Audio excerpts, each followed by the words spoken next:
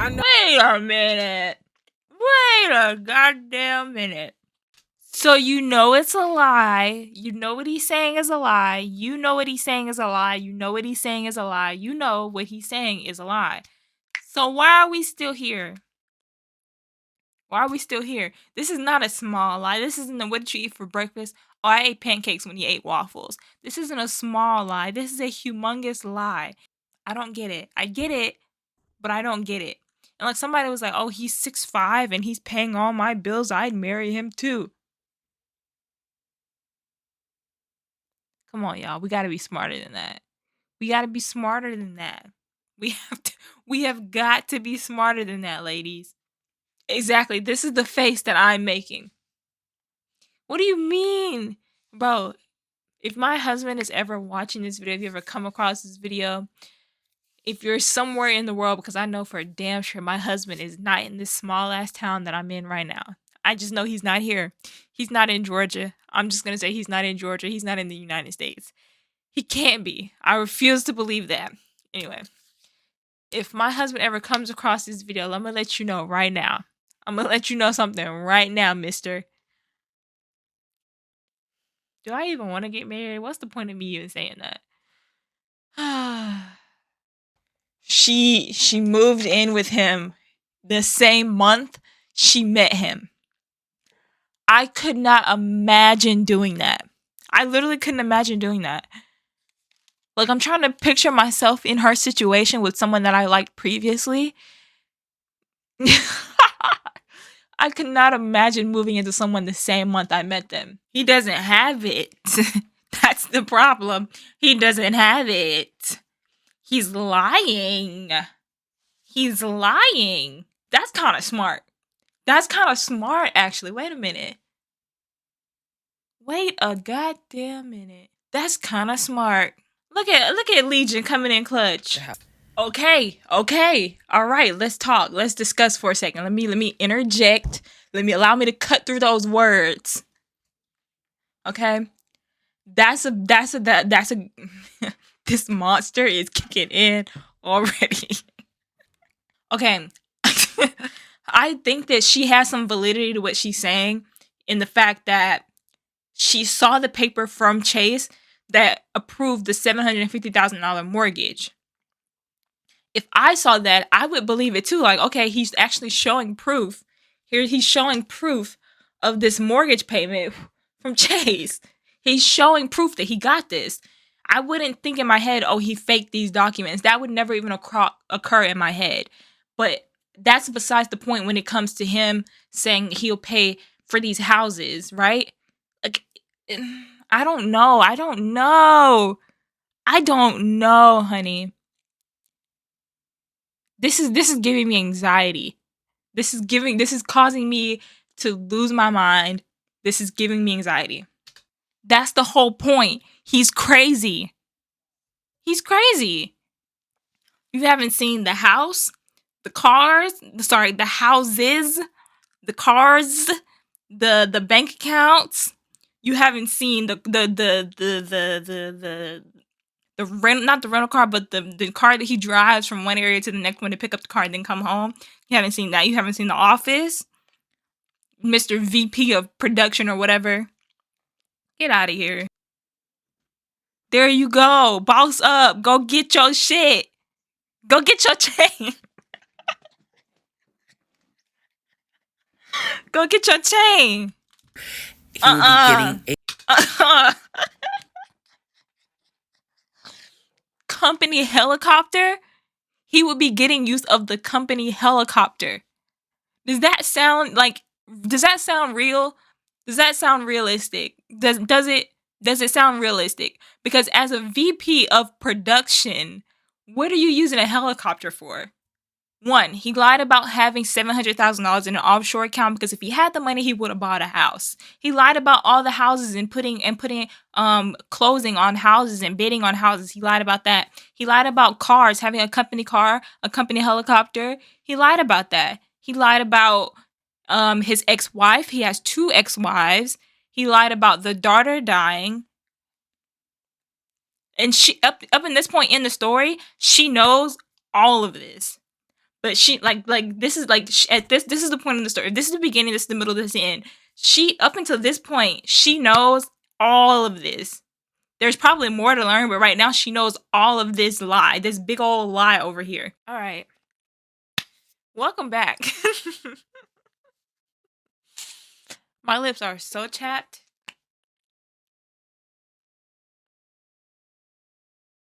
Gotta put on some chapstick, honey, because my lips are chapped. All right. Ooh, I haven't sat down and filmed a video in forever. So I'm a little nervous by sitting in front of this ring light and this camera and this program and these monitors. I'm a little nervous, you know? But yeah, let's get into it. Hello, everybody. My name is Brie. Welcome back to the channel. Today, we're going to be reacting to Reesa Teesa's Who the Fuck Did I Marry?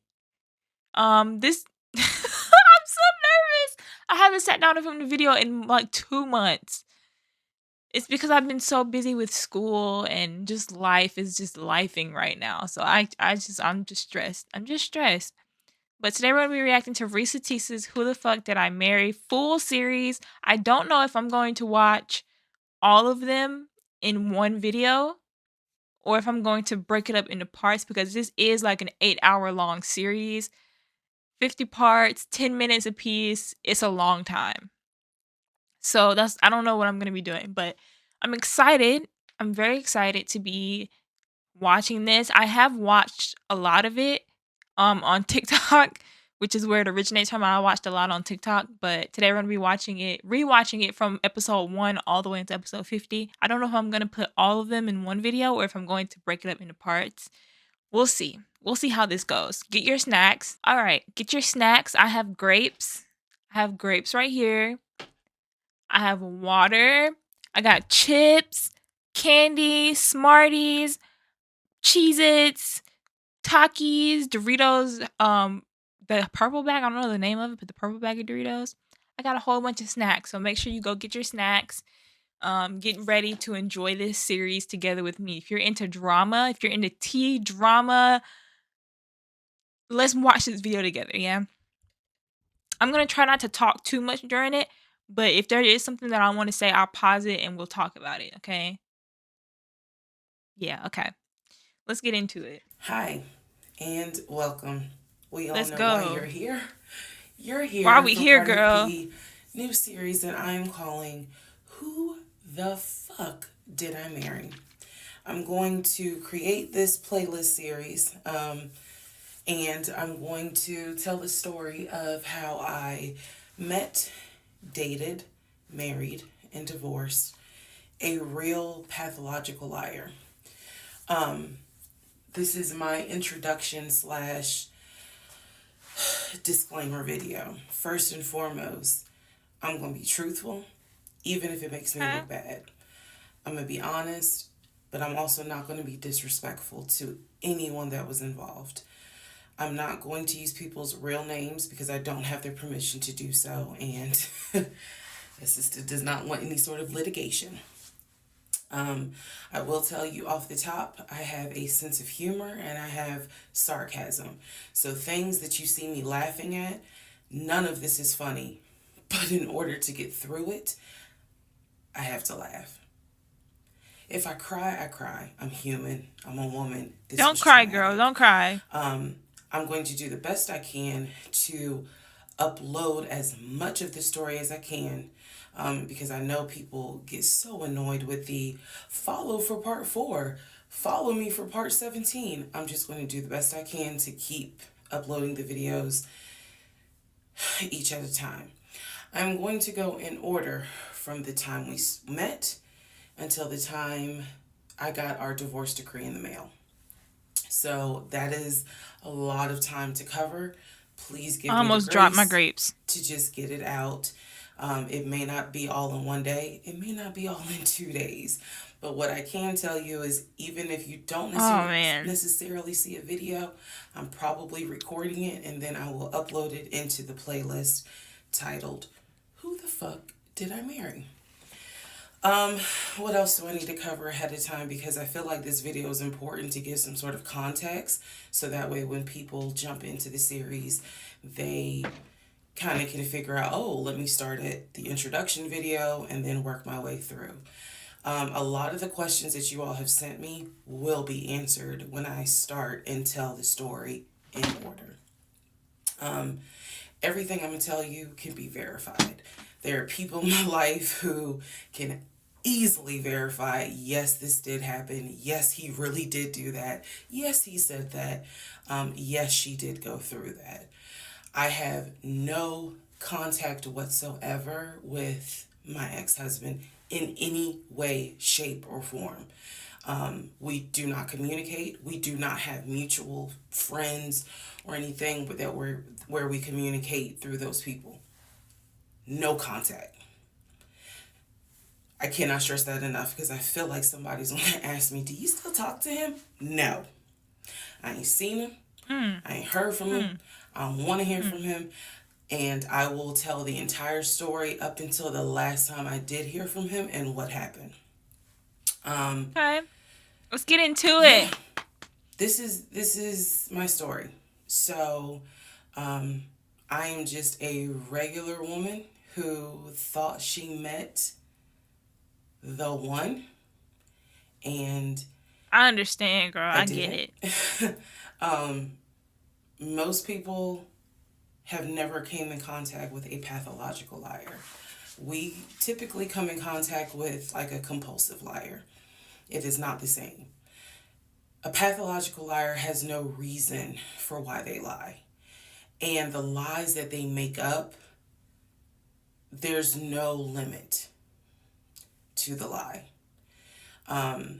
I was once a psychology major in undergrad. I didn't graduate with a psychology degree, but I'm very comfortable saying that he was a pathological liar. He was a narcissist. And yes, there was some in my opinion, mental health issues going on.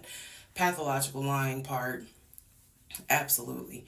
So I want to preface all this by saying, you're going to probably think, what in the world? There's no way this happened. Everything you're going to hear me say actually did happen. I never thought I was going to be in some sort of Lifetime movie, but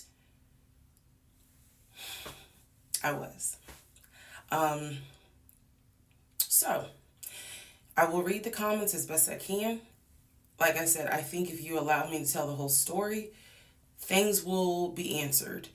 And sorry, I do talk with my hands. It's a coping mechanism. So if you're like, why is she moving her hands? Other than that, let's all take a deep breath. Buckle in. Because this was a fucking crazy ride. Let's get into it, Reesa.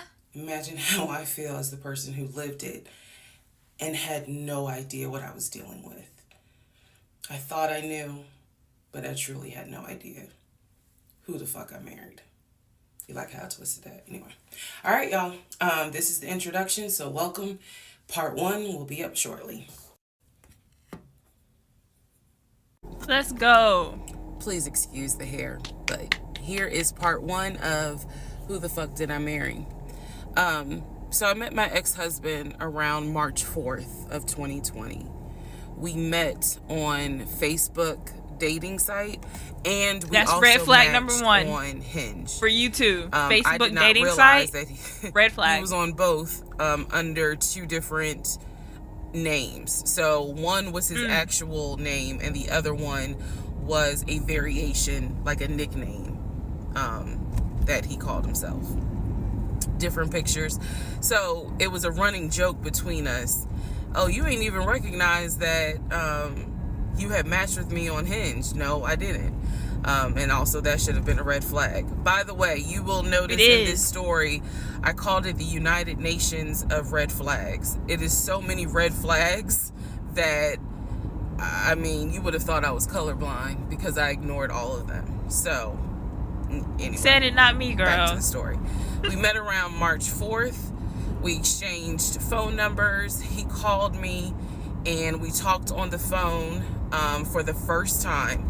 In the first phone call, he told me that he had just moved to Georgia from California, from San Diego. His job had transferred him because he was being transferred in as the new regional manager for a major condiment company that is based here in Georgia. I'm not going to say the name. And so we also talked about his childhood. He told me he grew up in Philly. He's from Philly. Both of his parents were deceased. This is the first phone call. Both of his parents were deceased. His father was a Philadelphia police officer. His mom was a teacher. He also told me he briefly lived in Augusta with his family.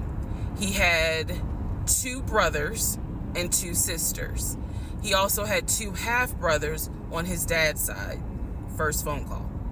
So I'm just giving you guys the backstory. This was the all of this on the first phone call. We talked about family. We talked about friends. We talked about our jobs. At the time, I was working at Georgia State Patrol. And he knew this, and he just thought that was like, wow, so you work with troopers all day. Yes, I did. Also in that phone call, he explained to me that he used to play football. He explained that he used to play arena football. I know nothing about arena football. I know about NFL. Girl, nobody I know does. about college. Go Dogs. But I don't know anything about arena football. So he explained to me that I do want to say, I am from Georgia. I live in Georgia, maybe an hour away from where she's talking about. So I'm surprised that she didn't tell anybody any of her information. So yeah, I'm from Georgia. So some of the stuff she's saying, I know where these places are. Does that make sense? Okay. He used to play arena football. He used to work at Apple in the off season of arena football.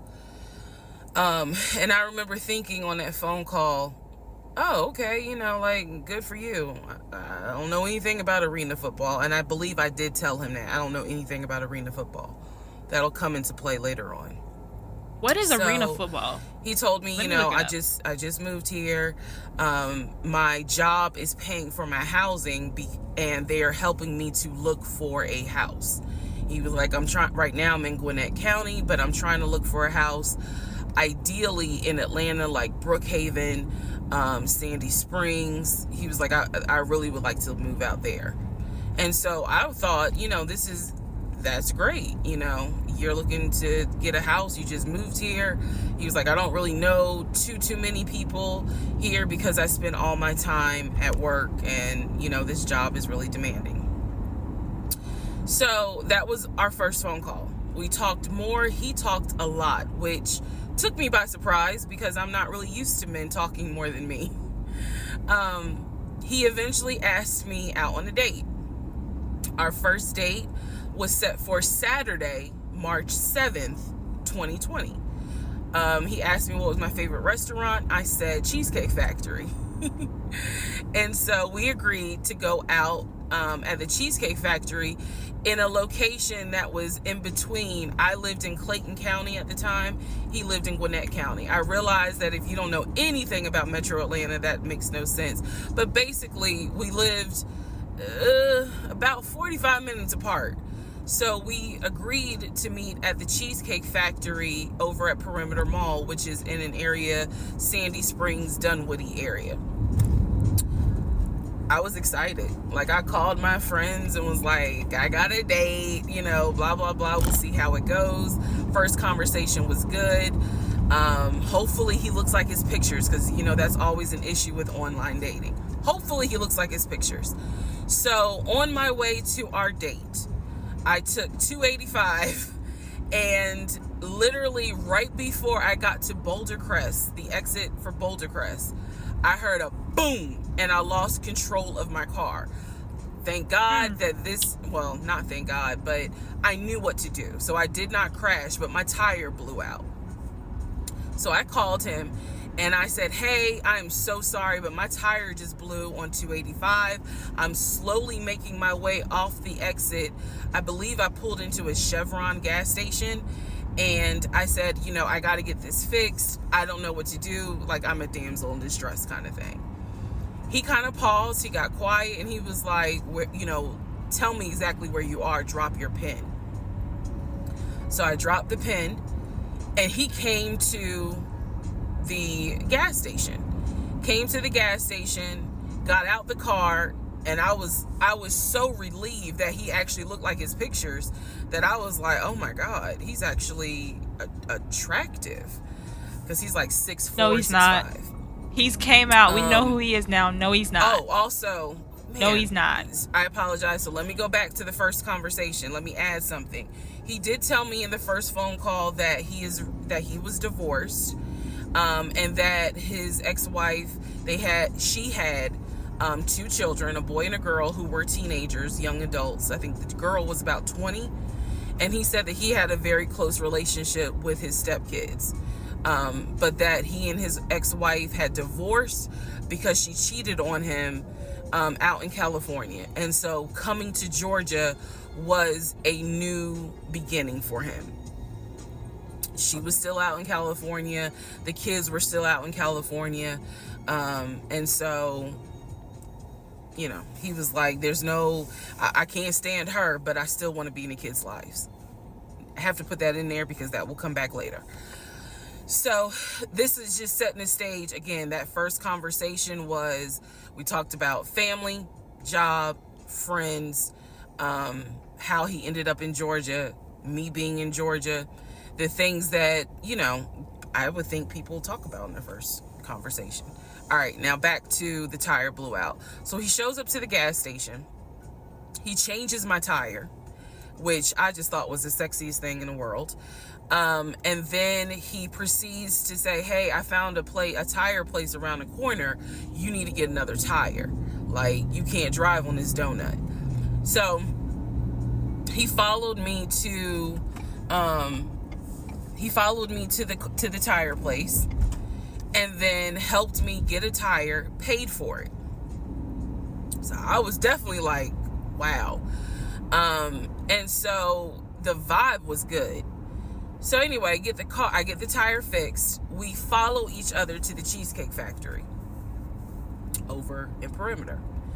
We hold hands walking into the Cheesecake Factory. So in my mind, I'm like, this is just this. He's such a gentleman, I had butterflies. You know?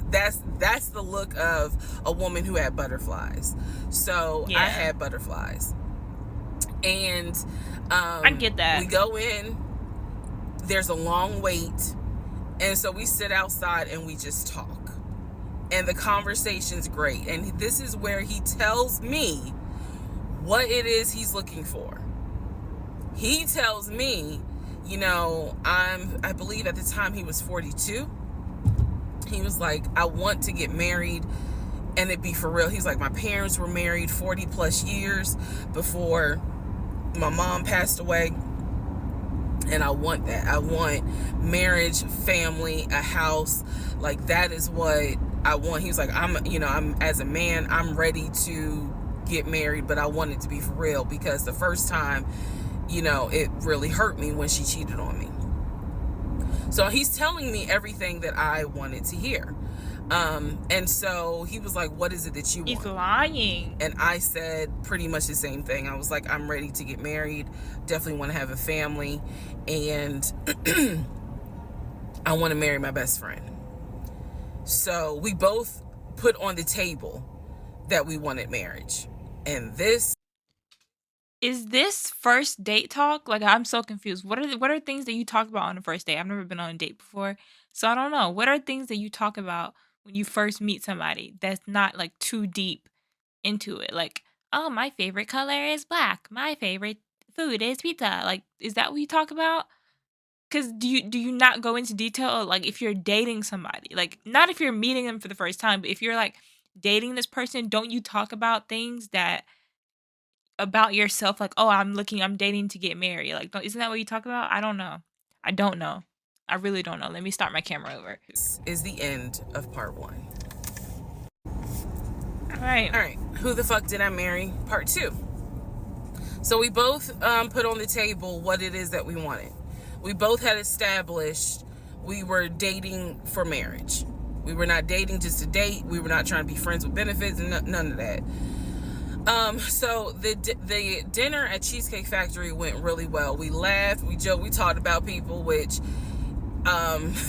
is kind of up my alley, my sense of humor. It was a good vibe. So at the end of the date, or excuse me, at the end of dinner, we sat in his car and he played this song for me by John Legend.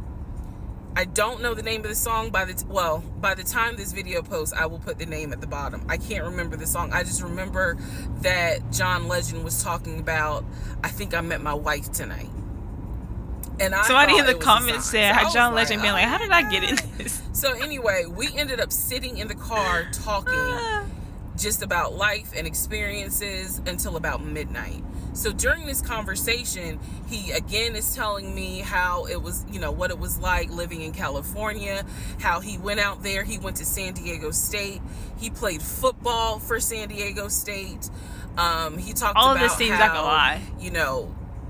Life, he loved it out there, so he stayed. That's when he joined the company. And then he explained that he also did arena football, but only did it for about 2 or 3 years. He claims that while he was doing arena football, the team that he was on won a championship. But again, keep in mind, I don't know anything about arena football. So I was like, okay, I didn't know that they had championships. And he was like, he got a little offended, like, yeah, they got championships. And, he was on that team. So he talked to me about how he worked at Apple. He worked something in the IT area of Apple, but within the store. Again, it was one of those, it's like when I tell people I used to work at Amazon. I really wasn't paying much attention to it. Why? So we talked about all that. We talked deeply into what happened with the ex-wife. It's because I asked. He was not volunteering all this information. So in other words, I get very uncomfortable when men start talking about their ex a lot.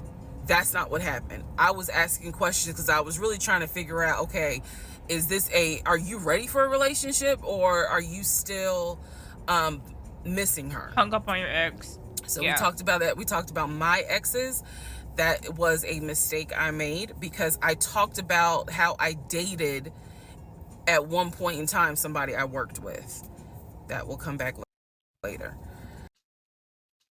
That is a big red flag for me specifically. Not red flag, but like a big no-no. Don't talk about your exes to people that you're dating now, because they'll be like, oh, well, he got away with this, so I can get away with that, blah, blah, blah.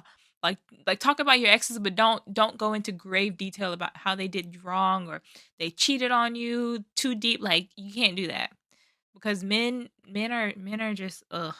I'm so over men. And he seemed real cool about it. He was like, that was before me and blah blah blah.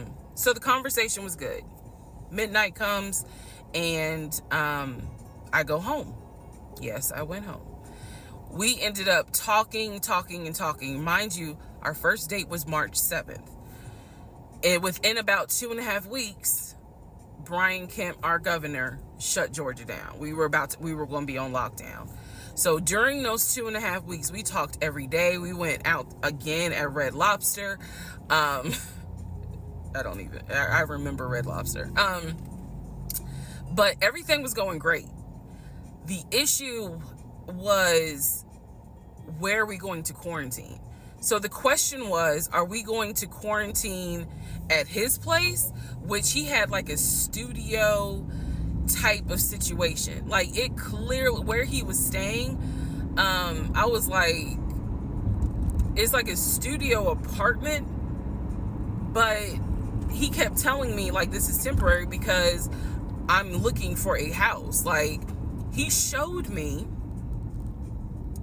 the email from a woman who worked at the company, where she was out on maternity leave, but she was putting him in contact with a realtor to help him find a townhome or a single family house. So I was just like, okay, this is definitely temporary. Like, he's not trying to stay here long term. And she was apologizing in the email. I'm so sorry, this should have been taken care of before you got here, but it wasn't, da da da da da. I saw the email. I read it. I read the email. So the decision was, we're going to quarantine at the studio, or we're going to quarantine in my house? First mistake I made. Well, there's a lot, but this was a mistake I made. So ladies, caution moment. During one of our dates, ladies, caution moment. Keep in mind, in those 2 weeks, we were seeing each other quite a bit. Nothing physical or anything like that. Just two people who I thought were really on some. All right, let's see if this is going to grow into something. He came to my house. When he came to my house, I had a 3-bedroom, 2.5-bath townhome. He was in a studio. Now, I'm telling you guys all of this in order of how it happened. So some things I'm probably going to insert what I was thinking and the mistake I made. Can I turn this off? No. Okay, I still need that. And I say that to say that I did not realize inviting him to my home probably made his eyes go, oh shit, she's a keeper. She got this 3-bedroom, 2.5-bath townhouse, and I'm in like a little studio. Yeah, let me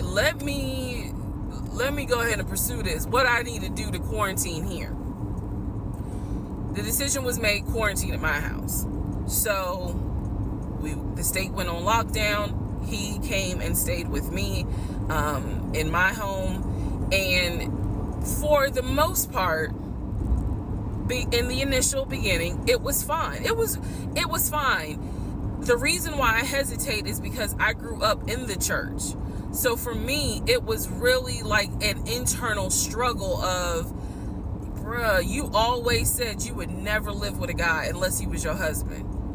And now you living with a dude and he ain't your husband. Like, it was a struggle for me because I knew better. And don't come for me. I'm just telling you the way I grew up. It was like that. It was not sitting right with me. But at the same time, I didn't want to quarantine by myself. I did not want to. So there we go. So he moved in. We talked about the bills. Let me clear something up that I said in the other video where I said he paid all the bills. He paid all the household bills. He did not pay my car payment, my cell phone, or my car insurance. He paid the rent, because my rent at the time was less than $1,000. He paid the utility bills. And so when he's telling me that he's a regional manager, I was like, wow, okay, so you got money. And so he paid all the household bills. So my check really was just taking care of me, myself, and I. And I am not, this is where it's not going to make me look good, but it's the truth. It was intoxicating to not have to worry financially about how to pay the bills. It was a wonderful feeling. And so I kind of pushed to the side the fact that, yeah, you shacking up, because it's like, but your page, you don't have to worry right now. Like, he's taking care of all of April's bills before April even comes, because this was still March. So we're living together, and I'm cooking, I'm cleaning, he's helping to cook and clean. Somebody says 6'5", changed the tire, talked to the folks at the tire shop, and paid for it. Yeah, girl, I get it. And then we have a conversation about house. Is he still going to buy a house just for him? Or is he going to buy a house where it's for us? Because we are going to try to make this thing work, be official, get married, have a family.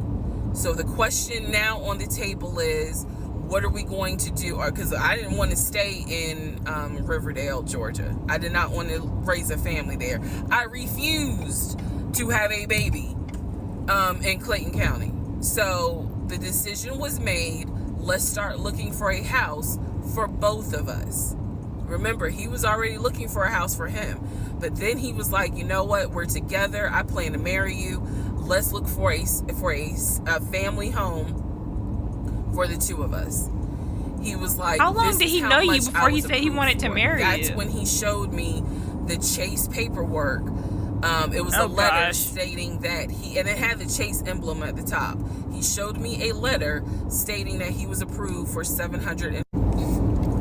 All right, part 3. Who the fuck did I marry? So this is when he showed me a letter from Chase with the Chase logo at the top, stating that he had been approved for a mortgage for a $750,000 mortgage, or a $750,000 house. So he was like, we can't go over $750,000. And I said, I remember asking him, can you afford the mortgage on a $750,000 house? Because I know. Wait a minute. Wait a goddamn minute. This is Georgia. You can find a very nice house for about $250,000 to $360,000. Like a nice house. Hold on. Let's take a oh fuck.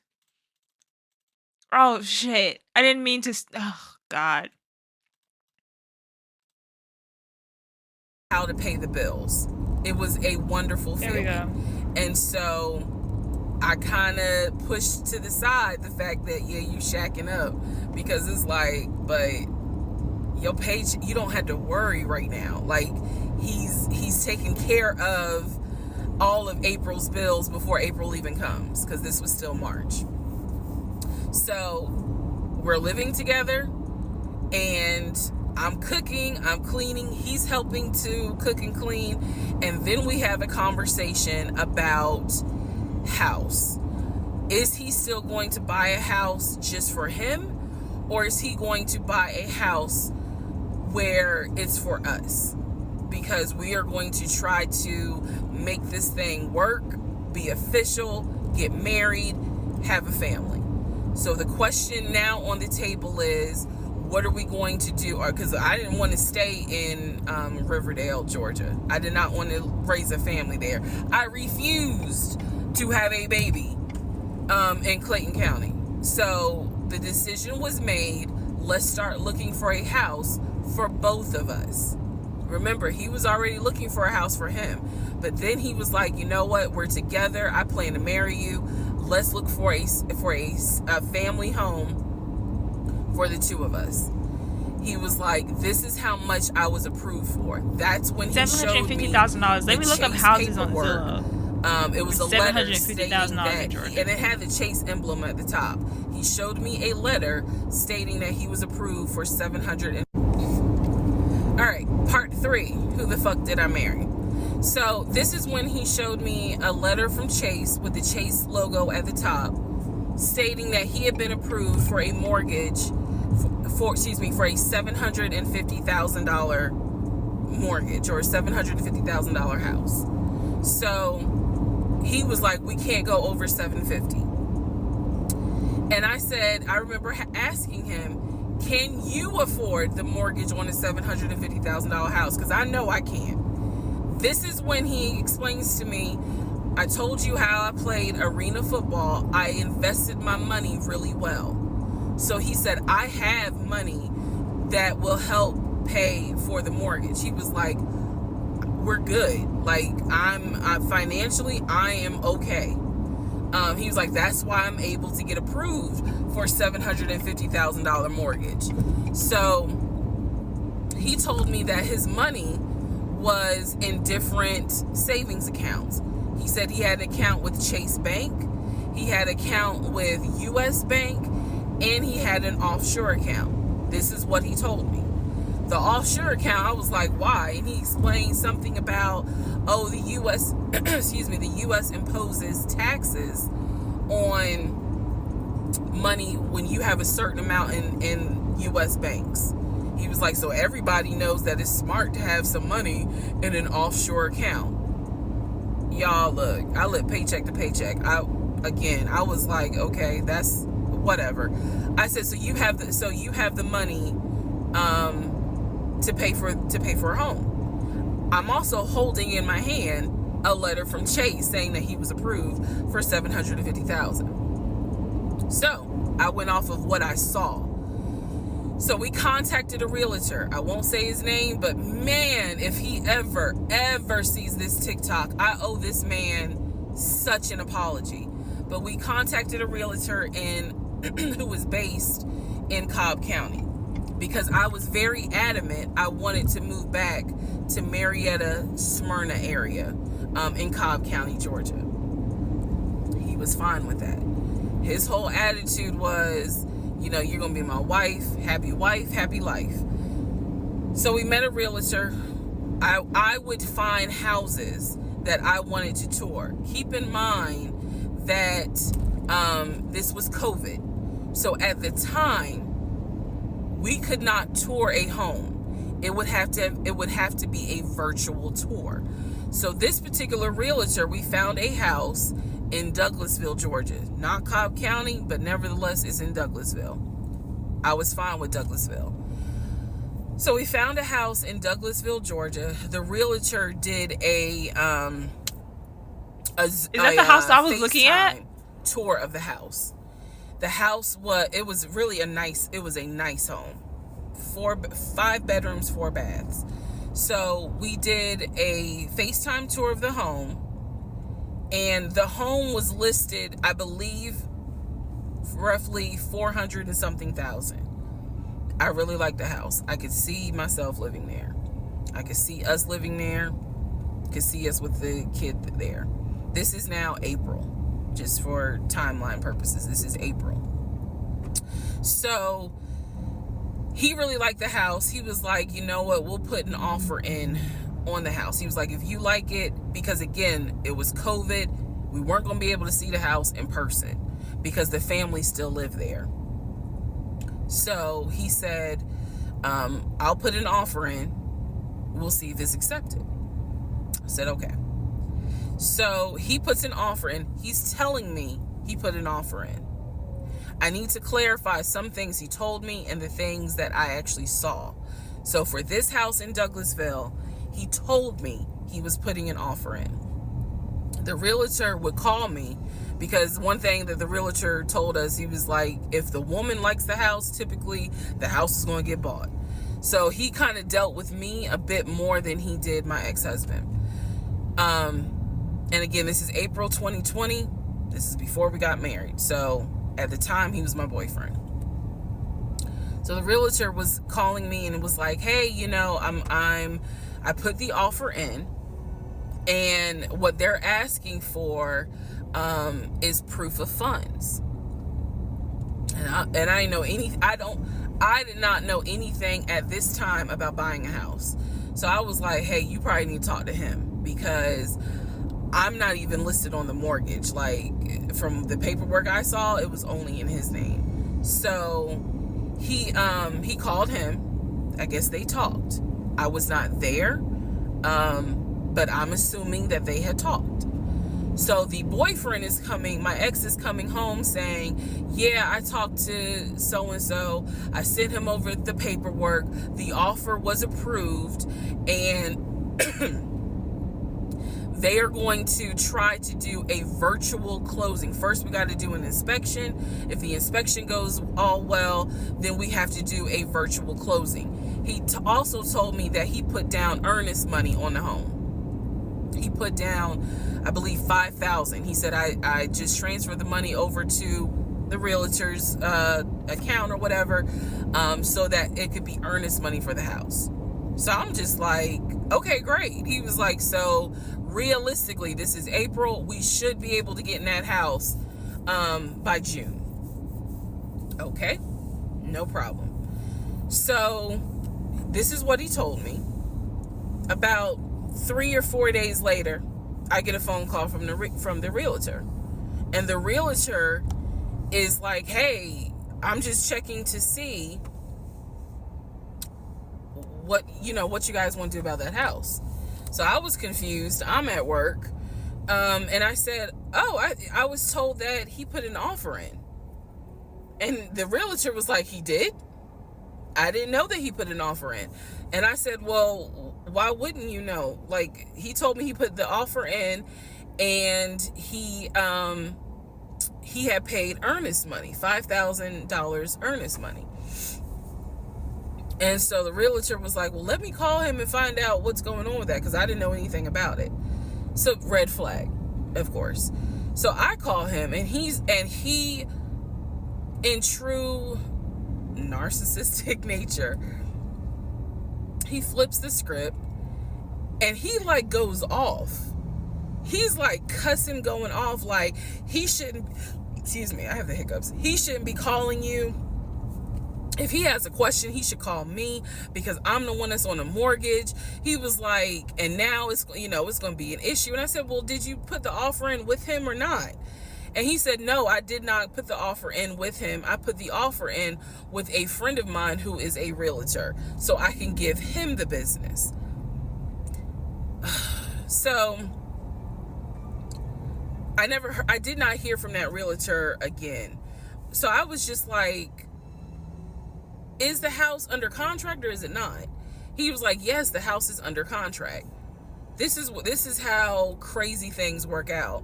About 3 days later, on realtor.com, I'm looking at the house because I was trying to figure out in my mind how I'm gonna decorate. It shows the house is under contract. So, showed my boyfriend. My boyfriend's like, I told you it was under contract. He was like, I did you not believe me? And I ain't had the heart to say, hell no, I didn't believe you. Like, it seemed too good to be true. But once I saw the house was under contract, I absolutely believe that, okay, it's under contract with him. Like, yeah, we're about to do inspection. We are about to move. And so we had driven by the house because, again, keep in mind, a family's still living there. So we had driven by the house. At this point, he was like, I want us to start looking for furniture so that way we can go ahead and order it. So when it's time to move, the furniture is ready, because it takes like 6 to 8 weeks sometimes for furniture to be delivered if they don't have it in stock. Like, he was very methodical and planning and saying, this is what we need to do. So we started going to Home Depot, Lowe's, because we had a printout of what the sellers were going to take. They were going to take the appliances.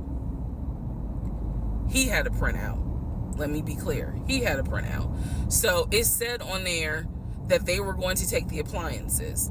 So we needed to get a new stove, new refrigerator, new microwave, all that stuff. So we went to Home Depot and Lowe's, and I went ham.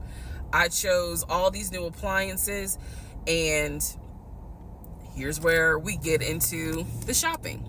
All right, part 4. So we go to Home Depot, we go to Lowe's.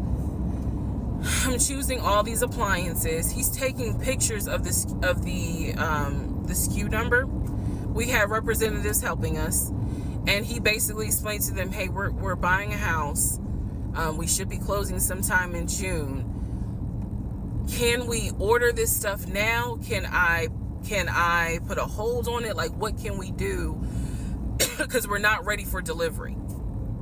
I stood there as the Home Depot rep said, we can hold it in our warehouse. Like, you can buy something and we can hold it. People do it all the time, especially with COVID. So I watched him pay. I want to say it was about it was either $350 or $500. I watched him pay a deposit on a whole new set of appliances for them, and they were going to hold it until we were ready for delivery. I watched this. So I was like, okay, good deal. Like, we got the appliances.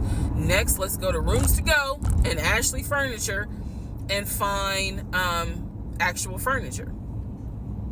So we went all around Rooms to Go. We went to Ashley Furniture. We went to American Signature. And I saw all these things that I wanted. Again, he's taking pictures of it.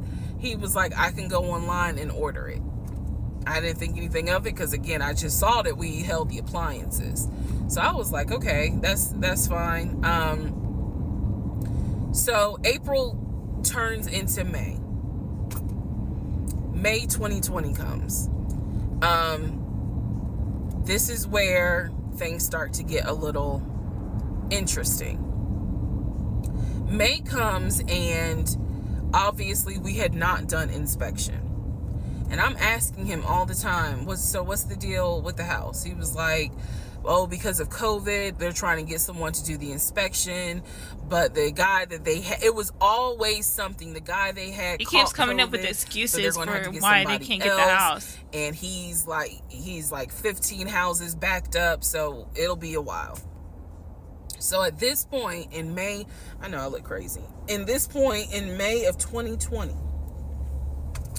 I started recording audio diaries. I don't know why. It was something just made me just start recording my thoughts in an audio diary, and I still have them. And I would save them by the date, and I would just start talking about what's on my mind. So I was like, I knew there was something was nagging me, like, but I kept pushing it out of my mind. I was like, you saw, this is what I reminded myself. You saw him pay for the appliances. You know the house is under contract. Because who's paying a down payment on appliances that they don't have a plan of buying the house? Like, that's crazy. Under contract. Why would, like, I remember saying to myself, why would he lie about that? This is so easy to verify. Why would he lie about that? Then verify it, girl. Any other lie? And at the time, the answer was no. So I really was like, maybe you just aren't used to a guy who actually does what he's supposed to do. Like, I was questioning myself and then answering my own questions. So inspection didn't happen. Around mid-May, I found out I was pregnant. May 2020. Oh gosh. When I found out I was pregnant, he was ecstatic and I was like, oh shit. The reason why I was oh shit is because, number one, I'm plus size. Number two, because of my age, I felt like it was probably going to be a high risk pregnancy. And I wasn't married. And that nagged. I cannot tell y'all how much it nagged me. There was a lot of internal struggle in between. My family didn't even know that he had moved in at this point. I told them, that I was pregnant, went to the doctor, everything looked good. But again, because it was COVID, he couldn't go in with me into the actual room. So, doing any sort of ultrasound, doing the blood test, because my HCG levels were really high. So the doctor was like, hey, it might be twins. We don't know yet. You're still kind of early, along. They gave me a due date. The due date was January 26th of 2021. So, yeah. May, found out I was pregnant. So there was now more of a push into, we got to get a house. We got to get the fuck up out of here. I'm not having a baby in Riverdale. Okay? Nothing against Riverdale. But I ain't having a baby in Riverdale. So we need to find out what's going on with this house. I've never been to Riverdale. And so he was on top of it. I might have read through Riverdale, but I've never been to Riverdale. He was like, I'm going to call and find out what's going on, blah, blah, blah. He then magically told me about a week later, oh, they're going to do inspection on the house, like, in 2 days. So I was just like, okay, keep in mind, I'm taking his word for it. I'm taking his word for all this. So he's like, they're going to do an inspection. Once we get the inspection report back, then we will know what we are going to be responsible for. What are we getting ourselves into? So, I guess they did an inspection. He showed me an inspection report. Only thing that they said that the roof had just recently been replaced, which I remember he was very happy about. And the issues that there were for the house were minor. It was not a bad, because we did have a discussion about it. He was like, it's nothing that we can't handle. Then he said that we were set to close the end of May. We were set to close the end of May. He told me it was going to be a virtual closing. You're probably like, what the hell is a virtual closing? Because again, he's saying because of COVID, trying to figure out. People are not closing in the office. They're doing a virtual closing where you would need to electronically sign the paperwork. This is what he's telling me. And so he was like, we're set to close like just before Memorial Day. And so for some reason, again, there's still that nagging part. For some reason, I didn't start packing. Anyone that knows me will tell you I hate moving. I've done it enough in my life. I hate moving. But I did not start packing up that house at all. I was just like, I'm pregnant. My body was changing so fast that it was like I can barely keep my eyes open half the day. And so, no, I didn't start packing. And I remember I did record, again, I was recording audio diaries just about every day. When something didn't sit right, I would verbally record it in the audio diary because I was like, I don't know what it is, but there's something. That was the theme of our relationship. I don't know what it is, but I know there's something. And so I remember talking to myself in my little prayer closet, because that's where I would do my recordings. And I remember thinking, what if we don't get this house? Like, what if he's lying? But again, there goes that thought process of, why would he lie about this? Like, who makes up that they're buying a house when in fact they're not? And then he's showing you all this paperwork. Like, come on, you can't be that jaded that you don't even believe what's in front of you. All right? So now we're going to go into part 5. Okay, part 5. Who the fuck did I marry? So I'm questioning all this stuff in my head out loud on my audio diaries. And then once again, I'm like, but look at what he's giving you.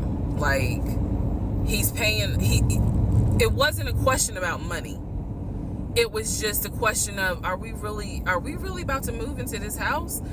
And keep in mind, he's paying all the household bills. He still is. So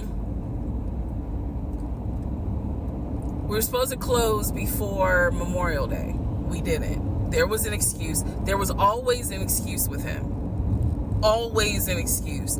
And I didn't know enough about the process to question stuff because I really wasn't involved the way I should have been. And it was giving me a lot of anxiety. So I'm pregnant with a lot of anxiety. And if I'm gonna be 100% honest with y'all, I was not expecting that I was probably going to have a healthy pregnancy. What I don't understand is he's lying about everything. He's lying that he has this money to buy this house, the $750,000 mortgage that he can get from Chase. All of that's a lie, and we know that now.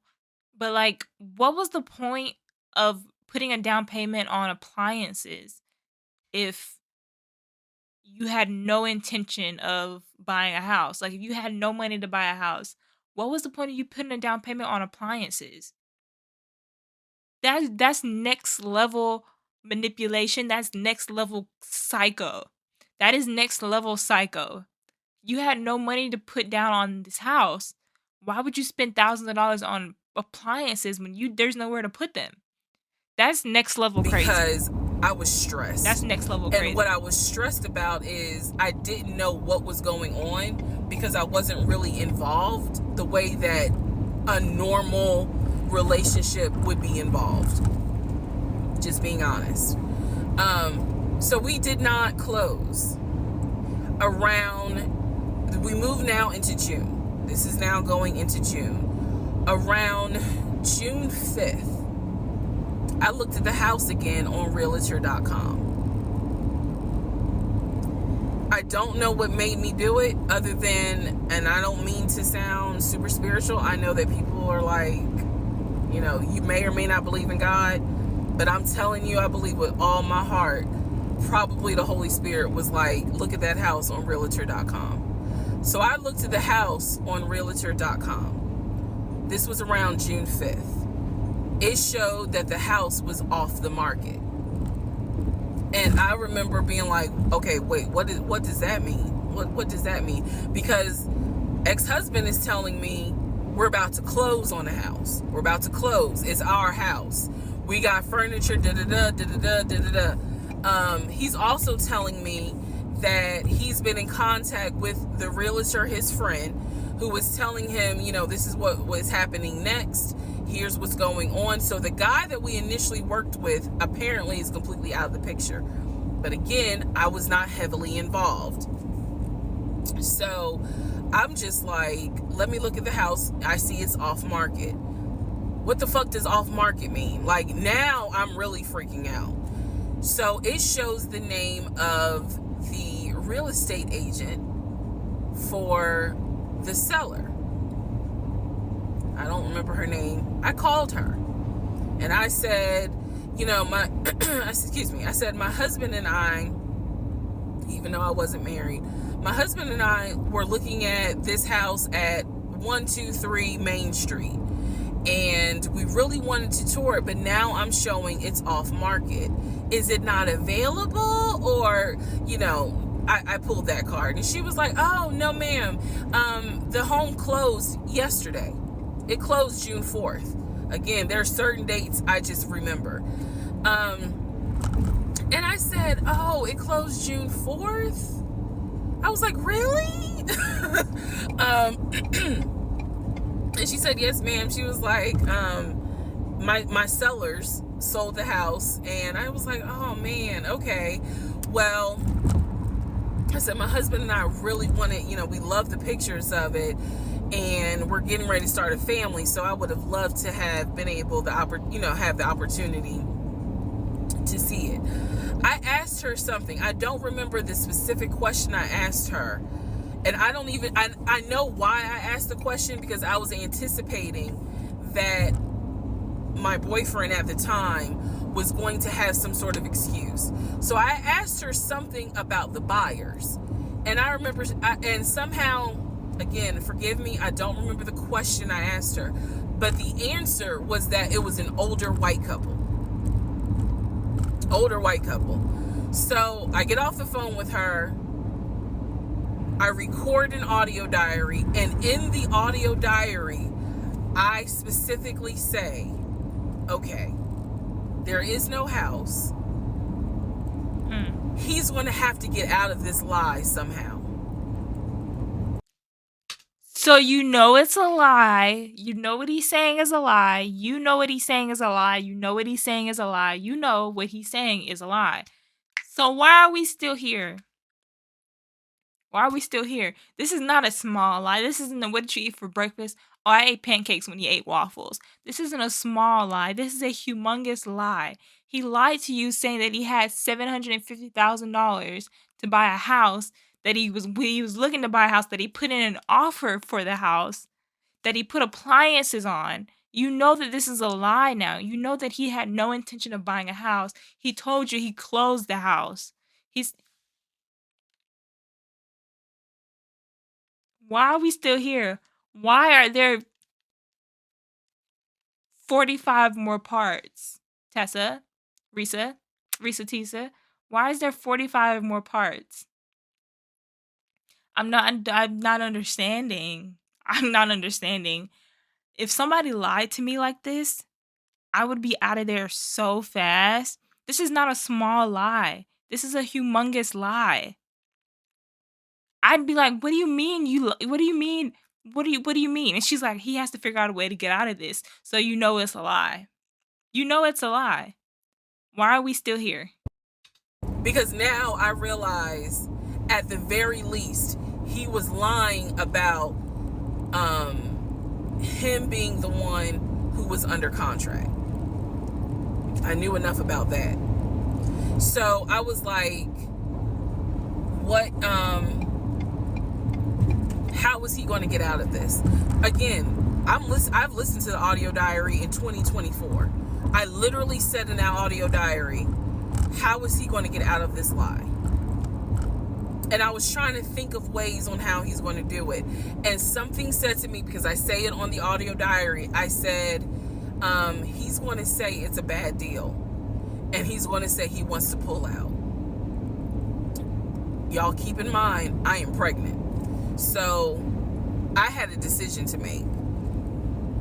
As ugly as this decision was, I made the decision, you're about to have a baby with this man.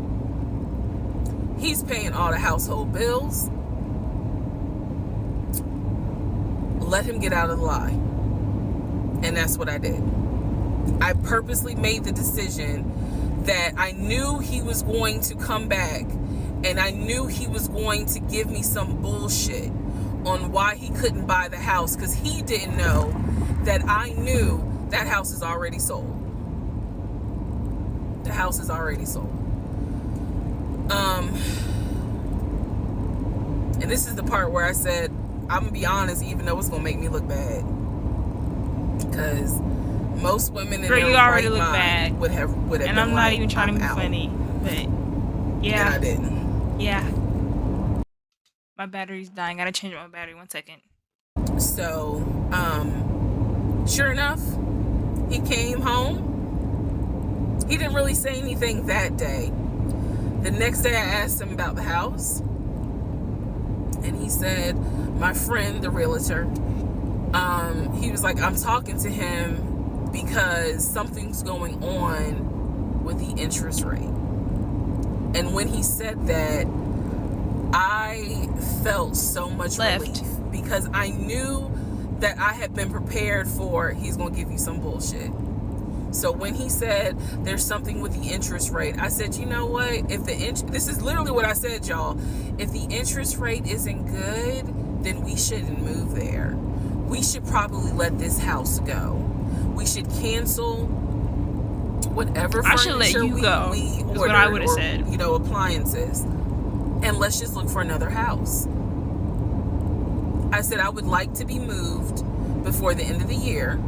I said I really don't want to be 9 months pregnant moving into a house. I would like to be done with this before then.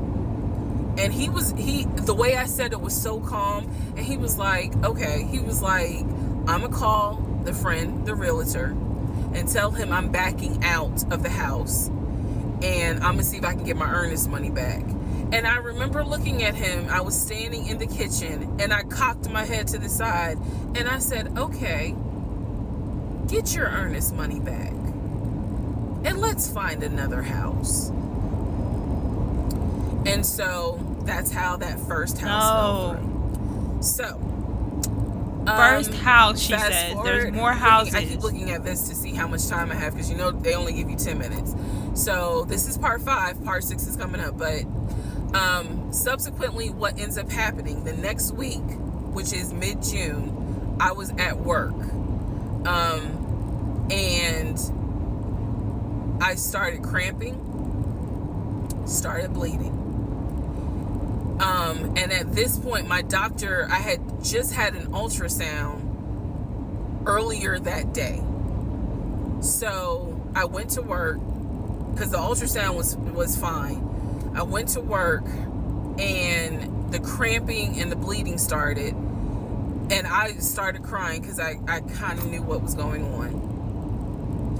And my doctor had called me and told me that when they did the ultrasound, they did not see a heartbeat. So she was like, this pregnancy is not going to be viable. So I'm crying, hysterical, and now we're going to get into part 6.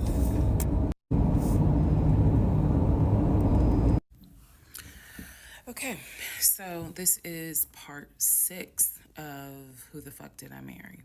So let's go where we left off.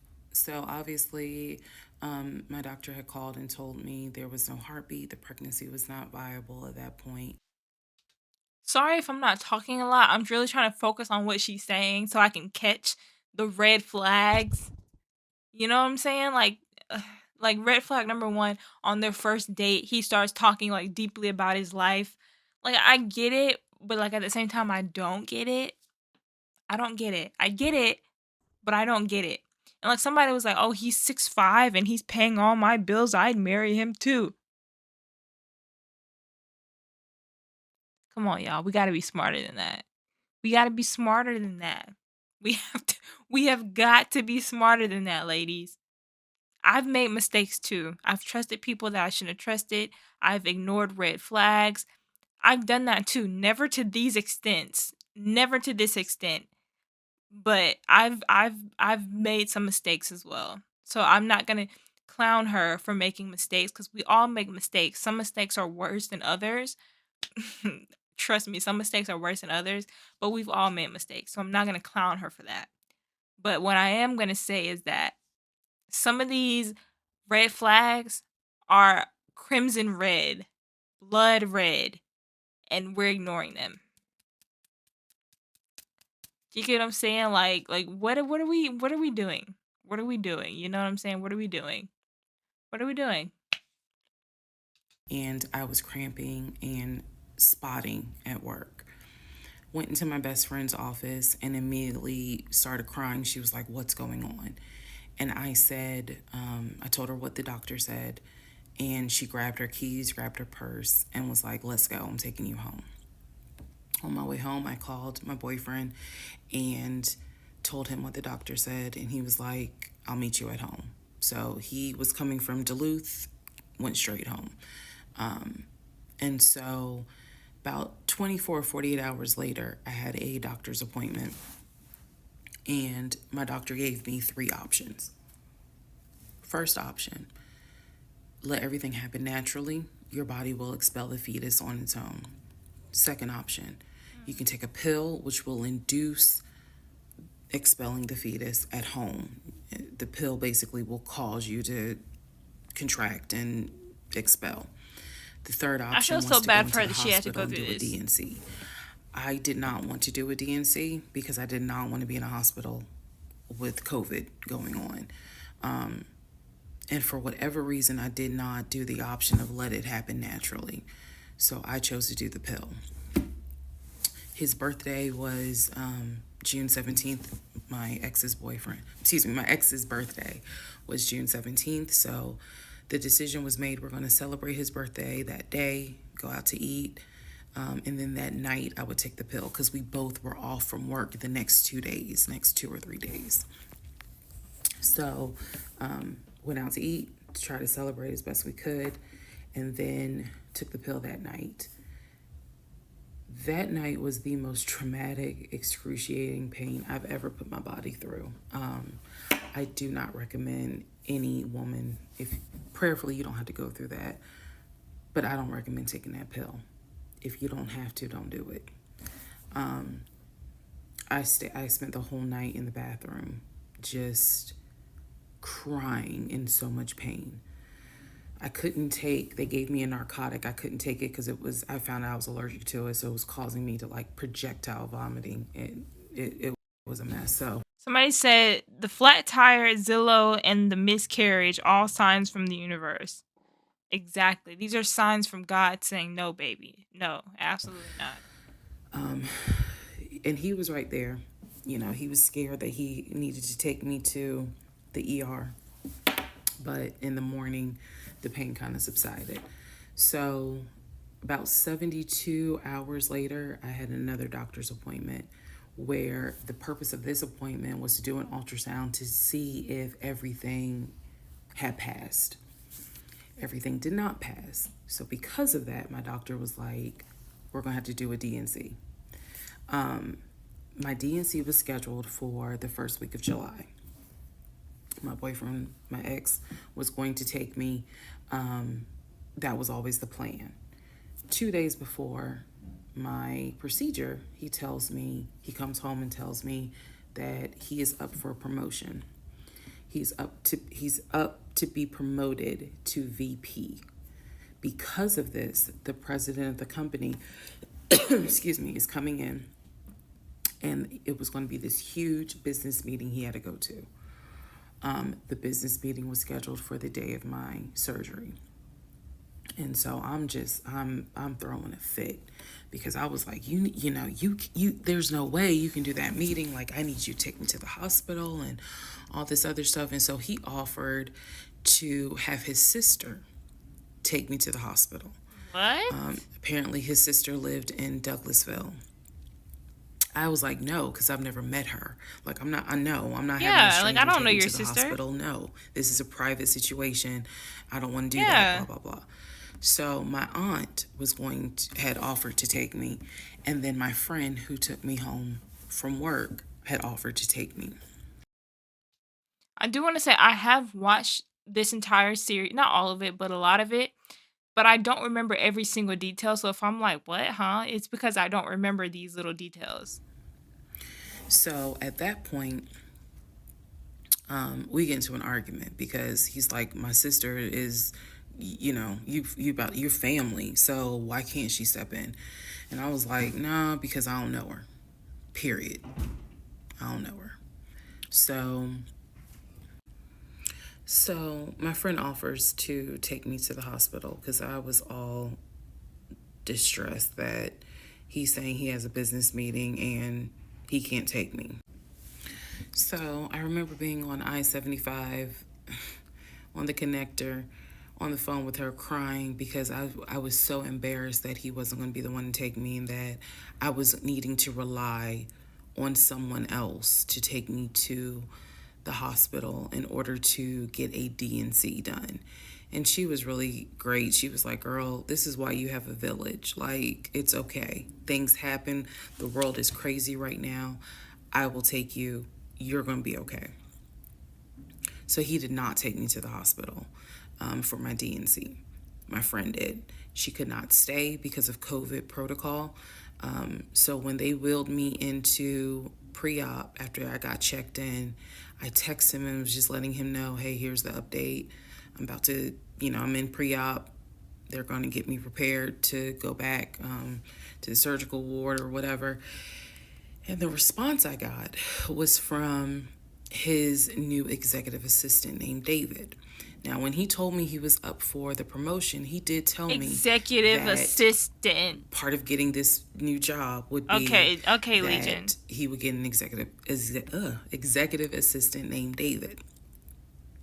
And he did tell me, I'm going to make sure that I inform David if you get a text from this number, meaning from me, pull me out of the meeting because, my fiance's having a procedure done and I'm picking her up. So it's important that you come get me if it's something serious. Executive assistant. Okay. So I text him. All right. David responds. He said, yeah, Mr. Blah Blah told me that you are having a procedure done. If you need me to get him, I can go get him. He's in a meeting. Just let me know what you need. And I just said, no, don't bother him. I'm just giving an update that they're about to take me back. And David responds and says, I'm so sorry you're going through this. Please let me know if there's anything I can do. So I have the procedure.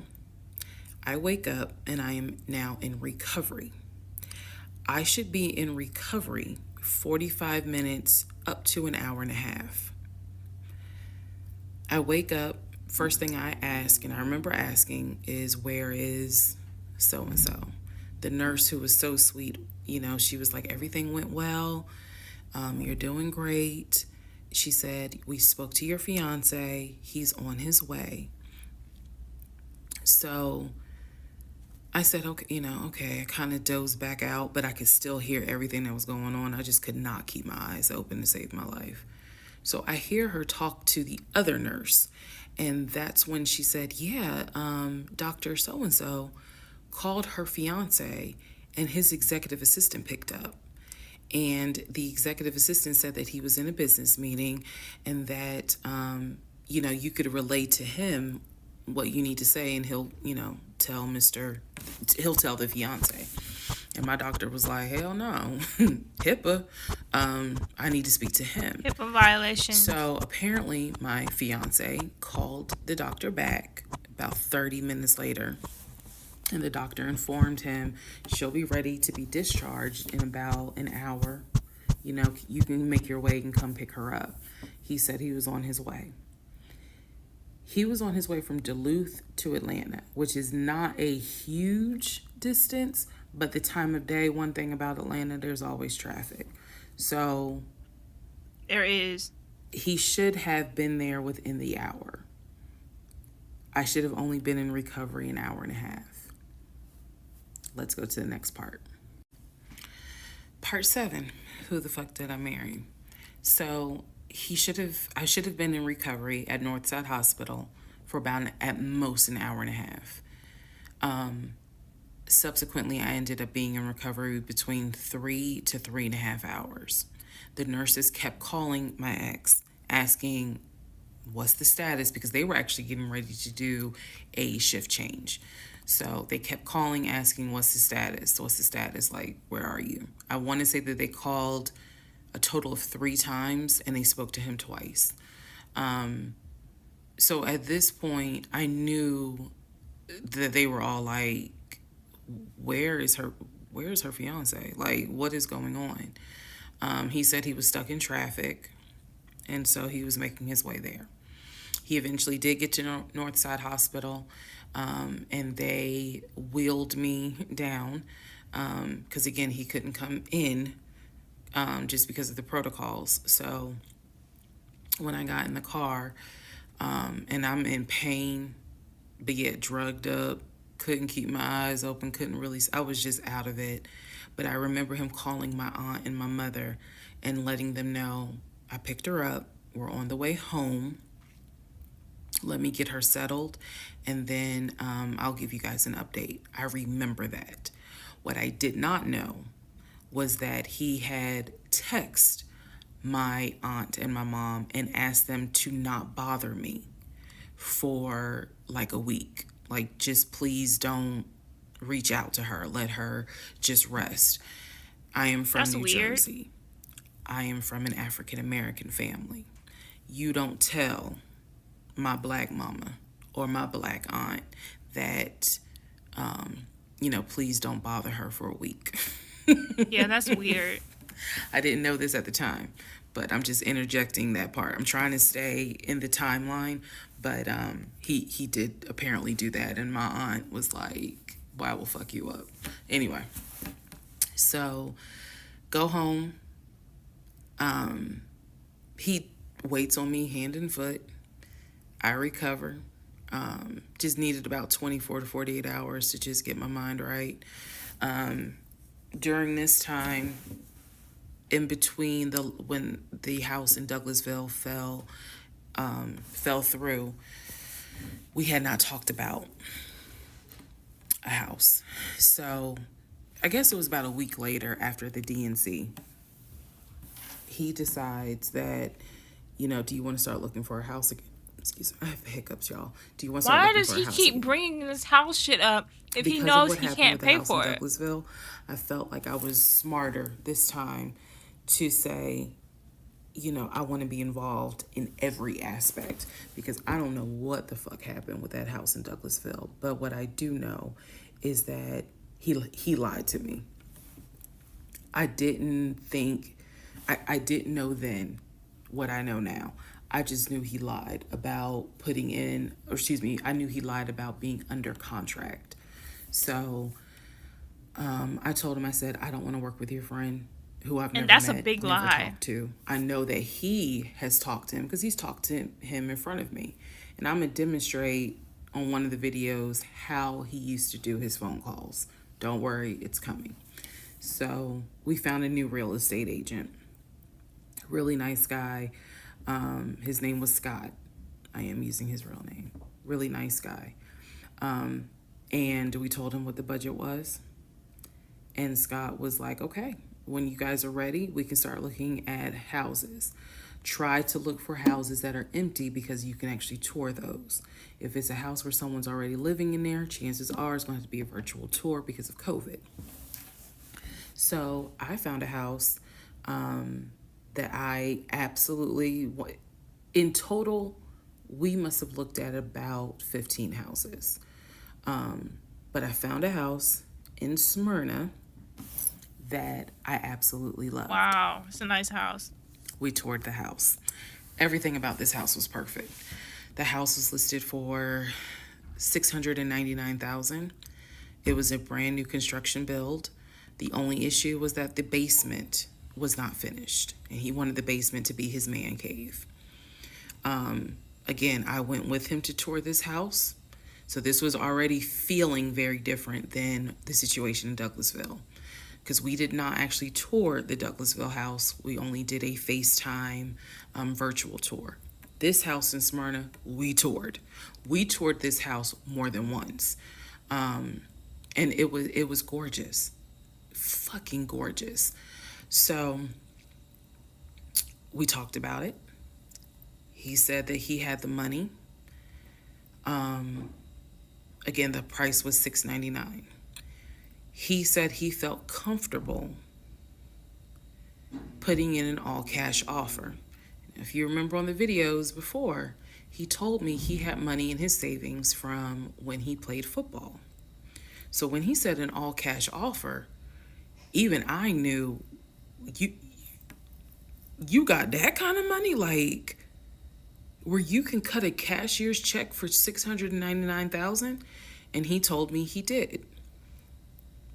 He had money in savings from.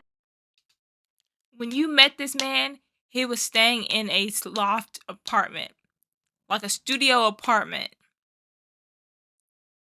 If he had this type of money, wouldn't he be staying in a better place? Wouldn't he be dressing differently? Acting differently? Wouldn't he have a specific type of car? I just don't believe she's this naive. From when he played football, and he was I just don't believe very she's this naive. paying all cash for this home. So the real estate agent, Scott, sent over the paperwork. The paperwork was sent in both of our names. It was sent to my email. That was another thing that I changed after Douglasville. Everything gets sent to me, and then I will be sure that he signs it. So he sent it to me. I looked over the offer. We were going to put in an all cash, full price offer with a request to have the basement finished. Also, we were requesting for the seller to give us an answer within 24 hours. We were requesting a quick closing. These are just some of the things I remember. I remember 24 hours, like I didn't want to wait on y'all think about it. 24 hours, let us know if you're accepting the offer or not. And then also a quick closing, because it was a new construction. So we didn't have to wait for the current tenant to move out. We didn't have to do that. So I watched in our bedroom as he pulled it up, because it was a electronic document. He signed his name to the offer for $699,000 cash. He requested again, the seller let us know in 24 hours if they were accepting the offer. So we submitted the offer at around 6 p.m. We were requesting that by 6 p.m. the next day, they let us know if the offer was accepted or not. I watched him sign the offer. I sent the offer back to Scott from my email. All parties had signed. Scott texted us and said, I got it. I'm submitting it. I will let you know what they say. Let's go into part 7. Let's go into part 7. Let's go into... Hold on. 5, I think. Part 8. Good grief, this is getting long. Okay. Girl, so you got I just want to clear up some things that I realized is kind of creating some confusion. So just allow this video to serve as a stop sign. Let's clarify. First of all, the story, background. He was born in Philly, raised in Philly, and moved to Augusta. Story is that he moved to Augusta for high school. After high school, he went to college at San Diego State. enjoyed San Diego State, stayed in San Diego for quite a while. Got married out in California, had a house in California, played arena football out in California, but his family None of this was seems back real. here in Augusta, Georgia. But I mean, she has no He reason still to had a not lot of believe family up him, in Philly, but for the right? most part, he had I don't a know, sister in Augusta, he had a sister in Douglasville, he had a brother in Baltimore, he had another brother in Philly, and he had a brother in Nashville. So I just want to I'll be right clarify back. that I in keep it terms playing. of not the demographics, but the geography. Born in Philly, came to Augusta for high school, went to San Diego State for college, played football, stayed in San Diego, stayed at San Diego, got married out there, but still had quite a bit of family here in here in Georgia. He also had a sister, I think I said, who lived in Douglasville. I have physically met his aunt who lived in Augusta. I've met his brother who lives in Augusta. I have spoken on FaceTime with a brother who lives in Baltimore. And then I will demonstrate how he used to talk to the brother that lives in Philly. That's coming up. You haven't missed that. In terms of the proposal, you did not miss the story of the proposal. I simply didn't want to share it because it was embarrassing. Basically, he gave me 3 ring options. We went to a jeweler at the Mall of Georgia. He had me pick out 3 rings. I told him which one I liked the most because I knew it wasn't a romantic proposal at all. I knew which ring I liked the most. I told him which one. He basically said, when I'm ready, I'll give you the ring and I'll propose. Fast forward about, I guess it was summer because I was actually pregnant when the ring came. We were sitting at the dinner table. He took the ring box out of his pocket, slammed it on the dinner table, and I was like, what is this? He was like, open it. I opened it. Inside was the ring that I had wanted, that I had That's chosen what you at the call a jeweler. And proposal? he was like, all right, so this means that you're going to be my wife. Exactly. This is the face that I'm making. What do you mean? Bro, if my husband is ever watching this video, if you ever come across this video, if you're somewhere in the world, because I know for a damn sure my husband is not in this small ass town that I'm in right now. I just know he's not here. He's not in Georgia. I'm just going to say he's not in Georgia. He's not in the United States. He can't be. I refuse to believe that. Anyway, if my husband ever comes across this video, I'm going to let you know right now. I'm going to let you know something right now, mister. Do I even want to get married? What's the point of me even saying that? I'm going to let you know right now. If you exist, I'm going to let you know right now. Don't you? This is what he did. Here's the box. Ready? So you're going to be my wife now, right? Excuse me? Excuse me? What do you mean I'm going to be your wife? You better get down on one knee and propose to me properly. You better get down on one knee and propose to me properly, okay? Or we going to have some issues. I was pregnant. Properly. So, again, when I asked y'all to give me grace, it's because there are certain things that's just like, girl, what was you hate that thinking? for her. Trust me. There's no excuse. So there was never a, will you marry me? It was more of a, we're living together, we're having a baby together, we need to get married, because the backstory also was that his dad was a retired police officer, but at one point his father was a pastor. So he could quote the Bible like nobody's business, as we all know. So can Lucifer. But anyway, he could quote the Bible Speak like on no it. one's business. And so that's how we ended up engaged. And I was wearing a ring. I will find a picture and I will try to post it. But I was wearing the ring. I want to see Don't the worry, ring. there's What more kind to of ring that was it? story as well. So just wanted to clarify some things for the people who were like, wasn't it weird that he had a sister who lived close, but he's from Philly? So I just wanted to definitely bring clarity to what he told me was the backstory. Born in Philly, came to Augusta for high school, went to California for college, played football at San Diego State, played football and arena football, worked at Apple, and then joined the condiment company in California, who then transferred him back to Georgia. What He kind was of married in condiment company? Let me California, look it up. and he told me he got divorced in California. That is important as well. That will come up again later.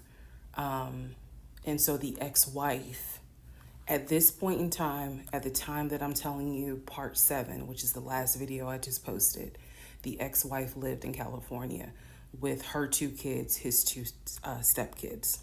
The 2 stepkids were 17 and 20 or 21, but they were that age group. Somebody And said, he I'm was telling my very kids this is close Shonda with them, so Rhimes. he wanted to keep a tight relationship with them. And he talked to them, if not every day, every other day. When I say, when I say this, I need y'all to understand. When I say that he talked to someone, it means that he was on the phone in front of me talking to the person. Someone said that proposal story, Yeah, when I I hope catch that- this man, Ricky, when I 'cause I catch you, will Ricky, touch back on Ricky, this. when I catch you, He Ricky, was on the phone Ricky, when I in catch you, front of ow, me why does my talking side to the hurt? person. So he talked to his siblings Ow. every day. He talked to his See, I was aunt trying to be funny. almost every day. I was trying to be funny and make a joke, but now my side hurts.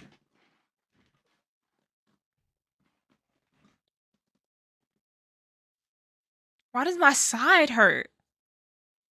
Oh my gosh.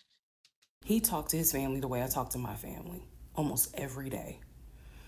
Trying to make a fucking joke, and now I And done again, hurt I will myself. demonstrate how he used to do the phone calls. I will also demonstrate how he used to do the work phone calls, because he Let's called go. me every single day from work.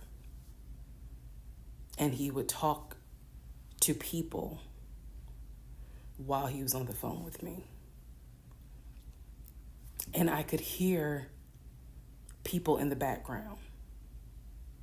But that's a whole nother part. So again, buckle your seats. I promise I'm reading your comments, I'm reading your questions, but I wanted to bring this video just to clarify some stuff. Hopefully this helps. And honestly, I know people are fascinated by this, but more than anything, I hope that there's a woman watching this and she's saying to herself, okay, it's time for me to ask some questions. That's my hope. All right, part 8 of Who the Fuck Did I Marry? So we submitted an offer on the house in Smyrna. I sent it over to Scott, our realtor, and next day comes, Scott asked if we can take a phone call. So If you see me looking down, it's because I'm looking at the comment section on my phone. The comment section of the video they were watching. So part 8 comment section is what I'm looking at now. calls us and tells us if you see me looking down, that's what I'm doing. The offer was not accepted and the builder did not do a counter offer. We don't exactly know why. We don't exactly know why he didn't accept it, but the bottom line is that we figured out later on that he didn't want to finish the basement. So the offer was not accepted. The house fell through. I was okay with that. Again? Because, again, I knew he had put in an offer. So we continued looking at other houses. We found another house in Smyrna that he really liked. I thought that it was way too big for just the two of us. And so the price of this home was much higher than the $750,000 that Chase had approved for the mortgage. So what he explained to me was that he was willing to do the $750,000 mortgage, and he was also willing to put a significant amount of the money in savings on the house, which meant that he was now comfortable going from 750,000 up to about 900,000. Again, his whole explanation was, I have the money where I can put down a substantial down payment, bring down the price of the home, and then basically mortgage the rest of it.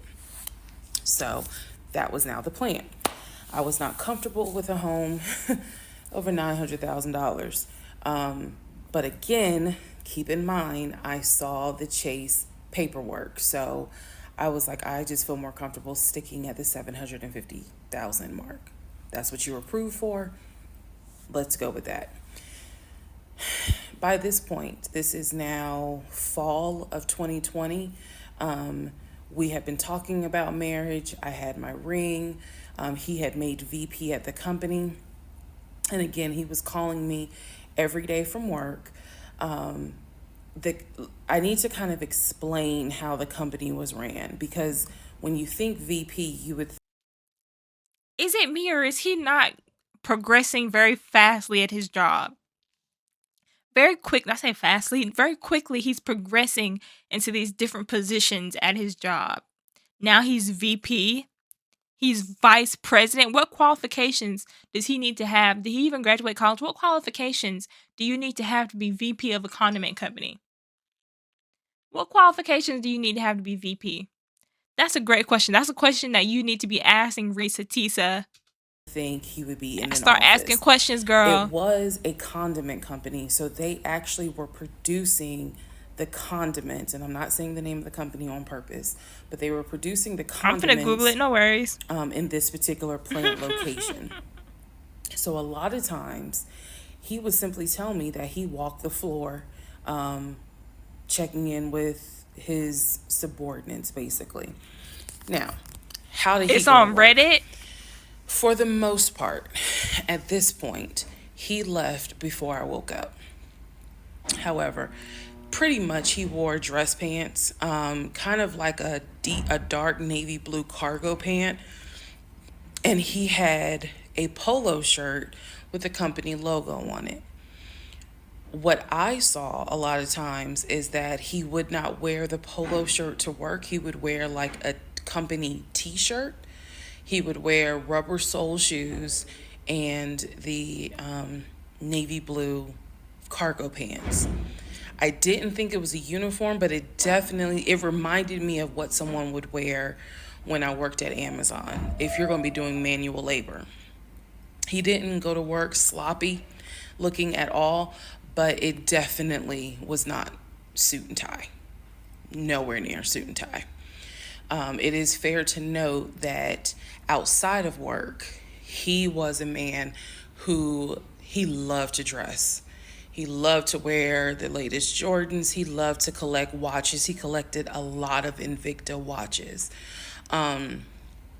He loved to collect hats. He wore hats, baseball caps everywhere because he didn't like the shape of his head. So in terms of how he dressed casually, the man, he could dress. In terms of how he dressed for work, yeah, he didn't dress like a VP.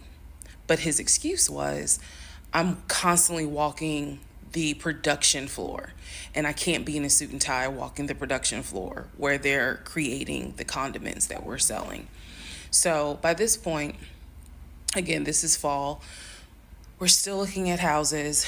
We're still touring houses as much as we can because it is COVID. We had found another house that we really liked and a house that I really, truly wanted to put an offer in on.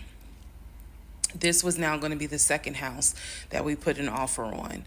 He put in the asking price, I believe, was about $700,000. He put in under asking an offer for about $650,000. I'm guessing, but I'll try to find the house and put it on the story. The reason that house fell through, we found out that the home was sitting on a septic tank. We found out that the septic tank had an issue, and it would have taken about $15,000 to $20,000 to fix the septic tank. The sellers were not willing to fix the septic tank. personally, I ain't really care for the house that much. I'm the one who was like, I don't really want it. So even though we put an offer in, we had 24 hours where we could pull our offer back. And so we did. Once we found out, I believe it was in the disclosure. And if you're a realtor, please feel free to tell me if I'm using the wrong terminology. But I believe it was in the disclosure that they told us the septic tank needs to be replaced. That's when I was like, nah, I don't want that house. So we pulled out. The house fell through, and so I was fine with it because, again, I was heavily involved. I saw him sign the offer. I knew every step of what was going on. Our real estate agent, Scott, was amazing, but you will see when I get to it where he made a mistake as a real estate agent. So house number 2 fell through. We then moved on, saw a few more houses, and then we get to house number 3. I'm going to pause talking about the houses because now I need to introduce what happened with the cars. Okay, let's go. Stay tuned. All right. Part 9 of Who the Fuck Did I Marry? I'm telling we're my kids pausing it's a on the Shonda house Rhimes. stuff. Let me tell you about the car. So Shonda when I met Rhimes my is a ex-husband, menace. I was driving a 2012 Nissan Rogue, fully loaded. It had quite a few miles on it, but it got me from A to B. It was in good condition, but I was upside down in the car. He was driving a 2018 Ford Taurus,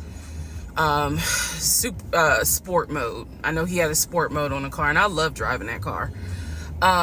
When he told me how he was a regional manager, he told me that one of the perks that came with the job was that he would be getting a company car. And so we spent time going to You didn't question that? Range Rover of South Atlanta. Range we spent Rover? time going to Jaguar.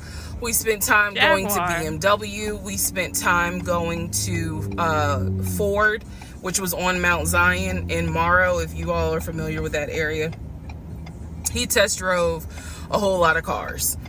In the end, he decided on a BMW sedan. I was there when he test drove the car. I got in the car with him. I loved it. And he explained to the salesperson, I'm getting a company car. I need to get a printout of the full price of the car, tax, tag, and title. Because what my company is going to do is wire over the money for the car. The salesperson was like, okay, apparently that happens a lot. So he gave him a printout with the tax, tag, and title for the car. In front of me and the salesperson, he called Girl, look at the road. the person in the finance department for his job.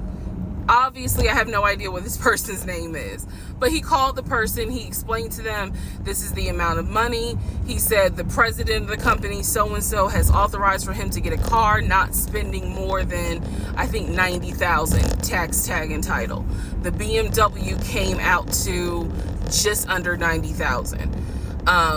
And so I remember this conversation so fucking vividly. So he's on the phone in front. I'm sitting down, the salesperson sitting down at their desk, and he's like, they put me on hold. And so he's like, I guess the person comes back and he says, the price of the car is blah, blah, blah. He was like, give me a second and I can send you a picture of that printout that shows tax, tag, and title for the BMW. He gets off the phone. He takes a picture of it. He sends it to whoever. He waits about 10 minutes. He calls the person back. He says, did you get it? Apparently the person did get it. But the person who can actually physically do the wire transfer had gone home for the day. So what he says to the BMW salesperson, he's like, okay, we're going to have to do this tomorrow because so-and-so went home for the day. I don't know who the salesperson is. I can only tell you from my viewpoint what I thought. I had no reason to think this was a lie. I really didn't, Because again, you got to please keep in mind the circumstances that all of this is happening. We're inside the dealership. We're sitting at the desk of this person. He gave us the printout. He's on the phone, doing business, basically saying, look, this is how much money the car is going to cost. He's taking a picture of it. He seemingly is texting someone saying, this is how much, this is proof of how much it is. Then he asked the BMW salesperson, I need your wire transfer information. The guy got up, rushed over to, I guess, their finance area to get the bank wire information, because obviously you have to wire it a certain kind of way.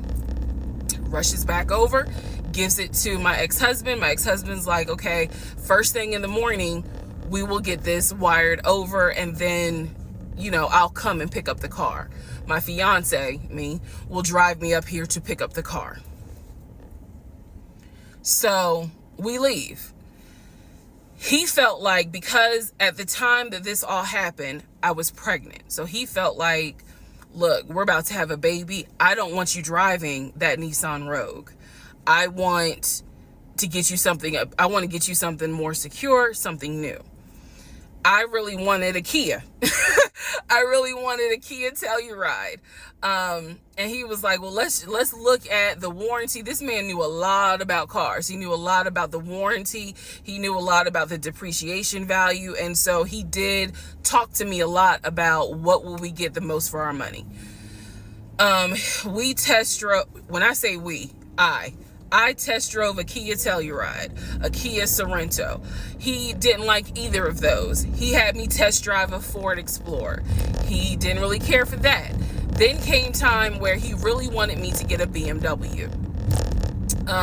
He really wanted me to get a BMW X5. So he took me to Global BMW Imports, which, if you know anything about Atlanta, it's off of Cobb Parkway, but you can see it off the highway. I believe 285 is where you can see the Global Imports BMW dealership. He took me there. He had me test drive an X5, an X6. He also had me test drive I think I'm gonna get the numbers wrong, a 525, which was a sedan. I did not like that. I wanted an SUV. I loved driving the BMW. He also had me drive an M-Series, test drive an M-Series. So he was very adamant that I should get a BMW. The reason being is because, according to him, he had a BMW in California when he lived in San Diego. He had a BMW that he loved. It was a white BMW. He showed me pictures of the BMW.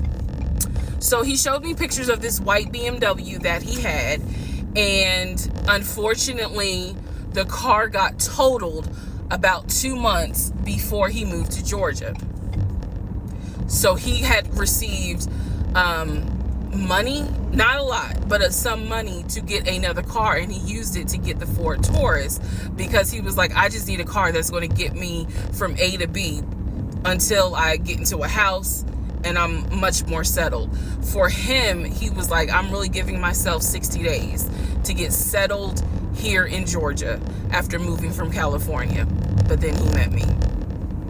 Again, that's the story. So he had me test drive the BMW. So much so, I loved the BMW. Loved it.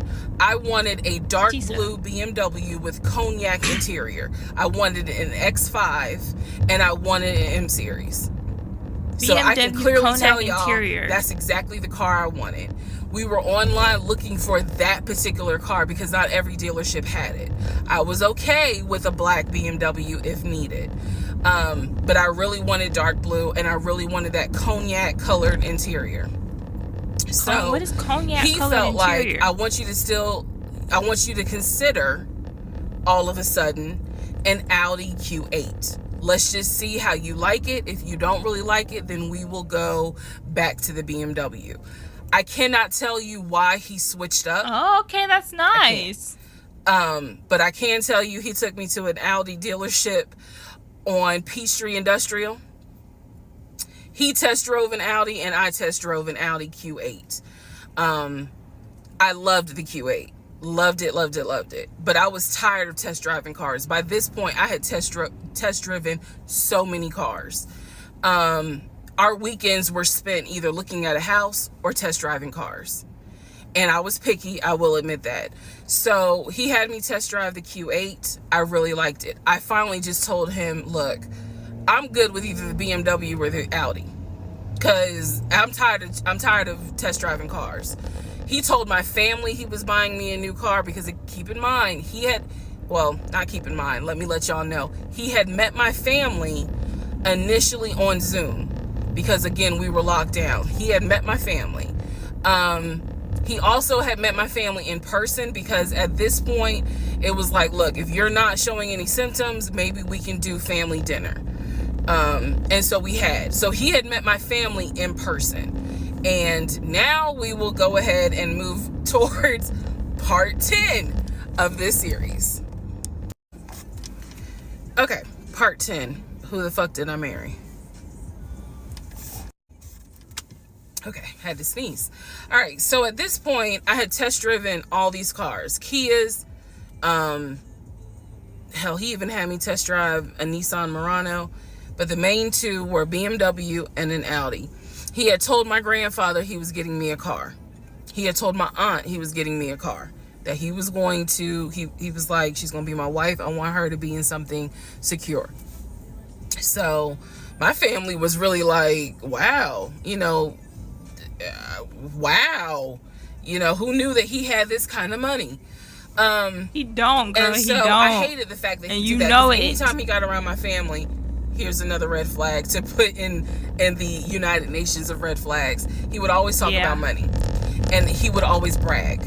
I never realized it in real time. I didn't realize it until I was out of the situation. He always bragged about the fact that he could fight, the fact that he had money, and the fact that he played football. Those are the three things he always bragged about. Back to the cars. So I told him, I was like, pick one between the BMW and the Audi, because you said you buying it. So pick one. So this man chose the Audi. So he takes me to the dealership. I wanted a white Q8. He does give me the printout of how much it's going to cost, tax, tag, and title to get this Q8. Gentleman who's helping us gives him the printout. He's saying he's going to pay this money for the car out of the savings account that's offshore. That's the story. That's what he's saying. So he apparently is asking the guy, is there a holding fee? Can I pay a holding fee to secure this car while I'm working to get the money transferred? Because obviously with COVID, it's going to take long for the banks to transfer the money. Side note, I need everyone to understand, one of the reasons why he was able to get away with the stuff he got away with is because we were on lockdown. It's crazy because it's now 2024, but I don't know, do we all remember how it seemed like a lot of stuff stopped in 2020? Now, keep in mind, that's not an excuse I'm making, because shit still got done. But in terms of business as usual just was not happening in 2020 at this time. So when he's saying, oh, it's going to take a while for the bank to transfer the money, the gentleman who was working at Audi he didn't make a face. He didn't blink. He was like, I know it's going to take a while because of COVID. So basically what ends up happening is we leave. He has the printout. He calls the bank, or he calls his financial advisor, who does have a name. The financial advisor's name is Eric. I feel comfortable using certain people's names, especially if we find out they didn't exist. So he calls Eric. He tells Eric in front of me, hey, I need to transfer $72,526, whatever the amount was, because I'm buying a car for my fiance. This is the bank account information. Do you need me to give it to you over the phone, or do you need me to email it to you? Pause. I can't hear what the person's saying, but that's what he would do. Do you need me to give it to you over the phone, or can I email it to you? Okay. Okay.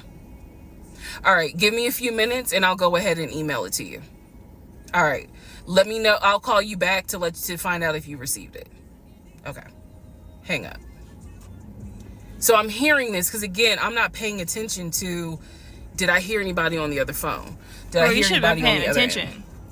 So you should have been paying attention. He proceeds to type up an email, type up something, telling him this is the information that we need. I didn't think anything of it. He called me at work the next day to tell me that the money was sent to Audi, that he called Audi, and he confirmed with Audi that they received the money. What he told me is that the car is going to be delivered to the house.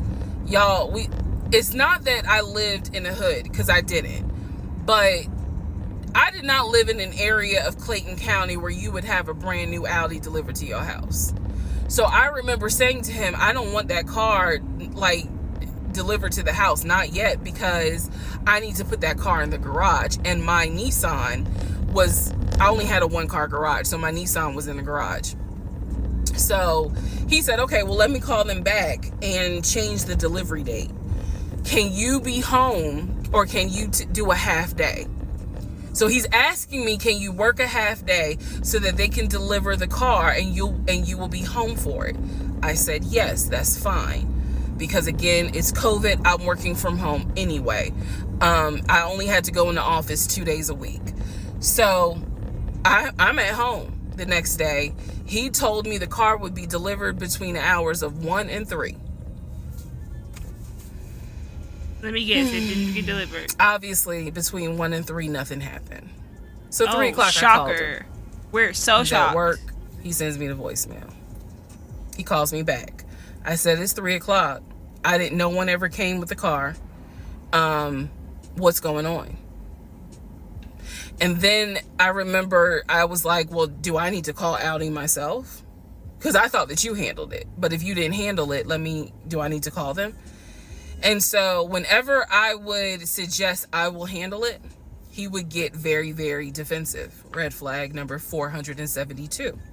Exactly. So he was like, no, I will call Audi. Don't do anything. I'll call Audi and find out what's going on.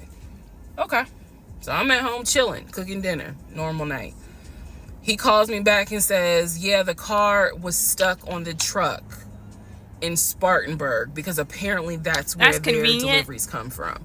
That's very convenient, isn't it? When he told me this, I was in the kitchen laughing, because by this point, I will be honest, and I told y'all I'll be honest even when it makes me look bad. I was guilty of, on one hand, I believed him, and on the other hand, I was like, let me see what lie he come up with. Let me just see. But keep in mind, my brain was really like not rationalizing, not comprehending how deep the lie was.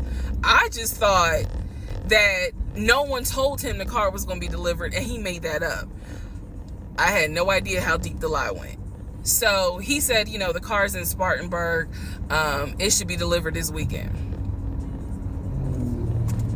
The weekend came, he had a whole other excuse. I bet. I don't remember what the exact excuse was as to why the car was never delivered. I do remember we got into an argument, and I was like, don't even worry about it. I'm going to get a new car my damn self. I don't even need your help.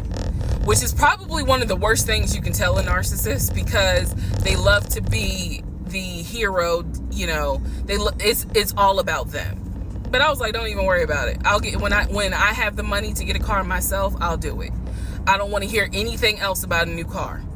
I don't want to hear shit else about a car. Because at this point, I was spending way too much time trying to figure out, are we getting a car? Are we getting a house? Like, what the fuck is going on? Always there was an excuse. So when I told him I don't want to hear anything else about a car, and I am not going to a dealership to test drive another car, that ended that whole discussion right there. So this is where I'm going to interject what I believe was happening. I believe that my ex-husband is the type of person, he gets off, nut. He gets off on you being excited about something that he knows you will never get. So I believe that Seems he like enjoyed going to car dealerships. He enjoyed watching me test drive a car and get excited about it, knowing I was not going to get it. It is the level of cruelty. And again, I'm telling y'all stuff that I found out way later on. It is the level of cruelty that I still cannot comprehend. So the whole issue about the BMW and the Audi, I think he just enjoyed seeing me get excited and then pull it away. Part 11 coming up. All right, part 11. So for this part, I'm just going to give you some backstory on the family. Pause all the stuff about the house. Pause the stuff about the car. This is backstory on his family, my ex-husband's family. Okay, we're going to take a break. We're not going to stop recording. Everything's going to be recording. You're going to see the next part in this same video, but I'm going to take a break for about an hour. Because your girl's getting a little sleepy, so I need to wake up a bit. And then I'll be back. I've been gone for like an hour. Like 2 hours. Really? 2 hours? I took a nap. All right, follow me. My ex-husband's parents, mom and dad, are both deceased.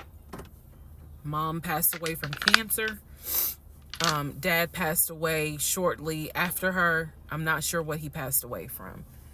So he has a number of siblings. He has two, with his parents, he has two brothers. One is older, lives in Philly. One is younger by 2 years, lives in Nashville. He has two sisters. One, Shantae, is older, lives in Douglasville with her husband and two kids, a boy and a girl. Younger sister, Kim, is the baby, lives in Augusta with her husband, worked at, I think he told me, Procter & Gamble. That was the story. He had two half-brothers that were through his dad. One brother lived in Baltimore. The other brother lived in Augusta. The brother that lived in Augusta, I have physically met in person, shook hands, hugged, all that. The brother that lived in Baltimore, I have FaceTimed with, talked to him. The brother that lived in Philly, the older brother that he looked up to, I have never talked to him on the phone. I would always talk to him through my ex-husband. So the conversation would be like, hey babe, brother so-and-so said hey. He didn't call him brother so-and-so. We'll call him John. John said hey John. I would be in the bathroom doing my hair, brushing my teeth. Hey John. And he would be like, did you hear? He said, how you doing? I was like, I'm good. How's he doing? Because that's just me. And so he would relay back and forth. He talked to John every day from starting around July after the grandmother passed away. He would talk to John every morning. We both would be getting ready for work and he would be on the phone with John. They would be talking for 30, 40 minutes, talking about football. The man is talking to himself. Siblings. They would be talking about cars. It was really like not a big deal. They would talk about the brother in Baltimore. They would talk about the brother in Augusta. And then they would reminisce. This is the conversations I could hear. Let me explain. When I say I can hear a conversation, what that means is I am physically standing near him or next to him where I could hear him with the phone up to his ear talking to someone, because it wasn't me. Okay? I may not hear the other person because the phone call may not be on speakerphone. But what I hear is, for example, I hear, hey man, what y'all doing? Oh, for real? Y'all barbecuing this weekend? What y'all making? Oh, that's what's up. Nah, I think me and her gonna stay in this weekend because, these numbers is looking crazy with COVID. Yeah, she over here. She's just sitting right here. She watched the TV. Okay, hold on. John said, hey. Hey, John. You heard her? Okay. All right, bruh. I just wanted to check in on you. That's the type of conversation I'm explaining. Okay, so I hope that that gives a little more clarity about the type of conversations I'm hearing. So, I don't know why this light keeps going out. Okay. So that's how he would talk to his siblings. The grandmother passed away. He called me around April or May and told me that his grandmother passed away. His grandmother, on his dad's side, had died suddenly from COVID. She had symptoms. She went to bed and did not wake up. He was distraught. He was crying. He wasn't eating. He was just sitting there, listening to music, not watching TV, just sad, because he was like, my grandmother was always my support system. So from what I saw, it really bothered him. I did not think anything of it. I'm one of those people. If you tell me somebody in your family passed away, I'm gonna believe you, because I don't play Yeah, about that. because who lies about that? And I guess I expect other people don't either. However,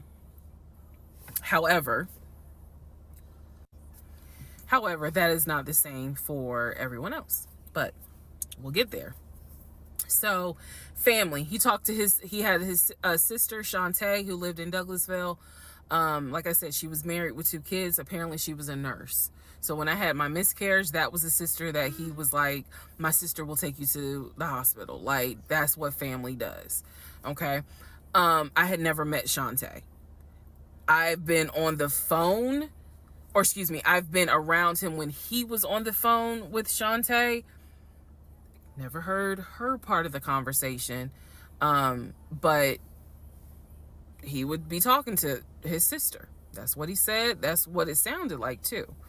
Now, what is interesting is that we lived maybe 35, 40 minutes away from Douglasville. So there were plenty of times that he had invited me to go with him to his sister's house. Okay, let me tell you how this would always work out. Total times he invited me was probably 3 times for different barbecues or whatnot. The first time he invited me, I was like, nah, I ain't going, because again, COVID. And she's a nurse. Hell no. The second time he was like, yeah, she invited us, but I don't think we should go because COVID. No.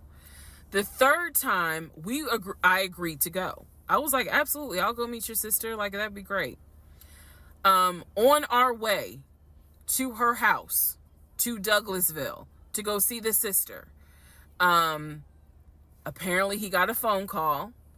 The phone was always like on vibrate, but he got a phone call and he told me that something came up, and so she had to cancel the barbecue, to get together, whatever.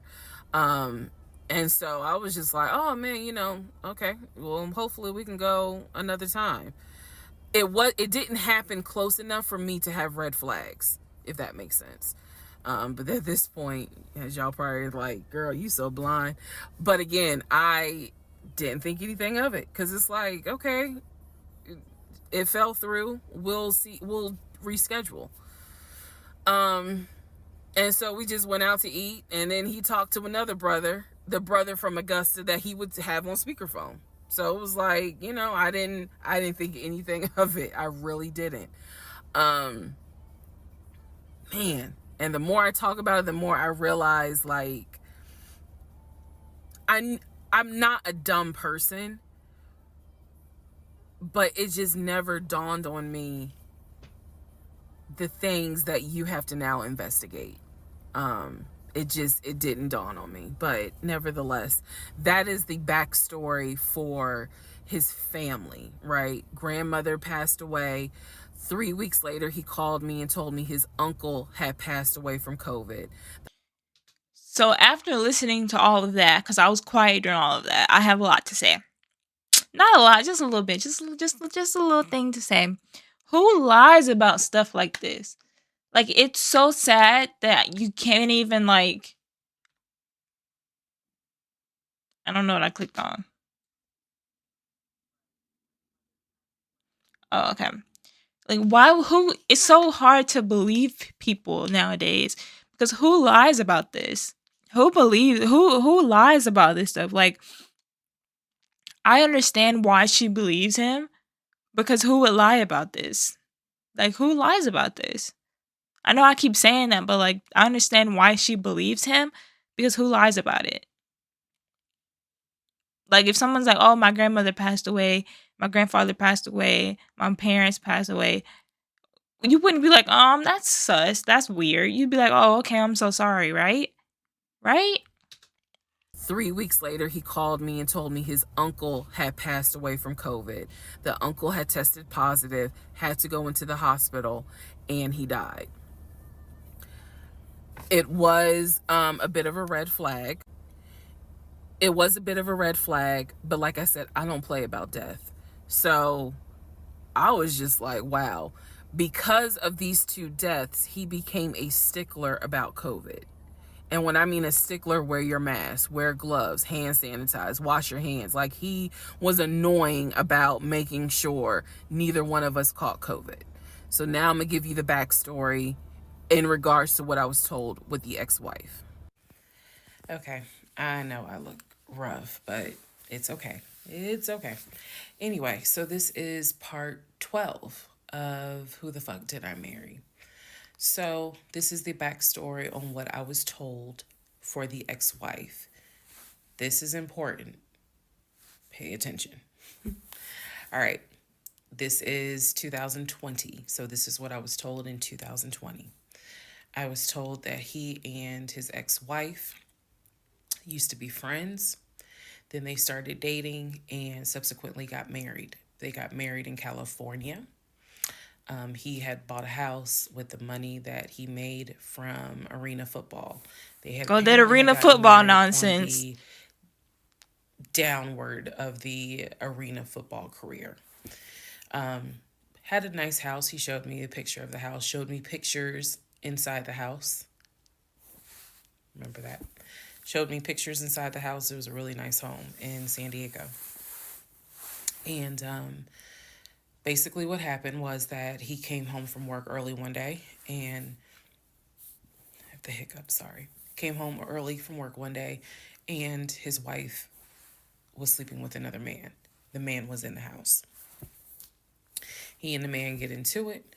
Her son, who is about 17 years old in 2020, she had 2 kids, a daughter and a son. The son apparently was on his way home from school when my ex-husband found his previous wife in bed with another man.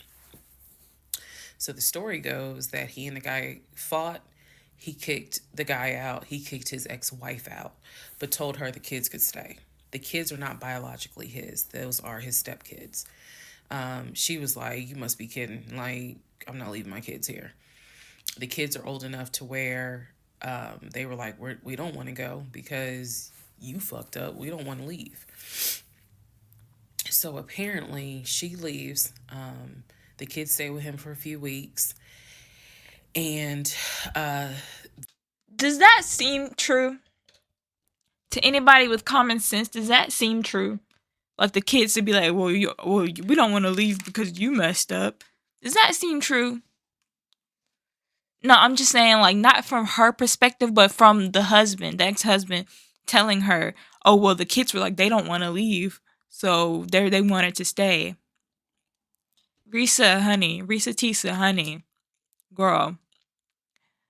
I would have been like, that's odd.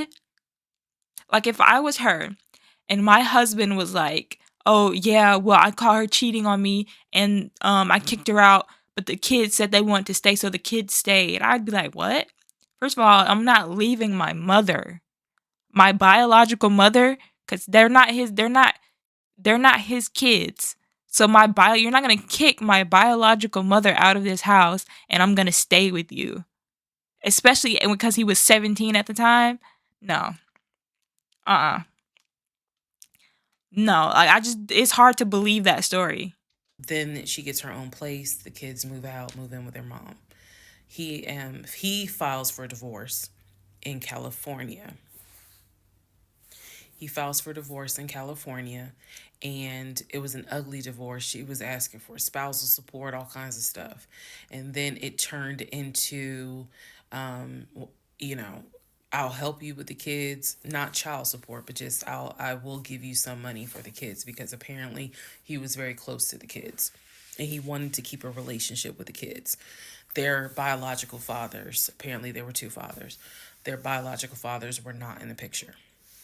So the divorce starts out contested and ugly, eventually becomes amicable. Eventually they become cordial with each other.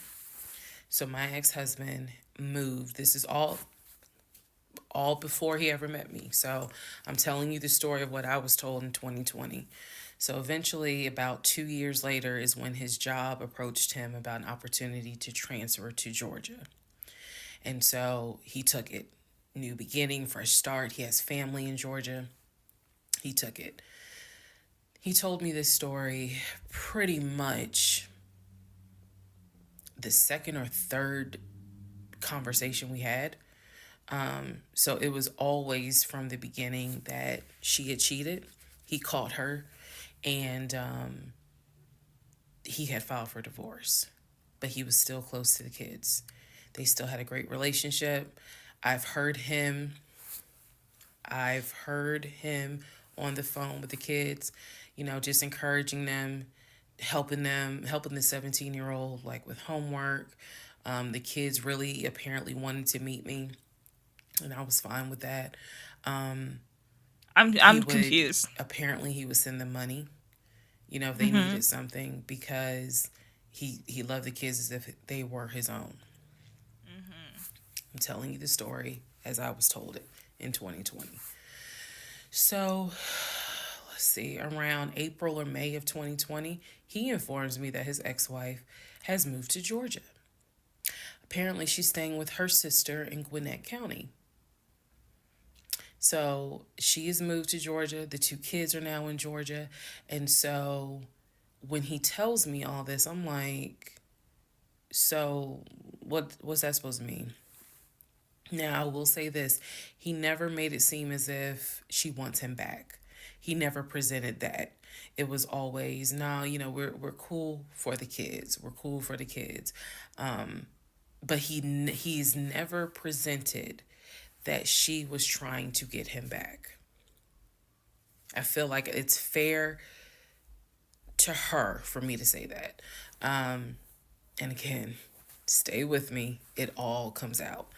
But that was the backstory in regards to the ex-wife. That they got married in California, they divorced in California, and then she eventually moved to Georgia, to Gwinnett County, after he had transferred to Georgia for his job. He did tell me that, every now and then he'll get a text message from her.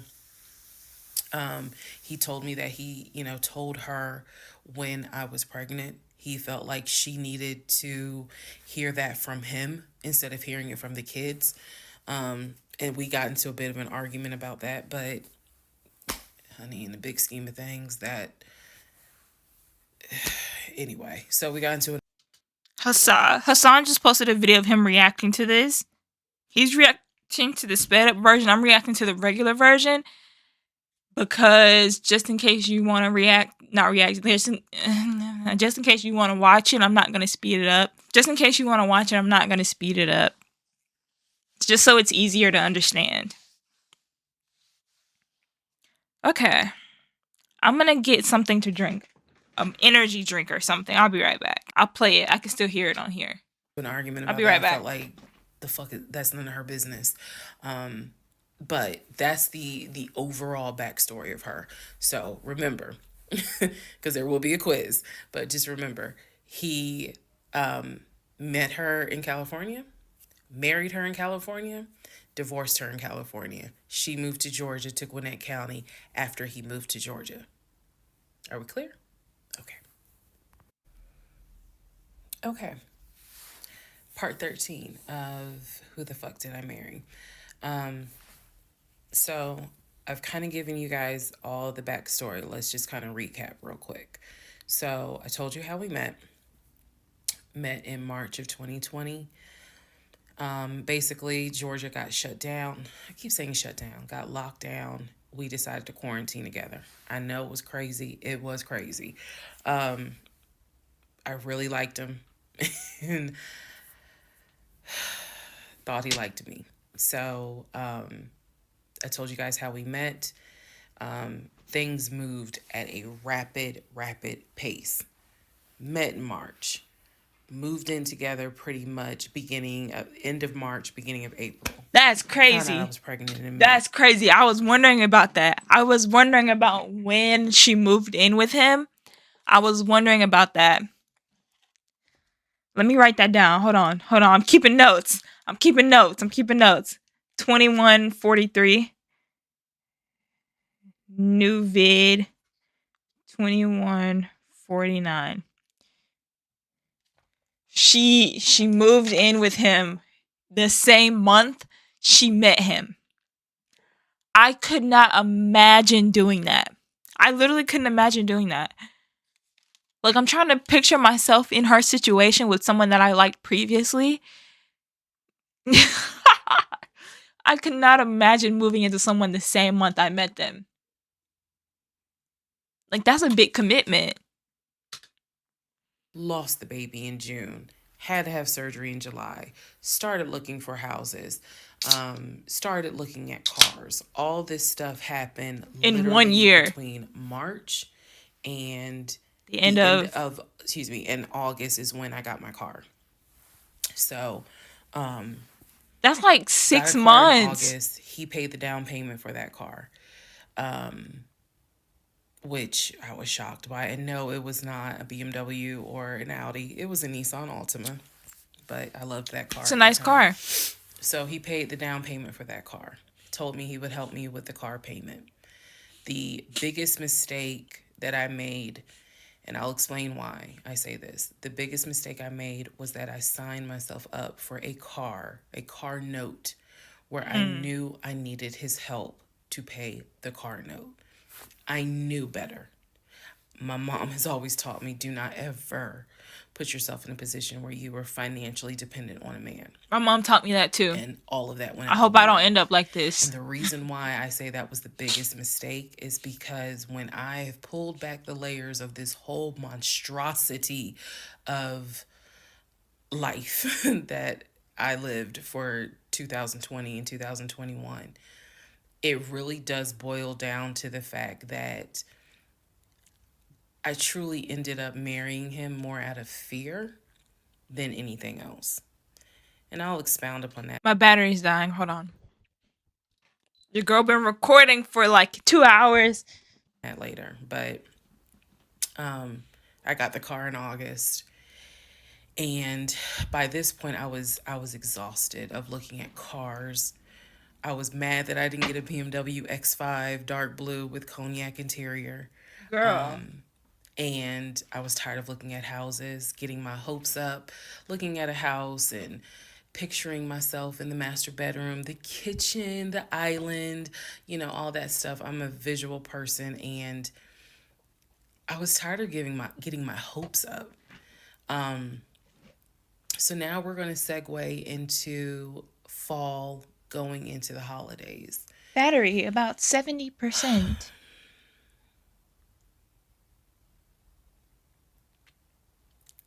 Here's what happened. In October, we looked at another house. This house was in Marietta. Absolutely gorgeous. Oh my God, that house is gorgeous. It was gorgeous. I wanted 6 bedrooms? Was about $700,000. Why do you need a 6-bedroom house? Let's think realistically here. The housing market is so effed in America. Why do you need a $700,000 house with 6 bedrooms? It's 2 of y'all. Let's think logically here, people. Let's think logically here. Why do you need a $700,000 house with 6 bedrooms? Come on now. Let's think logically here, people. Let's think logically here. 28 minutes. 28:17. I really like the house. I could see myself living there. I could see myself cooking there. And so subsequently, my ex-husband put in an all-cash offer on that house. There he go with that I again. watched him put an all-cash offer in on the house. You watch him do a lot of shit. A lot of things that aren't real. Called us about, and you know it's not real. And he said, the sellers love your offer. The offer was an all-cash, full asking price offer. Of course they love it. It's the full price. It's their price. Let that sink in for a moment. He said the sellers love the offer. They are asking that you show proof of funds so that they can accept the offer. My ex-husband said, I will show proof of funds when they accept the offer. The seller said, great. We'll accept the offer when you show proof of funds. So basically, we got into a standoff. Yeah. And if you're a real estate agent or you work in real estate, I would love to know your thoughts on this. I had asked people in my personal life, like, have you ever heard of this before? And I've had plenty of people who said, I side with the ex-husband. I would not show my bank statements until they accepted the offer. And then I had other people who were like, I wouldn't accept an all-cash offer unless I verified that the person can pay. So I'm just curious what your thoughts are. Okay. So our real estate agent called us and was like, guys, the sellers are giving you 2 days to show proof of funds. I had the letter that he showed me from Chase. I sent that to Scott, but that was for a mortgage. The offer was for all cash. So he needed to show proof of funds that he had the cash to pay $700,000. He didn't show it. He refused to budge on showing them proof of funds until they accepted the offer because he was afraid that they were going to create a bidding war. So what ended up happening was Scott called us and said, I apologize because I didn't do my due diligence as a realtor. He said, before I ever started showing you guys a house, I should have collected your pre-approval letter and proof of funds.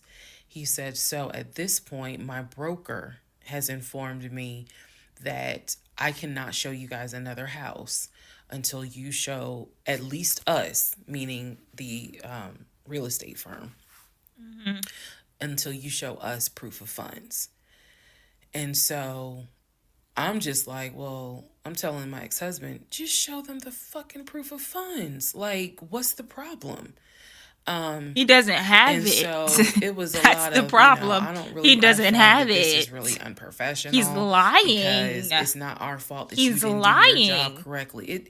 It got a little ugly and it got uncomfortable because I'm like, I don't understand why you don't show them proof of funds when you clearly just signed a document stating that you're putting an offer in at full asking price. This was the same thing that the realtor was saying. He was like, but you just signed an offer. So what's the problem? Like, you want them to accept the offer and then you'll show everyone the proof of funds?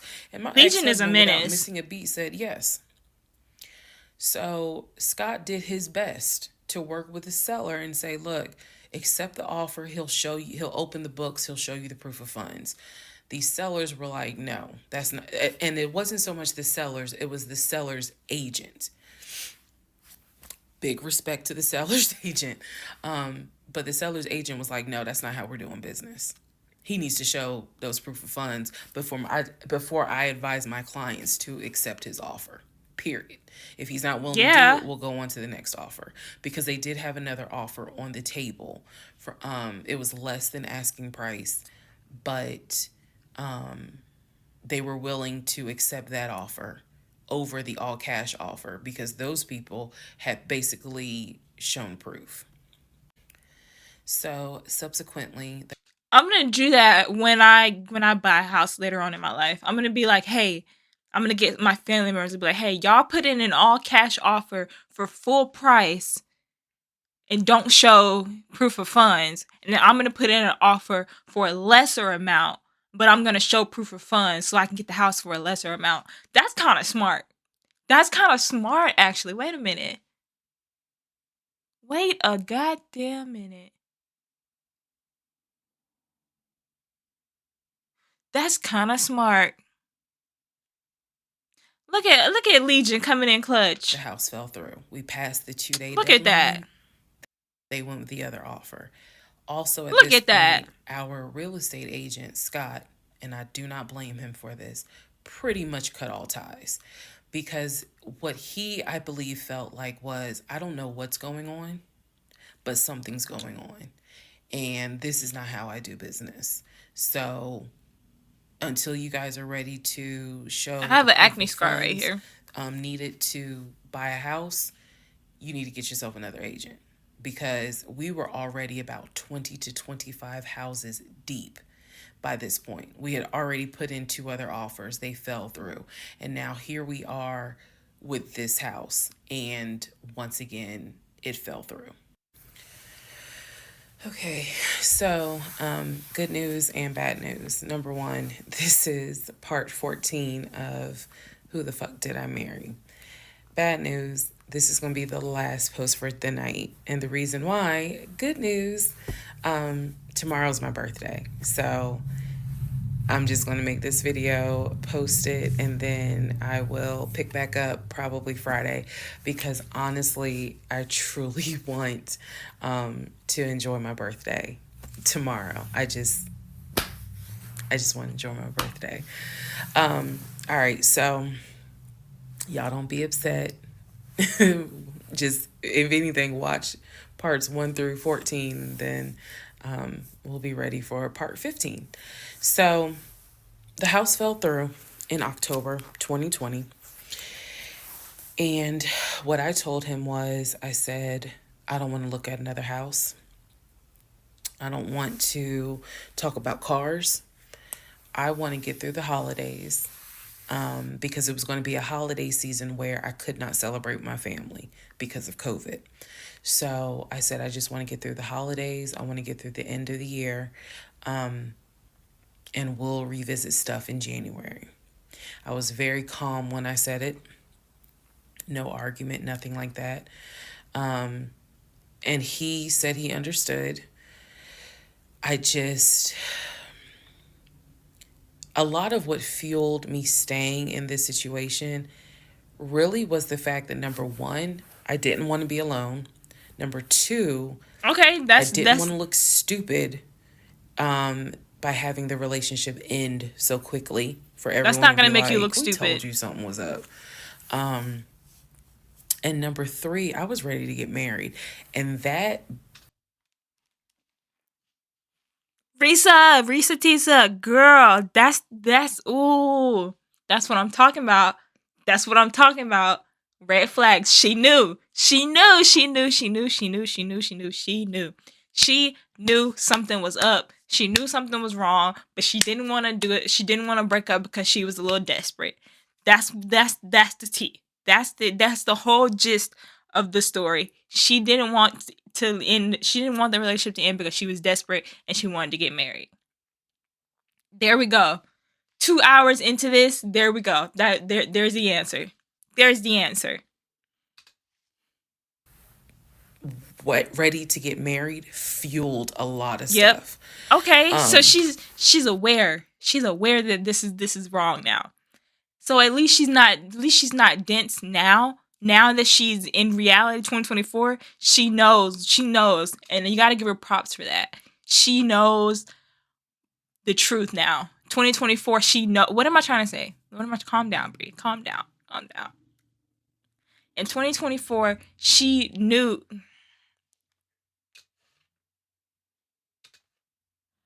And again, I was still making my audio diaries. So listening back to it, I knew something was wrong. I admit that. I knew something was wrong. But what I thought it was, truthfully, was like, why does it seem like there's always something? Like, why can't we just go ahead and get the house? Why is it always something? Why can't I just get the BMW? It still didn't dawn on me How? deep this something went. And for the people who keep asking, I'm going in order of events. So, yes, there will be a video where I explain how everything came out and what came out, what was true, what was not true. It's coming. I'm just getting all of this out in order. So I told him I didn't want to look at a house no more. I didn't want to talk about houses. Do not mention the word Zillow. Do not mention the word realtor. Nothing. Let me just get through the holidays. And for myself, the question was, what do you want to do? You want to stay with him? Or do you want to cut your losses? And the part that kept me constantly second guessing myself was, what if he's not lying? What if he's not lying? Literally the conversation I had with myself was, there's no way he is lying about having money. You saw the paper from Chase. Okay. All right, let's talk. Let's discuss for a second. Let me interject. Allow me to cut through those words. Okay? That's a this monster is kicking in already. This monster is kicking in, girl. Okay. So, let's go back for a second. He is lying about having money. You saw the paper from Chase. Okay.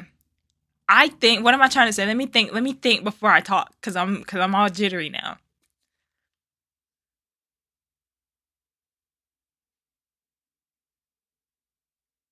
Okay.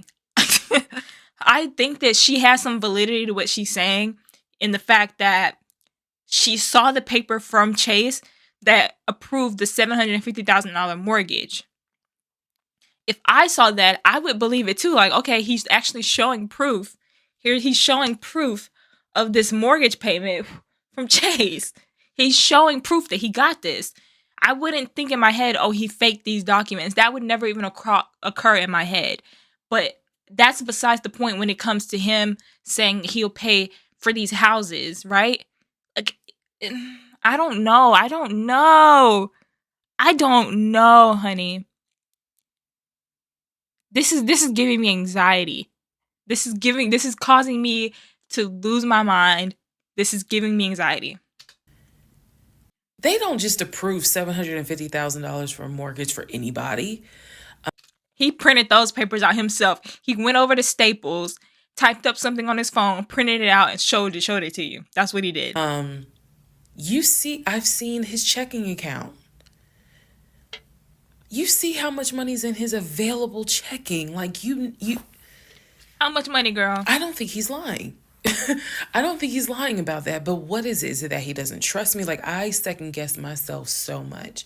Is it that he doesn't trust me? Is it that maybe he doesn't really want to get married? Like, what is it? Because I know what I saw. I know what I heard. I know that he's having conversations about move the money from this account to that account. I know he's paying my car note and all these bills. Like, clearly this man is making money.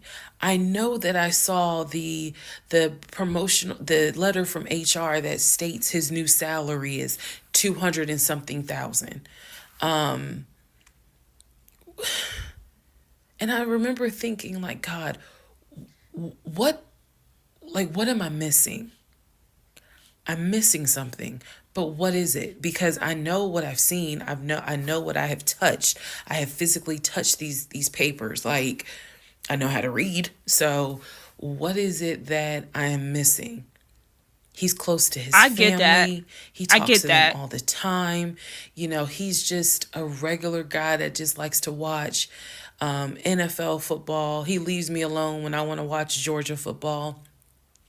He's paying the bills, groceries. I haven't had to worry financially since I've met him. And as a woman who had lived on her own, paying her own bills, my God, that is the most intoxicating feeling when you meet a guy who just takes your stress and your worry away financially. But the downside is he took She away has the every stress right and the to be worry financially confused. away and instead brought a mental fuck job I've never in my life had experienced. And I could not put my finger on it. I couldn't really talk to anybody about it because I'm a big believer in what happens at home stays at home. So I didn't talk to my girlfriends about it. I didn't talk to my family about it. But I just remember being like, what am I missing? What am I missing? So we did not talk about houses. We did not look at cars. We didn't do any of that for November, December. And he came to me like around Thanksgiving, and what I thought was a very open, loving conversation. And in that conversation, he was like, Spill the okay, tea, girl. I know I have fucked up. I know Yeah. that things are not feeling too strong right now. He was like, I want us to get married. I want a home. I will show you whatever you need to see to put you at ease. Show me the offshore account right now. Show it to He was me. very like contrite. He was very just like what do I need to do to put your mind at ease so that you know I'm in this and that I want this and that I love you and I want you to be my wife. So I was like, show me your accounts. Yeah, show me that He offshore showed me account his right now. checking. He I don't showed want to see me that.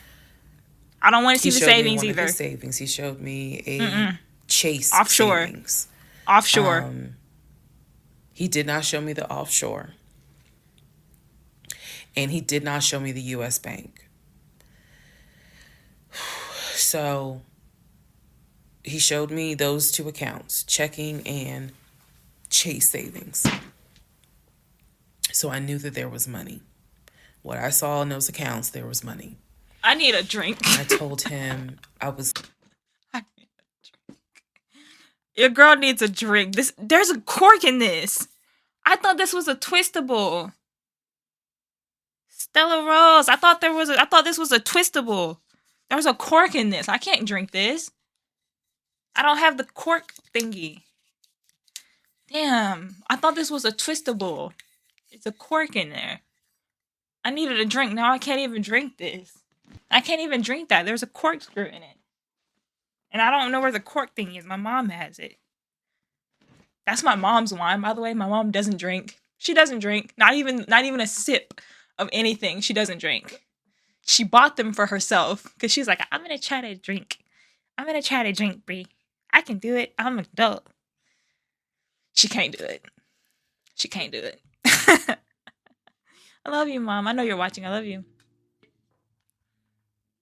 if we're going to buy a house, I want it to be through the mortgage on Chase. I don't want to deal with this proof of funds shit no more. I said I do not want to look at another house until the beginning of the new year. He said, okay. That is when we then had a conversation. So I guess I lied because we are going to have a part 15 or 16 tonight. But that is when we then had the discussion about marriage. And that is where religion came into play. Yeah, I'll give y'all the other part tonight. Stand by. Okay, part 15. Who the fuck did I marry? So in December of 2020, around beginning of December, we had a conversation, kind of a come to Jesus heart to heart conversation. And both of us had grown up in the church, and the fact that we were not married but living together, the fact that almost had a baby together, bothered both of us. Both of our families, my family and his family, were very adamant. Like, okay, y'all either need to get married or y'all need to separate. And so I'm walking It's a around little with a low. ring on, which I'll post a picture of the ring because Post a there's picture of the so ring, much to girl. unpack. But I want to see anyway, it. walking around with the ring, and so he said to me, "Whatever I need to do my part to make this work, I'm willing to do." Looking at the comments. At the same time, it wasn't that I did not trust him as much as it was I felt like I wasn't trusting myself. Because, again, like I said in the previous video, I know what I saw, I know what I read, I know what I've heard, but fuck, something was not sitting right with me. And every time I would question it in my head, the other side of me was like, okay, you know he ain't lying about the money because you saw it. So you know he ain't lying. Girl, are you that... Like, I remember saying to myself, are you that jaded that you don't even know what it's like to have a decent man? Yes, I really had the audacity to have that thought. So we agreed beginning of December, like, we wanted to be together. I believe I loved him. I believed he loved me. So the decision was made that we were going to get married. It's still COVID, so we had to follow certain protocol. So we filed our marriage license in Fayette County, Georgia, because you could not get an appointment in Clayton County to save your life. So we filed the marriage license in Fayette County. On our marriage license, it asked the number of previous marriages. He said 1, I had 0. It asked for our social security numbers. I don't know what's going on He outside. put I think his there's social a security plane number going over down. my I put house. my social security number down. I mentally wrote down his social security number. And I did a background check. I did a background check after I had filed a marriage license. Yes, I know, but I did. The background check, nothing came back. It was like no results found. I did a criminal background check, nothing came back. So I thought one of two things. Either I had the wrong social, meaning I wrote down the wrong social, or my paranoia was unfounded. There's nothing wrong with him because he has been always throughout the relationship a big stickler about law enforcement, following the law, because his dad was a retired police officer. So this is someone who has been... This is a guy who would check to make sure my tail lights were working, make sure my signals were working, make sure my oil was good, make sure I had enough gas in the car. So when the criminal history came back with no results, I was like, well, of course there isn't, because the man probably hasn't had so much as a speeding ticket. So we filed the marriage license, and then we made an appointment to get married, and waiting for the judge to come out of chambers so that she could marry us. And the reason why I'm pausing is because, my God, if I could go back and see that young woman sitting in that lobby.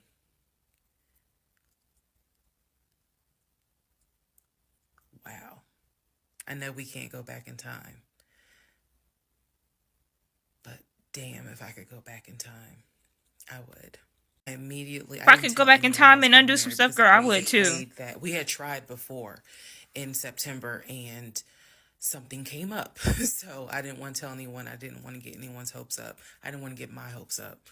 I know that's bad, but again, said I would be honest even if it's ugly. I told my mom, my family that we got married, told my friends. They could not believe it. Like, my mother was relieved, but she had no idea about what was going on. My aunt was more like, really? You married him? My friend, the one who took me to the hospital for the miscarriage, was like, I wish you would have told me, like, you deserve to have people there, take pictures and celebrate and all this other stuff. And she was like, she's the type of friend, if you like it, I love it. You rock with him, I rock with him. The moment you don't, I don't either. So That's the type of friend I she was am. supportive. My other girlfriends were happy for me. They just hated that I had to get married during COVID. Because they were like, we would have loved to have, thrown you a bridal shower and a bachelorette party and all of that. It just sucks that you couldn't experience that. So we got married on a Tuesday. On the way home, stopped and got some wings. Went home, and I had to get ready to go to work the next day. And life. I got married January 5th. By January 31st, I knew I was in trouble. Yeah, not even a whole month. But I knew I was in trouble. So, to give you all a very, very, very candid idea, got married January 5th. The things for 4 hours. The normal things that married newlyweds do.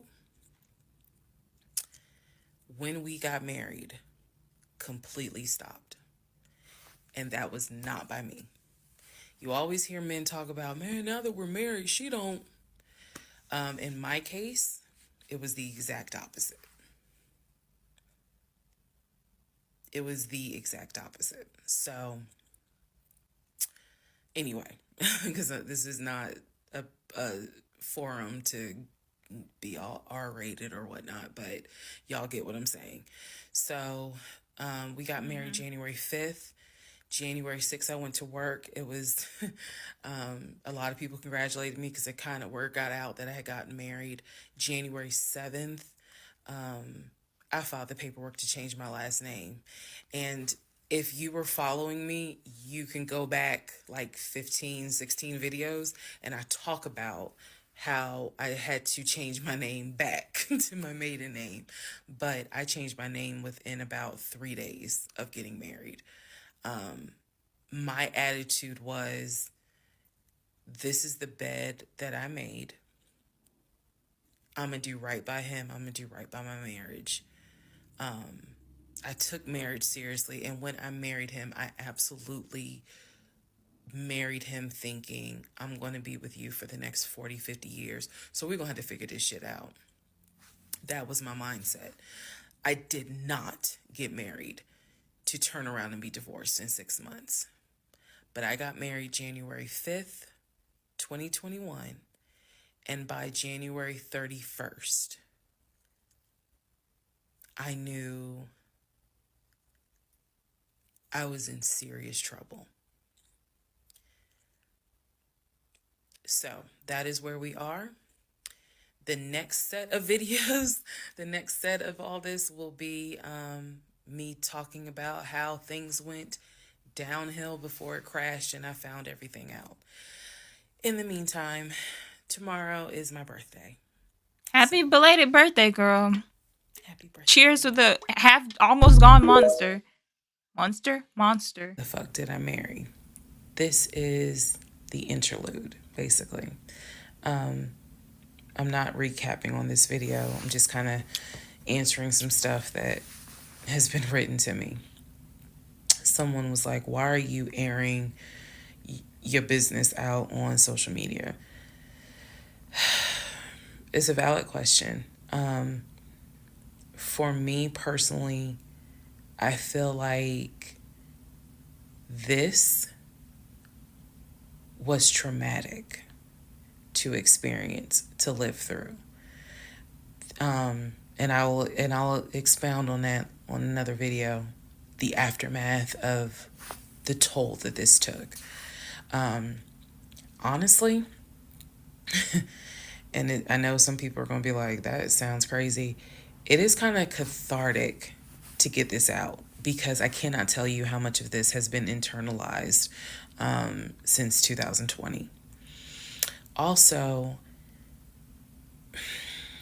I don't want to seem like a cautionary tale to other women or to men for that matter. But to my sisters, to my ladies, white, black, Hispanic, Asian, doesn't matter. If something does not sit right with you, investigate it. I cannot stress that enough. If just one woman watches these videos and she's like, you know what, something don't sit right with me, let me look into this, then it was worth it. Yes, it is a Lifetime movie. Yes, it is Netflix. Yes, it is crazy. Yes, it is hilarious also. And I understand all of those reactions. As someone who lived it,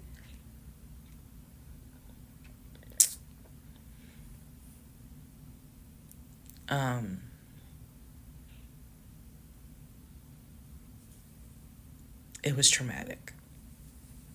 But I feel like, God, it feels good to finally admit what the fuck I went through. And again, by the time this is uploaded, I'm only to January of 2021, right after getting married. So when I think back on it, there's things that I'm very, very grateful for.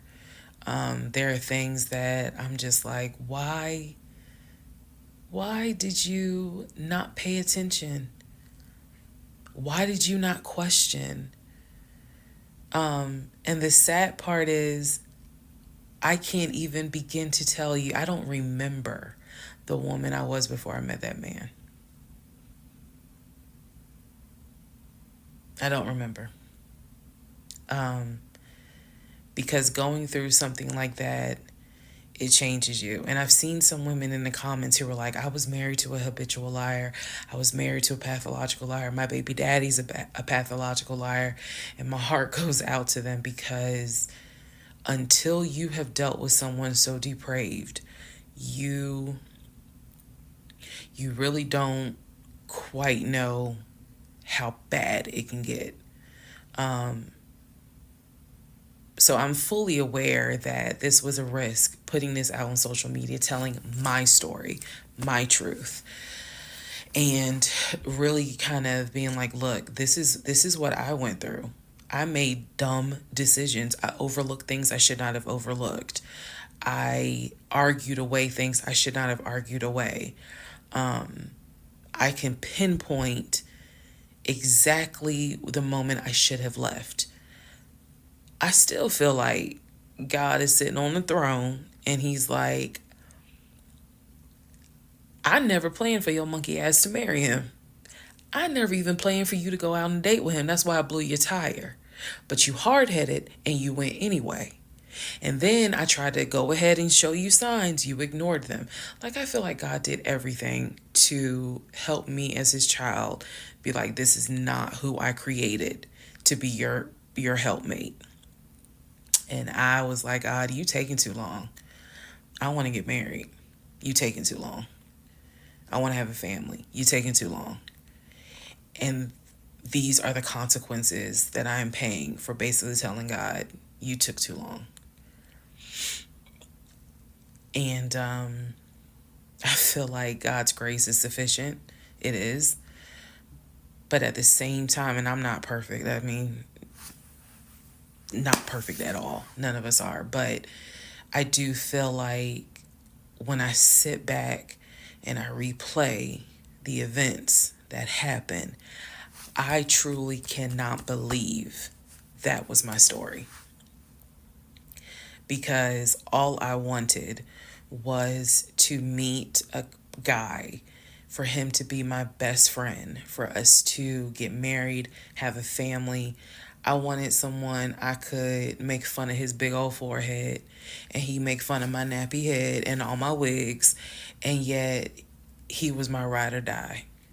I wanted someone that I could be like, man, help me with these kids, and he helped me with the kids. We had a nice home. We were comfortable. Or you want a fairy That is tale. what I wanted. And I've said this before, and I say it again. I truly hoped it was my turn. You see the women who are, so happy, and, they're in these loving marriages and life just looks good. I really, really wanted it to be my turn. And so I excused away a lot of stuff that I hope the next woman who sees this does not excuse, because I don't wish this on anybody. I don't wish this on anyone, to feel the way I felt the moment I discovered the whole truth. So I just wanted to say that, because I think it's important to try to answer the why is she posting this. Honestly,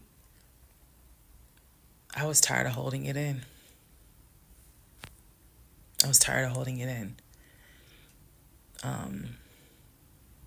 And I hope it helps somebody. Okay, let's all take a deep breath. Yeah, let's take a deep breath and breathe, because if you don't have anything to do and you just want to wish me a happy birthday, wish me a happy birthday tomorrow, February 15th. Shout happy out to belated Team birthday. Aquarius. Good night, y'all.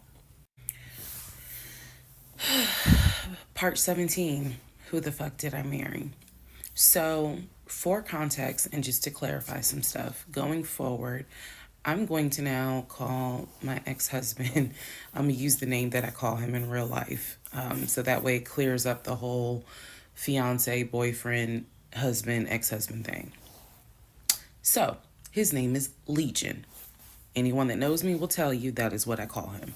So, Legion and I, when I left off at part 16, part 15, Legion and I got married January 5th of 2021.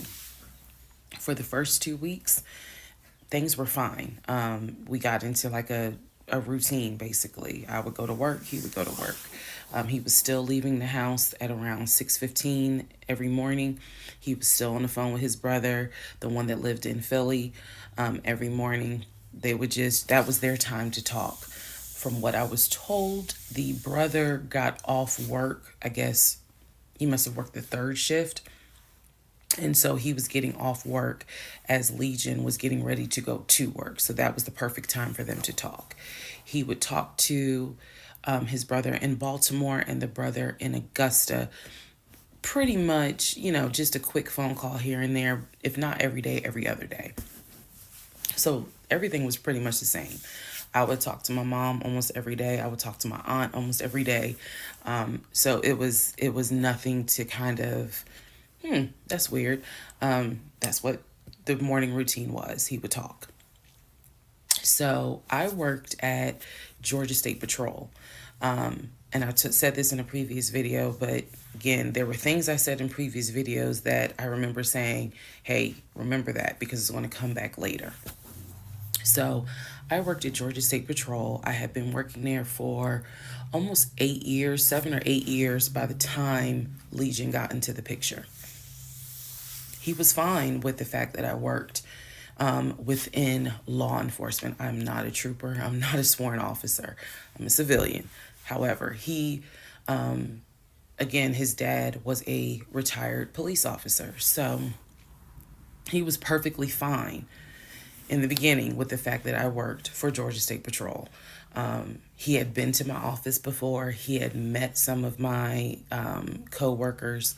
Obviously, even with COVID, because I still had to go into the office 2 or 3 days a week, he had been up there. So the friend who took me to the hospital when I had my miscarriage has met him. He and I have been to her home with her and her significant other before. So Again, even in the world of COVID, when there were little times where you could get together with people, he has met people in my life. He has met my friend, or that particular friend, and he has met some of my coworkers. So when we got married, the first 2 weeks, like I said, was fine. And then He it's only as gave you if 2 weeks. something snapped. I've been in Something that just situation before where changed. they just like switch. What I've been there. was Scary shit. Really totally scary. acceptable before, suddenly little comments were made. Why are you wearing that to work? You get off at 3:30, so you'll be home by 5, right?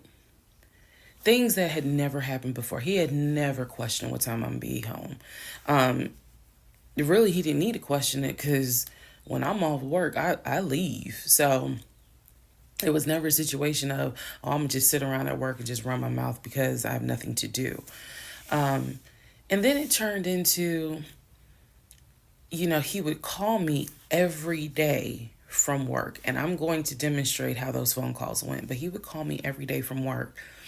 And if he even so much as heard a male voice in the background, he would have little comments to me. Who was that? Are they in your office? Man, I never know who's around you, because it seemed like every time I call you, I have the hiccup, sorry. It seems like every time I call you, there's some man around. And I'm just like, at first I kind of shrugged it off. I laughed it off because it really truly was absurd to me. But then it became a bit more frequent. And so I really just didn't feed into it, because I'm like, I don't know if this is some insecurity. I don't know if this is jealousy, because nothing It's has ever clearly been insecurity. done to make you feel any sort of insecure type of way. I've never It doesn't have entertained to. another guy, never flirted with another guy. Like, I don't know where this is coming from. So it is also important to note, we got married January 5th. Things started changing around 2 weeks later. And the reason why I know it's 2 weeks is because I had recorded an audio diary on January 21st is the date of the audio diary. And I talk about how maybe I had unrealistic expectations, because it seemed as if things were changing with he and I. So 2 weeks pass. He starts making little comments. End of January comes. He informs me that he wants to start looking for a house again. I would have been I like, you had know what, no do real that on your desire own. to go through that process. So what he decides is that he's going to look for a house Yeah, I'd for have been like, do that us on your own. using his friend, the realtor, the one I did not meet. So he tells me that he and his friend have been talking, and he's going to start looking at houses. And what he's going to do is basically, if he feels like it's a house I would like, then he wants to show it to me, because he feels like, I know that your attitude really isn't, you're in the mood to look for a house. So I'm going to start Of course I looking. wouldn't be in the mood And to then look if for a I think house. it's Look at great what you're house, putting me through. then, you can come see it. And I remember thinking, that's not going to work. You're not going to choose a house without me. And he was like, no, I'm not going to choose the house, but I just think that, me and old boy have been talking. And so he has some houses that he is representing. He wants to show me. So why don't you let me look at it? And if it's worth the time, then I'll bring you to look at it. So he already had some sort of plan in place after talking to his friend about how he's going to start looking at houses. This is the end of January 2021. So I kind of threw my hands in the air and was just like, whatever, because I'm not getting emotionally involved in looking at houses. And for me, that's kind of what it was. I felt like I would see a house, I could picture us living there, and then it gets snatched away somehow, some way. I didn't want to go through that. So the reaction that he wanted, which was for me to throw a fit, I did not do. I was just like, okay, all right. Like, I trust you. Shit, And I remember wouldn't. that I said the reaction he wanted, because that's going to come back. Ah. So he started looking at houses. Funny enough, the houses that he looked at, none of them I actually saw. But he would call me and say, I'm at this house in Sandy Springs with the realtor friend. Apparently his realtor friend's name was Scott, not to be confused with the other Scott, the one that was actually helping us, that dropped us as clients. I want to make that clear. There were two Scotts. One is the realtor who was representing us, who said, hey, I need proof of funds. If you don't have those proof of funds, I cannot show you any more houses. The other Scott is his friend, who he had talked to on the phone at least 50 to 100 times in front of me. That's the Scott that he said is going to show me this house in Sandy Springs. Apparently the house was like $800,000. So he was like, I think that if I like the house, then I'm gonna bring you out here so you can see it. All right. Now let's go into part 18. Okay, part 18. Who the fuck did I marry? So he starts looking at houses in Sandy Springs, Alpharetta area with his friend Scott. I did not see any of these houses. I did not go. I didn't want to go. So what was starting to change is, remember I said before, he would leave the house every day at around 6:15. He would be home every day between 3:30 and 4 o'clock without fail. It was so, I shouldn't say it was annoying, but I could set my clock by the fact that I would hear that garage door open between 3:30 and 4 o'clock every day that he went to work. Even during lockdown, he still had to go to work. His job was only locked down for maybe a week. For me, I was allowed to work from home, but unfortunately, I did not handle it well. And so I would fall asleep and not check email. So my boss was like, yeah, you're going to have to come back to the office because you're not trustworthy. And I wasn't. I mean, I would watch Netflix and not even be on my computer. So I had to start going back to work every day, 5 days a week. And I was, me and another lady were the only two in there because we were the only two who did not handle work from home properly. Anyway, that's another story. So Legion he started to not come home by 4 o'clock. He started to come home 5, 5:30, 6, 6:30, sometimes 7 o'clock. Because he was saying that he was looking at houses after work with his friend Scott. So it definitely was noticed that things are changing. And at this point, kind of emotionally and mentally, I was just like, I don't know what to do. This is the end of January. Remember, I told you in part 15, I got married January 5th. By January 31st, I kind of knew I was in trouble. And by the end of January, sure enough, I knew things were changing in a way that I was like, I hate to sound redundant, but what the fuck is going on? So he's still maintaining the story of looking for a house, looking for a house.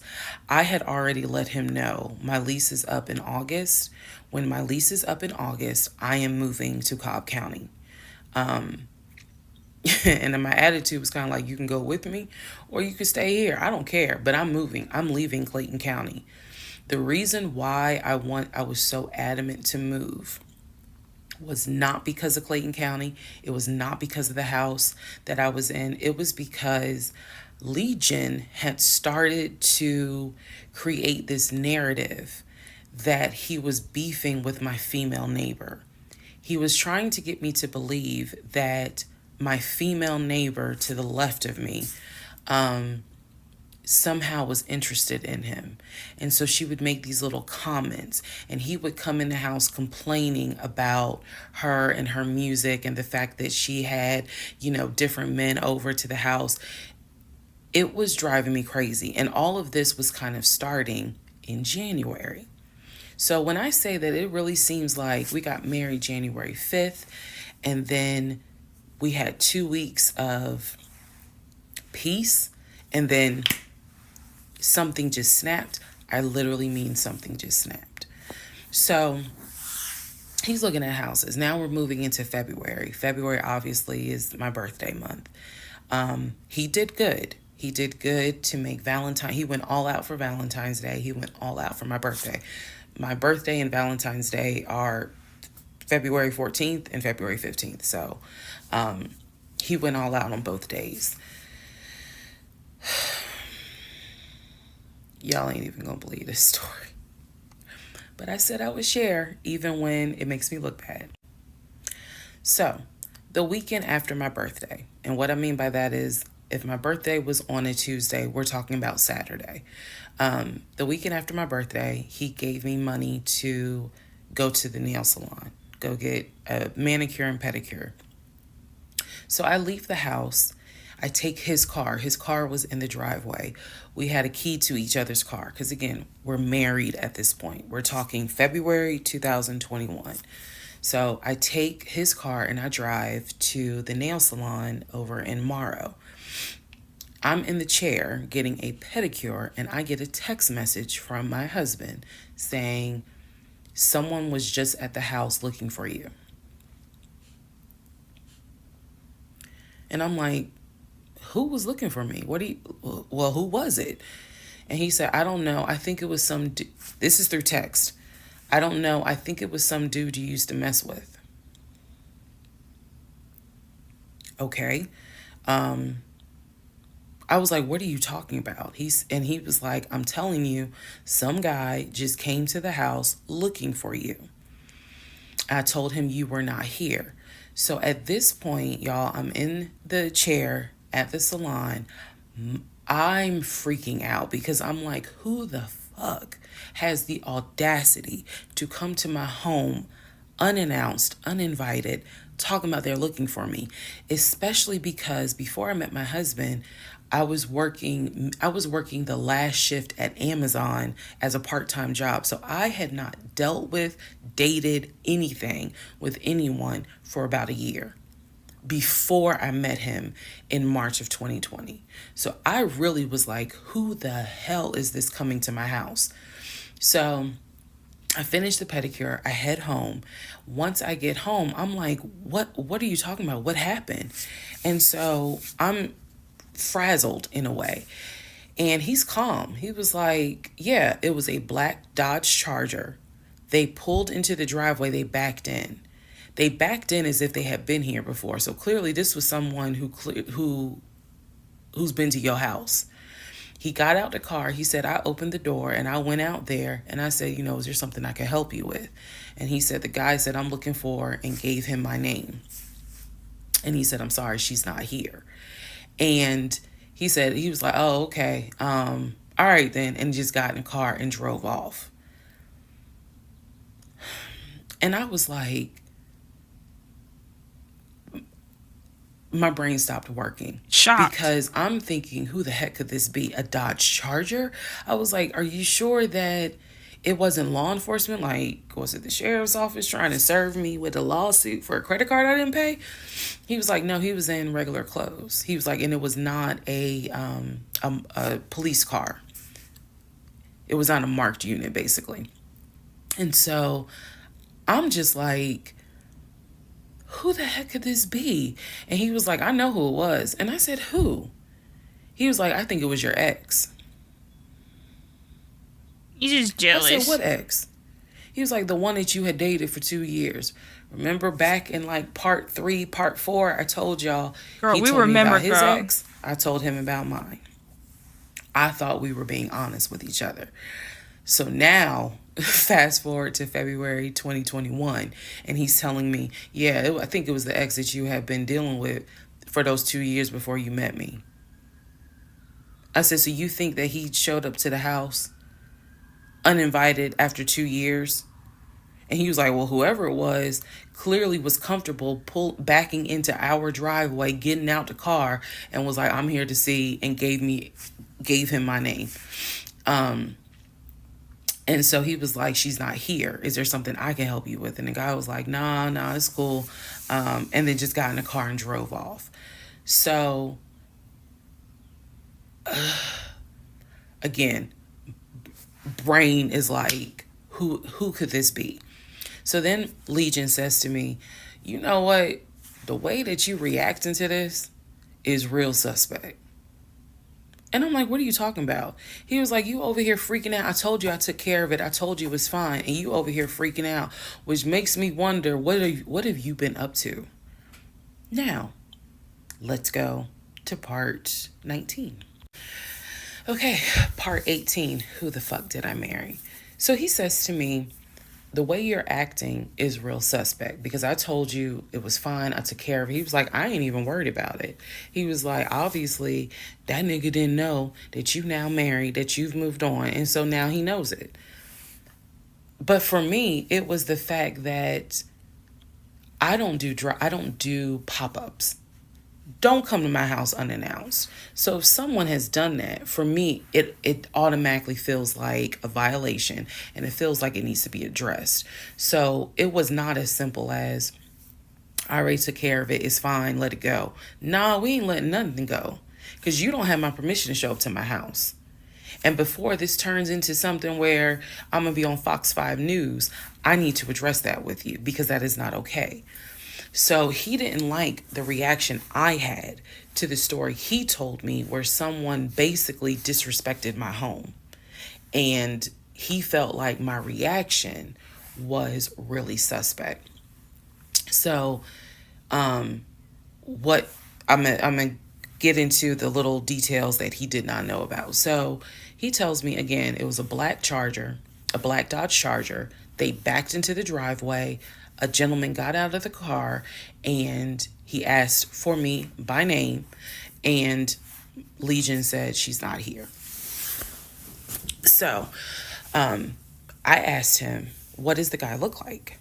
And he said, he was like, why does it matter? I said, what the fuck does he look like? So Legion proceeds to give me the most generic description you can give. He was like, well, he was shorter than me. Ex-husband is about 6'3", 6'4". He was shorter than me. He was brown skinned. I said, did he have a hat on his head? Mind you, I understand that before marriage, I was a damn fool. I understand that. But every woman has that moment where you only gonna fool her but for so long. And eventually puzzles start coming together. For me, I felt like moving into marriage, certain things started coming together. So I said to him, did he have a hat on his head? He was like, nah, he ain't wear a hat. So in my mind, I am mentally going down a list of every possible man it could be. And it was only like 4 men. I had been in that house about 3 or 4 years at this point. So I knew all of the people, and I'm talking about from maintenance down to ex-boyfriends. It was a total of like 4 men. So when he said that it was a black Charger, I immediately was like, okay, I know that crosses out one. He said he was shorter than him. All of them were shorter than him. I said, did he have a hat on his head? He said, no, that crossed out one because one in particular was a maintenance guy who always wore a hat on his head because he had like a bruise or something and he was just self-conscious about it. So he always wore a hat. That leaves 2. So I said, was he muscular or was he skinny? So Legion's getting all frustrated. I said, just answer the question. He was like, well, he was kind of in between. And I said, okay. He was in between. I said, so was he light skinned or was he dark skinned? He was like, I told you he was brown skinned. I said, was he my complexion? He said, no, he was brown skinned. That eliminates one. So now there's one left. And yes, the one left would have been the ex that I had dated for 2 years. And so he was like, I know it was your ex. I know it was your ex. And I was like, that don't make no sense because the ex that in my mind, I'm saying this, the ex that I had dated, he and I had no contact with each other, and he was not the type to just pop up at your house. That ain't his style. Not to mention, and I ain't tell Legion this, that man would not be caught dead driving a Dodge Charger. He hated Chargers because he drove it as a patrol car. So I didn't say anything. I just was like, that's weird. So what Legion didn't know is that at the time I had a security system.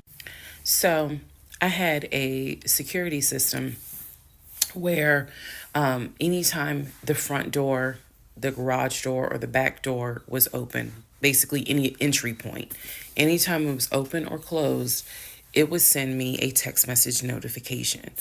So when he's telling me all this, I'm looking at my phone and I see a notification where the front door was opened and it was shut all within the same minute. So for example, if it says front door open at 1 p.m., front door closed at 1 p.m. So whatever he did was within those 60 seconds.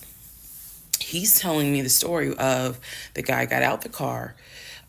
He opened the door. He went out there, can I help you? And the guy said, I'm looking for, and Legion said, no, she's not here. And so he said the guy kind of was like, okay. And he was like, all right, thank you. And got in the car and drove off. Legion has also told me that he watched him drive out of the neighborhood, which means because of the way the house was set up, the townhouse, he would have still been outside watching this. I could be wrong, but something in me was like, that would take more than 60 seconds. So for the door to have been open and shut within the same 60 seconds, I was like, okay. So also what he didn't know, we didn't have a Ring door camera, but my neighbor did. And her Ring door camera caught my driveway. The view of the camera could see my driveway as well as her driveway. And so whoever was coming in the door, our driveways were right next to each other. And then on the other side of it was the grass. So it was a perfect view of my driveway. So she, I had texted her and I said, hey, were you home? I think I texted her the next day because I said, were you home on Saturday? Da, da, da, da. And she said, no, I wasn't. What's up? Everything good? And I said, can you look at your security system and see if there was a car that came to my house at such and such time? And I know I did not tell her the reason I was asking, but I was like, is there any way that your security camera caught if someone came to my house at this time on Saturday? She's like, yeah, sure, I'll look. And so maybe about a couple of hours later, she texted me back and said, hey, I looked at the camera, but I didn't see anything. And I said, okay, by any chance, did it catch if someone maybe walked up the driveway? Like maybe it wasn't a car in the driveway, but someone walked up. She said, I didn't see anything with your driveway yesterday. So I said, okay. And I knew that something in me again was like, nobody came to the house. So I know I've been quiet for a long time, but I'm just plotting in my head. I'm just thinking and plotting. So, she's like, I knew something was off. I knew something was wrong. That doesn't seem right. If you know, you know. What are we talking about here? What are we talking about? So now here we are. My monster's gone, by the way. A month and a half married. And now is when I'm like, why the fuck did he make that up? Because no one came to the house. No black Charger came to the house, backed into the driveway. Nobody got out the car and asked for me. Nobody was looking for me. So now I was sitting in the bedroom thinking through all this, and I'm like, why the fuck did he make that up? Because that's what happened. I'm looking at the text messages on my phone where he's telling me someone just came to the house looking for you. But no one came. So what was the purpose of that? And then something said to me, something in me said, he wanted to see your reaction. He just wanted to see the reaction. You had been too calm, and so he wanted to see a reaction. So this man gaslit me like I was Georgia Natural Gas just to get a reaction. Welcome, ladies and gentlemen, to part 20 of Who the Fuck Did I Marry? That last All right, fuck part was, 20 was, of that Who the was, Fuck Did I That was Marry? a good one. So that was a good one. After the black Dodge Charger incident, things... All right, I'll come back. We're going to take a break for a second, and I'll be back. I need to fix my makeup right quick because my face is oily, and, like, I need to, like, dry it up a bit and get rid of some of the oil.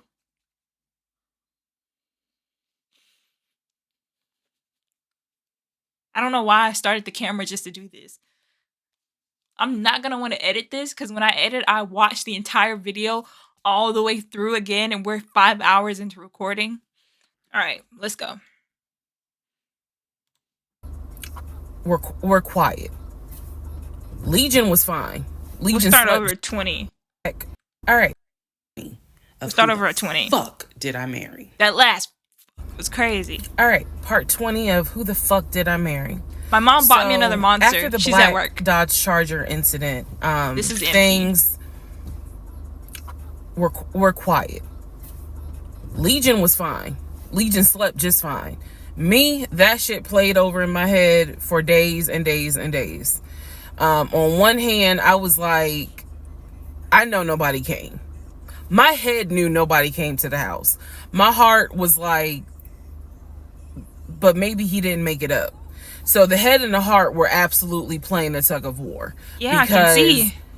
Again, I really couldn't fathom that he was making it up. But nevertheless, I filed it in the back of my mind in my little filing cabinet, my mental filing cabinet. So a few weeks later, we go out to eat at this restaurant in Atlanta. It's a burger place, and I'm going to do my best by the time I post this to put the name of the burger place Boutique on the screen. So we go to the burger place, eat dinner, everything was fine. As we are leaving, he says to me, did I ever show you where my grandmother's buried? This is the grandmother that passed away from COVID in 2020. And I said, no. I was like, we haven't been over here. And so he was like, let me show you. So he drives us to the cemetery, which is not far from the restaurant.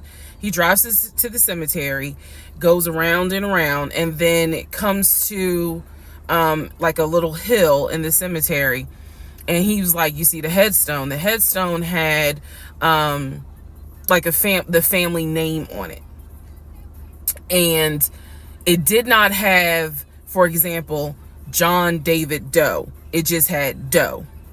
Okay, so there were no dates on it. So it reminded me of just a headstone where it was probably multiple family members buried underneath it. That's what it reminded me of. And so he was like, my grandfather and my grandmother are buried there. I do recall him telling me when the grandmother died in 2020 that she wanted to be buried next to his grandfather. And so we're sitting in the car because we can see the headstone like on top of the hill from the car. And he tells me that is where his grandmother and grandfather are buried. That the family was able to get her, her wishes were to be buried next to the grandfather. Okay. So as we are leaving, we take a different route home.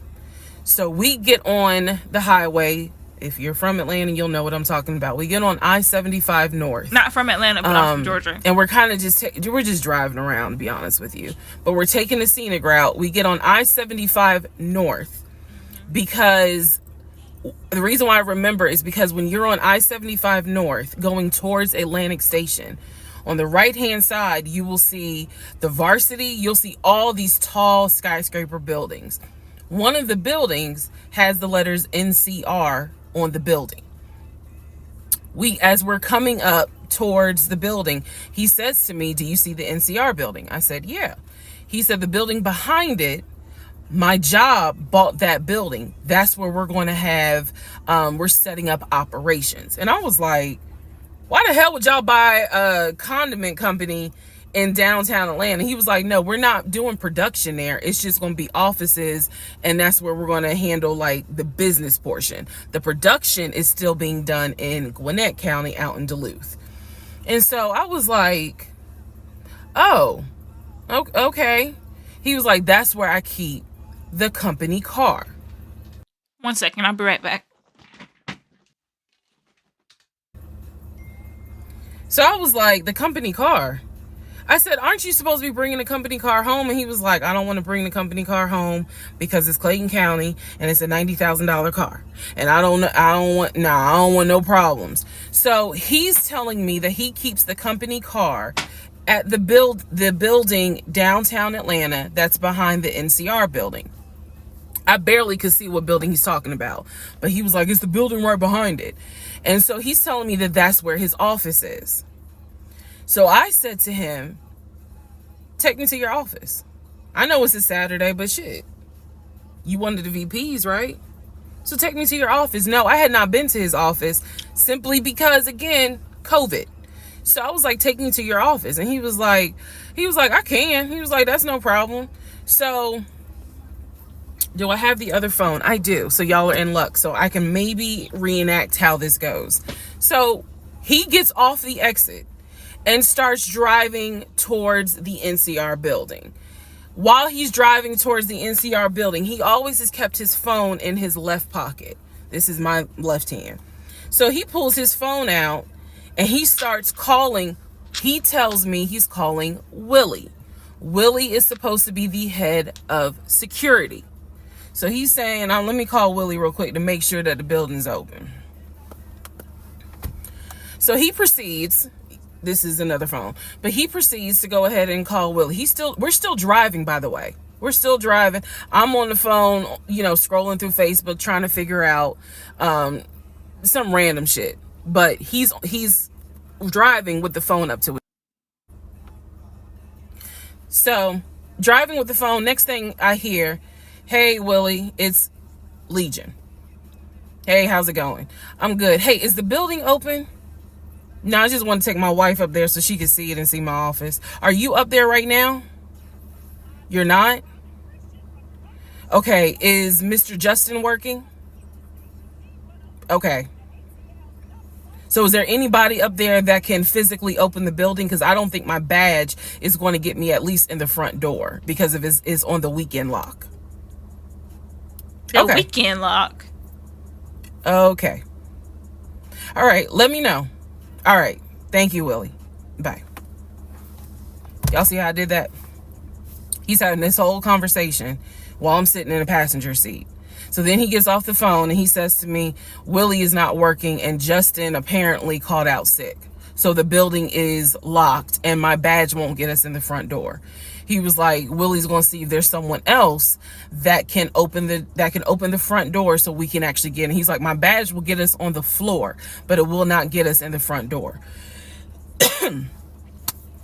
No one ever called.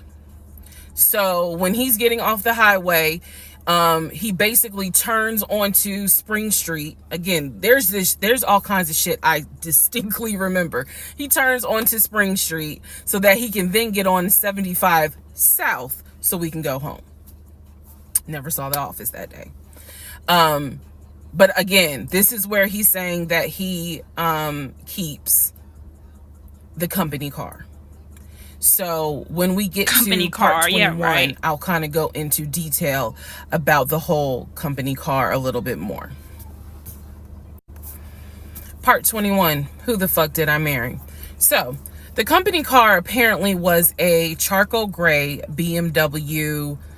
I believe it was a 5 Series. It was a 5 Series. I don't know much about the sedans. Y'all know I wanted the X5, dark blue with the cognac interior. Yep, we know. He got the BMW 5 Series, charcoal gray. He sent me a picture of the car, y'all.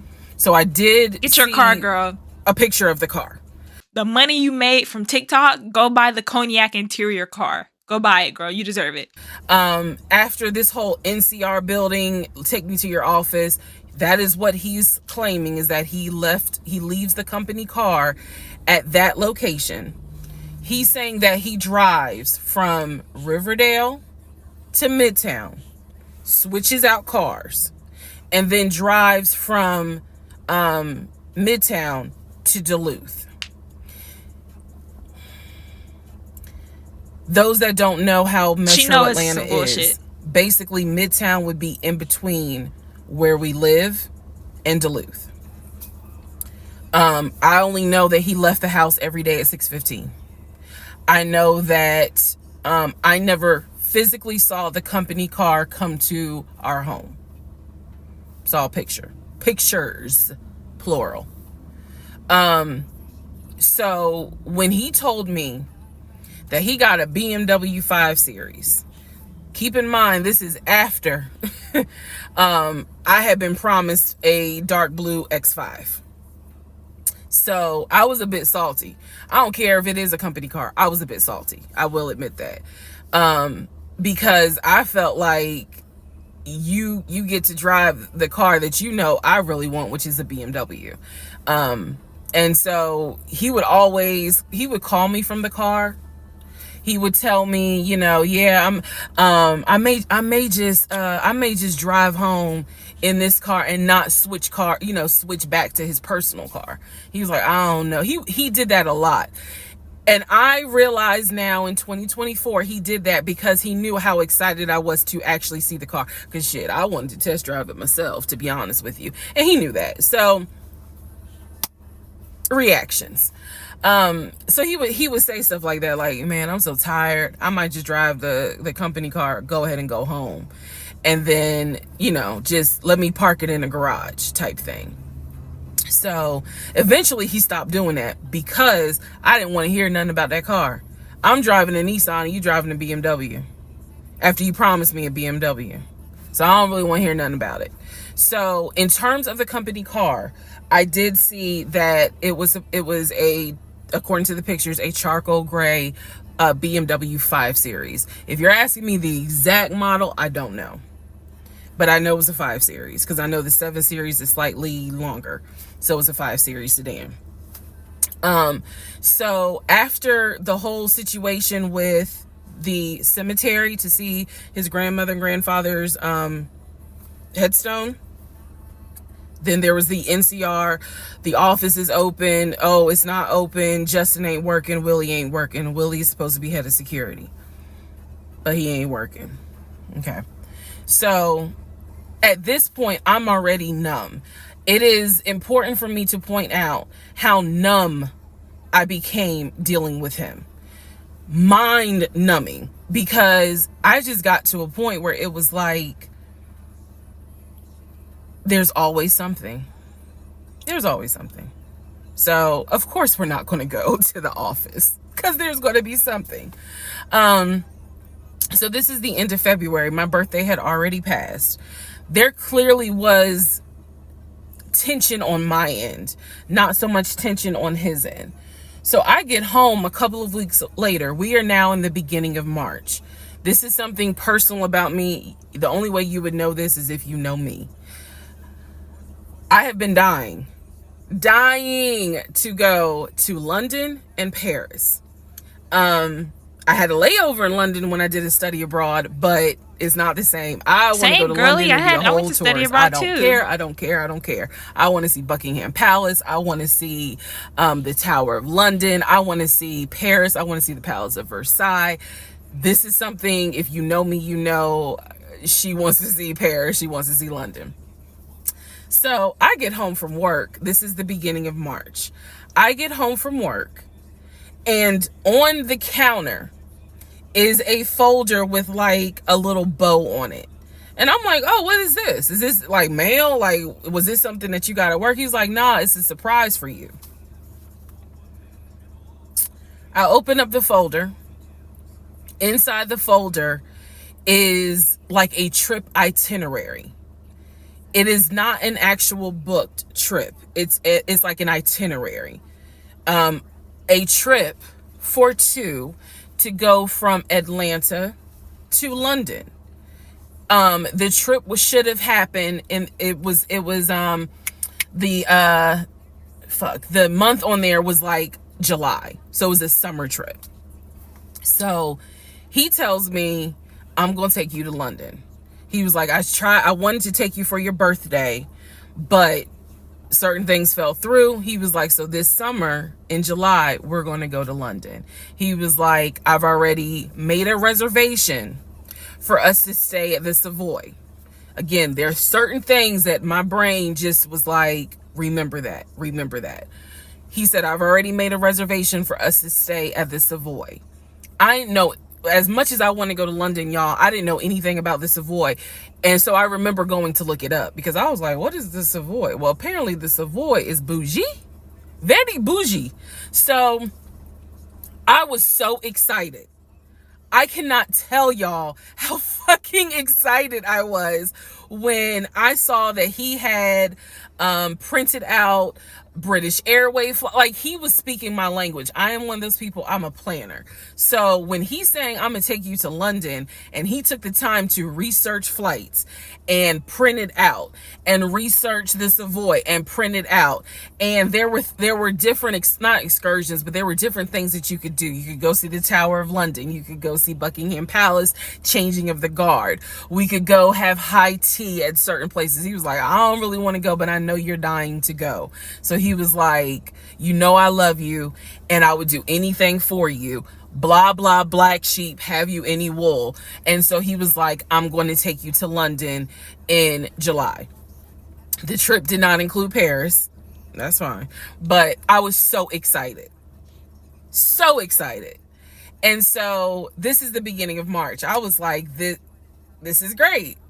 Hopefully this happens. I knew I needed to renew my passport, and he was saying that he had to renew his passport as well because his passport had expired. So both of us were like, okay, we need to get on this if we're going to try to make it to London in July, and it's now March. Me being the planner I am, I think I went to work the next day and printed out the passport applications so that we could fill it out and go ahead and get that process going. So, needless to say, something must have happened, and I don't remember what it was. We just simply didn't fill out the application for the passport. So, fast forward, we're now at mid-March. Mid-March, the decision was made that my mom, who lived in Arkansas, was coming to visit us. She would be coming, I believe, the second week of April, and she was going to stay a week, and then a few days. So like maybe a total of 9 days. Not quite 2 weeks, but a little over a week. So she was coming in April, and I was excited. Legion was excited because he was excited to physically meet my mom. He had talked to her on Zoom. He had talked to her on the phone, but he was excited to physically meet my mom. And my mom was excited to physically meet her son-in-law. So this is mid-March. I'm going to go into part 22 where I explain what happened with Facebook Messenger. Part 22, who the fuck did I marry? So now we are in March. This is right after he had surprised me with the announcement of we're going to go to London for a trip in July. Because we definitely didn't do a honeymoon. We definitely didn't do any sort of trips together. So the idea was we're going to do a trip in July together. One thing about Legion was that he was the guy who was like, I have nothing to hide. I don't lie. I don't like liars. If we're in a relationship, then everything should be out in the open. So I've always had his cell phone passcode. Never felt the need to look through his cell phone. And funny enough, I can tell y'all right now, disclaimer, I will never go through a cell phone again. You charge the battery, it says. 1 second. Cheating piece. So anyway, so one day, this is mid-March, going like around March 20th. So we're heading towards the end of the month. He was in the shower. Keep in mind, my mom is coming for a visit in April. So he was in the shower and he received a text message on his phone from a woman. The text message, because it was a preview, so the text message was something where if you didn't know the context of the text thread, you could either go left or you could go right with it. So me being just curious, I opened up the phone, put the passcode in, read the text, then read the thread. Come to find out, it was a text from his aunt. His aunt and his ex share the same name. That's why I say it could go left or it could go right. Text was from the aunt. So I looked at the text, went through the thread, nothing in there. So I went ahead, X'd out of the messages. I see that he has Facebook Messenger downloaded, and obviously it shows you the number of unread messages in the icon.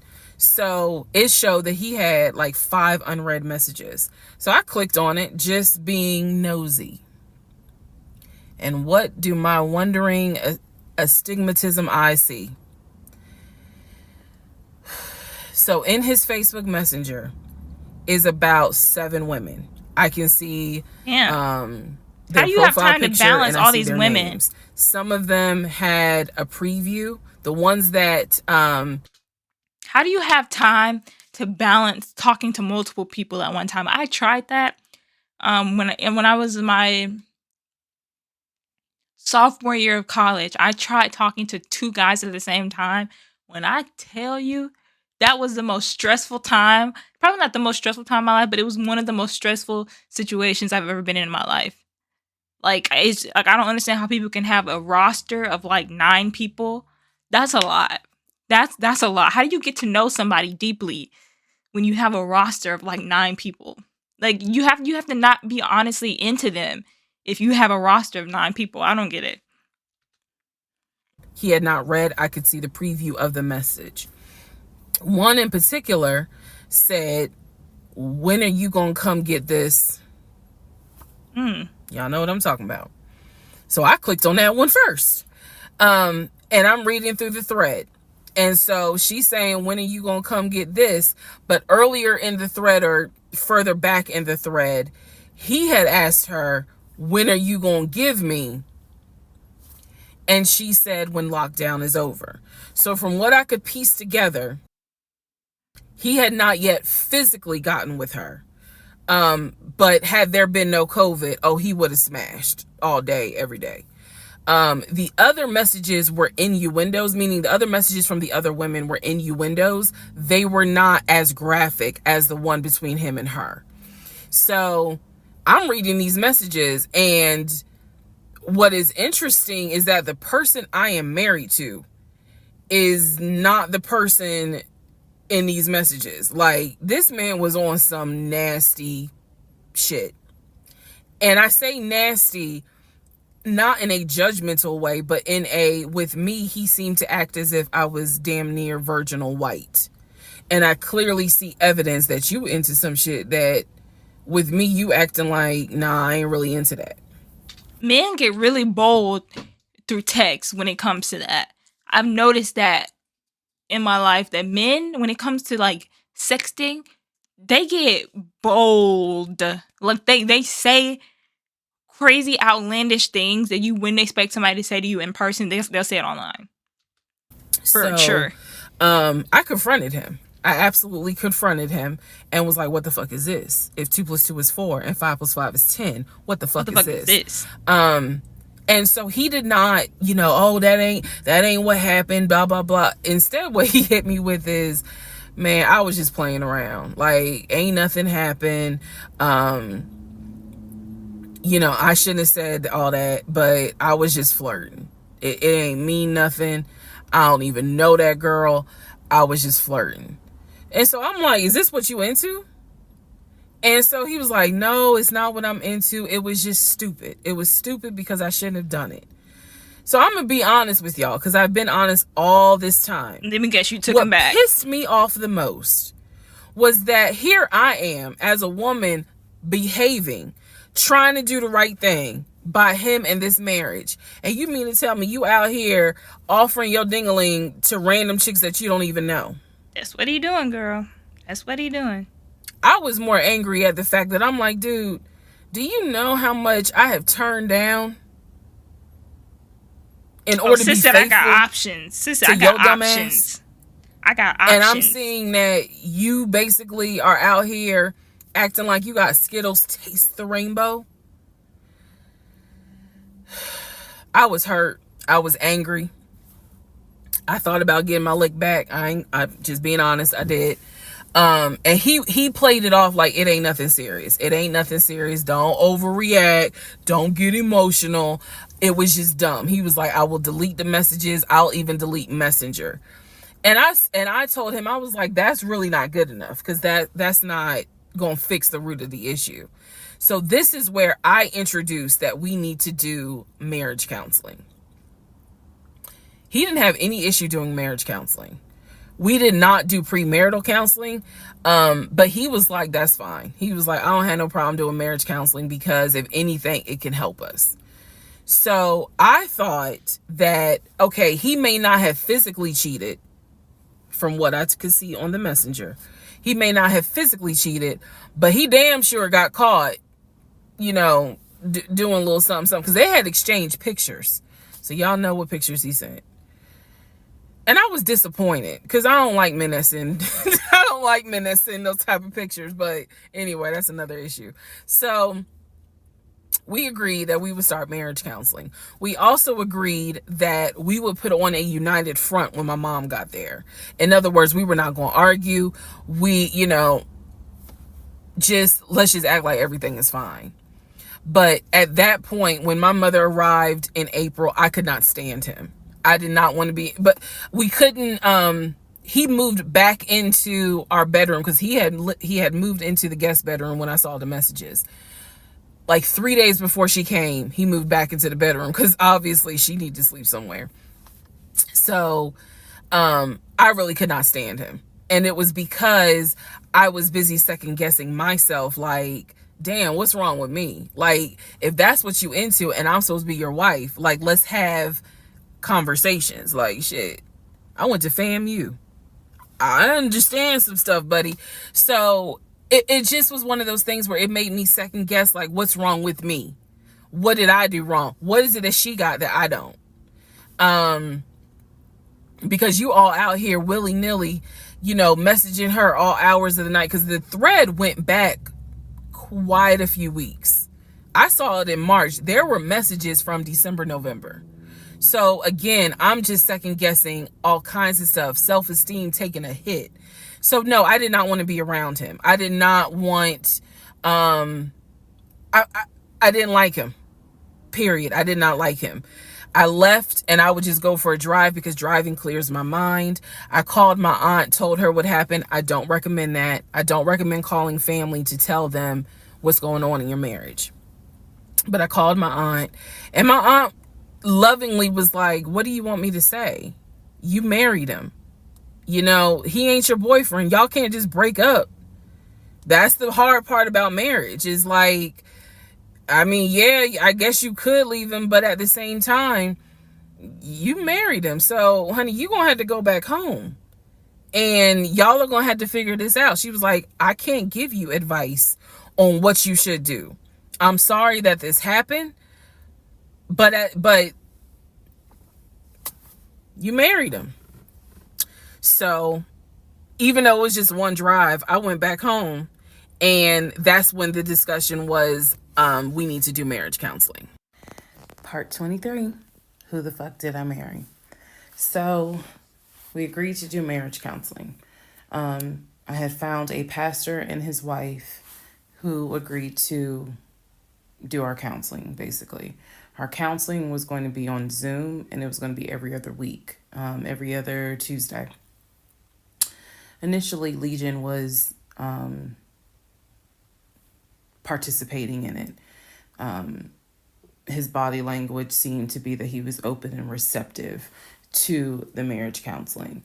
Now, the pastor and his wife were deeply concerned at the fact that we had only been married 3 months, and we were already dealing with some form of infidelity. We were in marriage counseling, and as the pastor would put it, there seems to not be any sort of intimacy. They were concerned. Rightfully so. I think any person would be if they knew what was going on within those 3 months.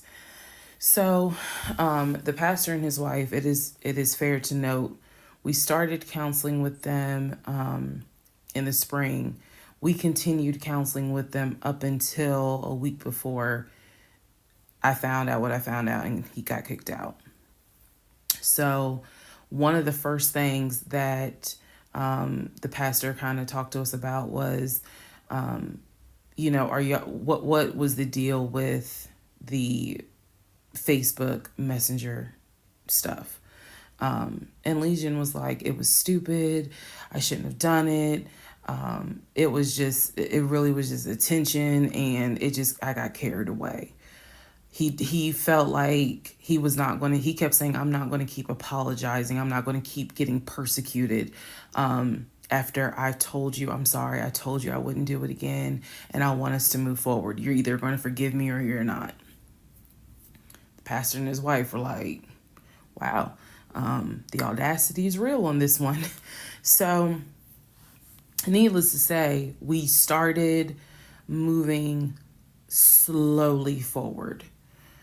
It was always in the back of my mind, just like it was in the back of my mind with that black Dodge Charger. It was one of those things where, okay, I see how you kind of are moving and operating.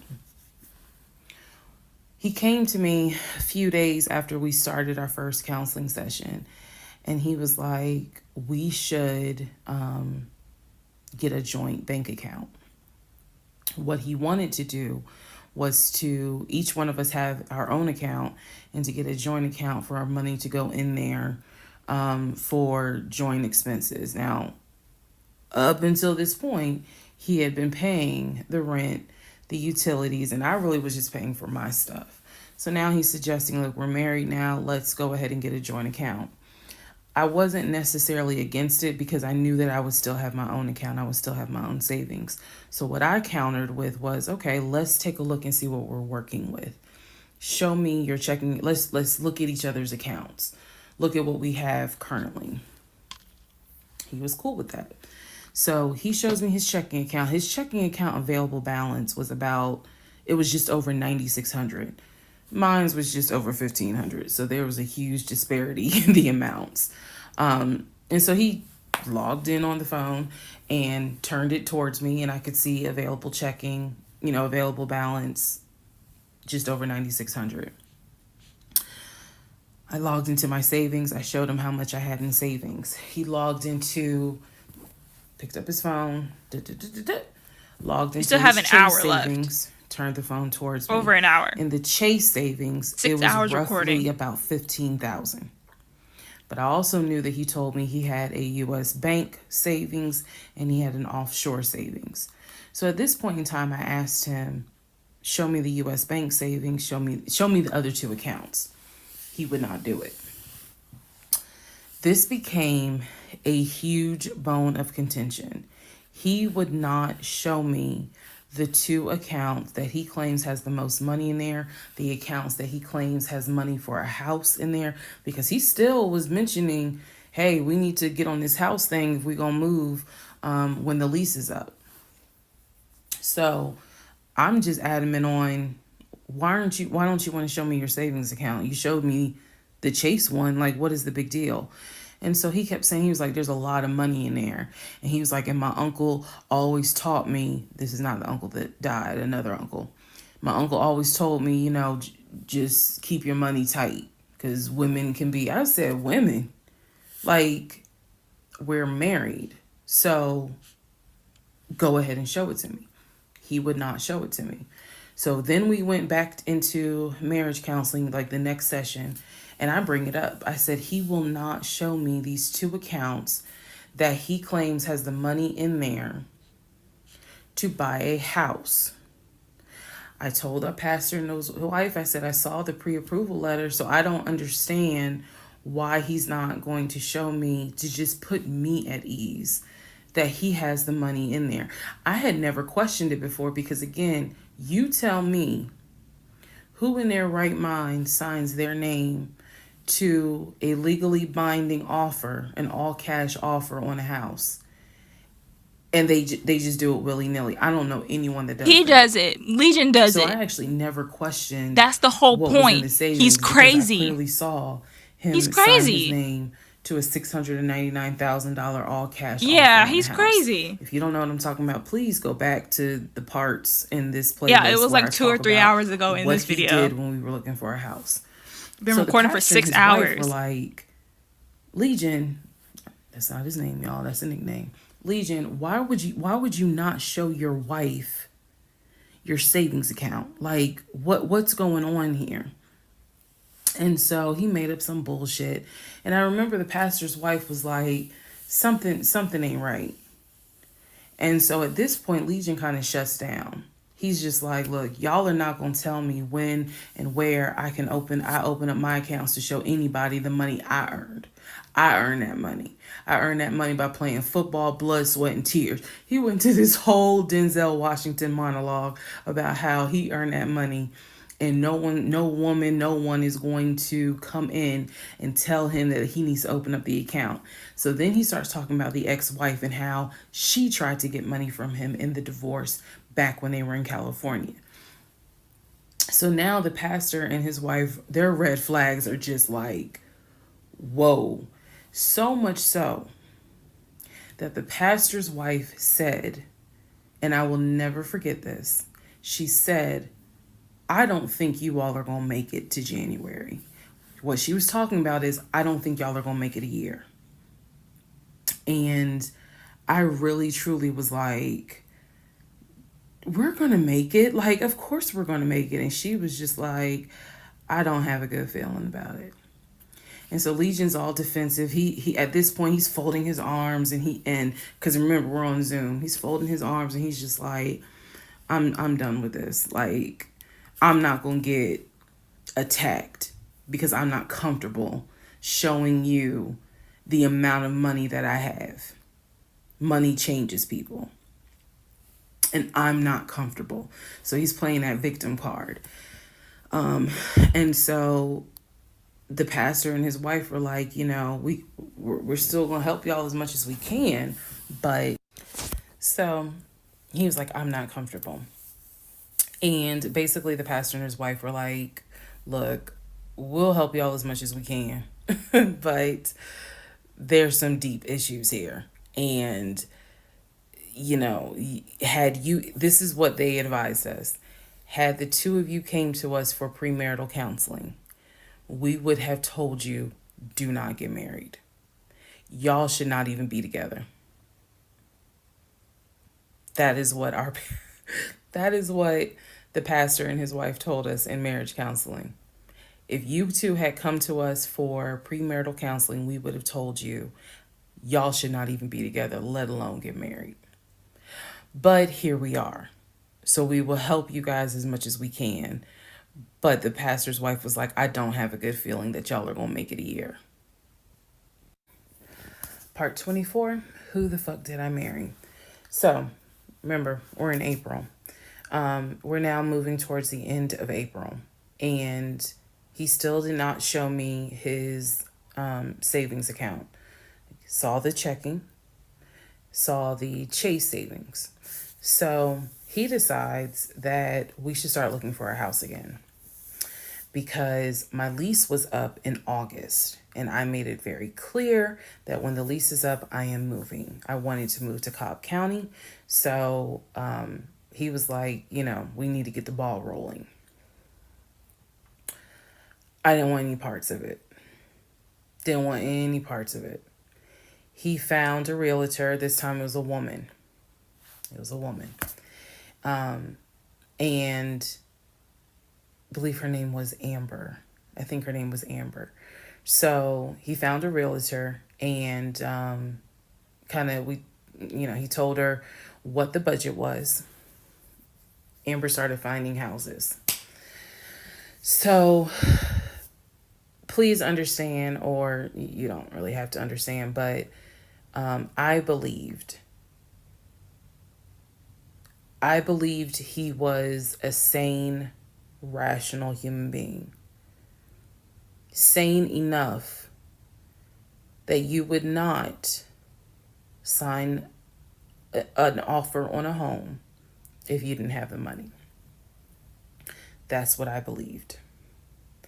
So when we started working with Amber, I believe, showed us 3 or 4 houses. It was not nearly as many as the other realtor, Scott. So one of the houses, absolutely loved. Ugh, I love the house. I really wanted to put in an offer on that house, and I'm going to post it on the screen. The house. Love that house. It was just absolutely beautiful. And once again, he wanted to put in an all cash offer on the house. But before he could put in he had told Amber, I want to put in an all cash offer.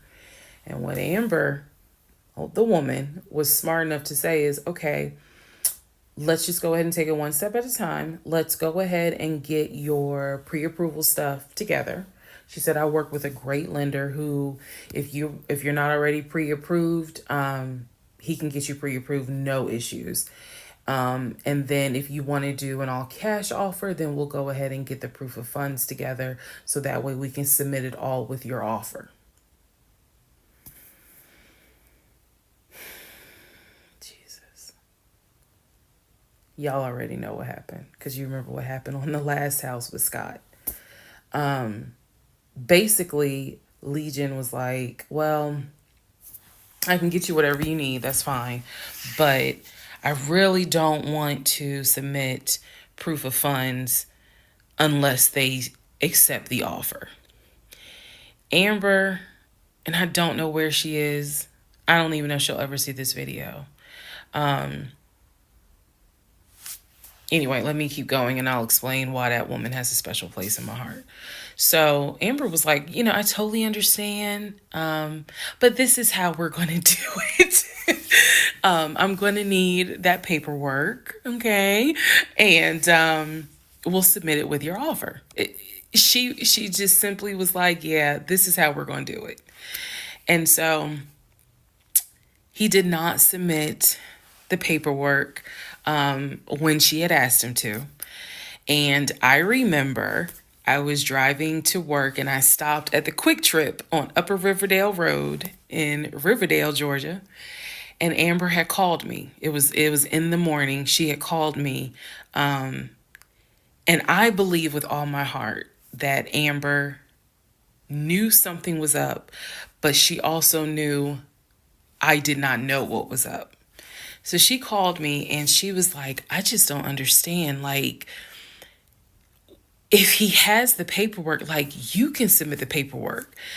But the issue was the Chase paperwork that I had was from a year prior. So my understanding was that it pretty much was no good at this point. So she said all he has to do is just email it to me or take a picture of. She was like, I just need to know that he's able to back up his offer. And I said, I totally get it. And she was explaining some stuff to me. She was like, he needs to do X, Y, and Z. And so I said to her, I remember I said, I don't know what's going on. I said, I'm going to get down to the bottom of it, but I don't know what's going on. And so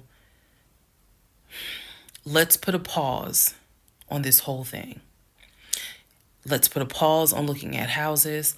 Let's put a pause on getting his pre-approval letter because I'm not sure what's going on. And she got quiet. And she said, okay. I said, and I know this sounds weird. And she said, no. She said, that is actually very smart. She said, do your research. And if I can be of assistance, call me. She said, whether you buy a house with him or you buy a house on your own, I will be more than happy to represent you. I don't know where Amber is today, but that one sentence, I felt like just woman to woman, she was basically telling me something ain't right. Baby, something ain't right. And now you need to open your eyes. I'll be more than happy to work with you. Um, if y'all get your shit together, I'll work with both of you. But whether you buy a house or not, do your research and then let me know what I can do. That was our conversation at the Quick Trip on Upper Riverdale Road. So I got off the phone. That was the last time that we worked with any sort of realtor. That was the last time that we looked at any sort of house. And I don't remember exactly what happened after that meeting that day. I do know that when I went home, I simply told him, I don't want to look at a house right now. I said, I think it's okay if we rent. We'll just find a house in Cobb County and just rent for a year. And let's build, save some more money. Let's not worry about buying a house right now. And basically what I was trying to do was save face, because that was the first time with Amber that I actually was embarrassed at the fact that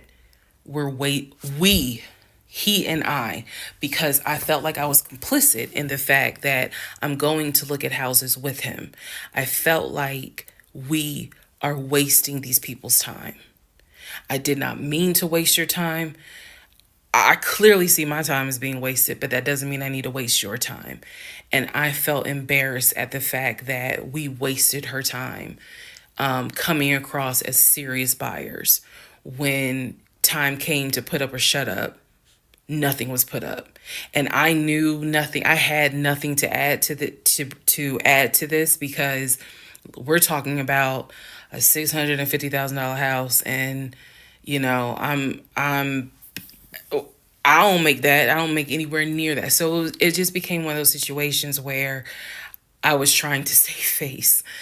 I was trying to save face with my husband, and I was trying to save face with Amber. And so I did say to him, let's just rent for another year, and then let's see at that time where we are, if we should go ahead and buy.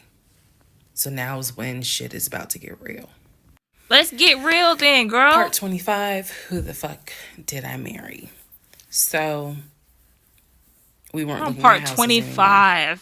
We were not 6 working with a hours of realtor recording. anymore. The end of April, I had decided that I wanted to look for another job. I did. The reason I wanted to look for another job is petty.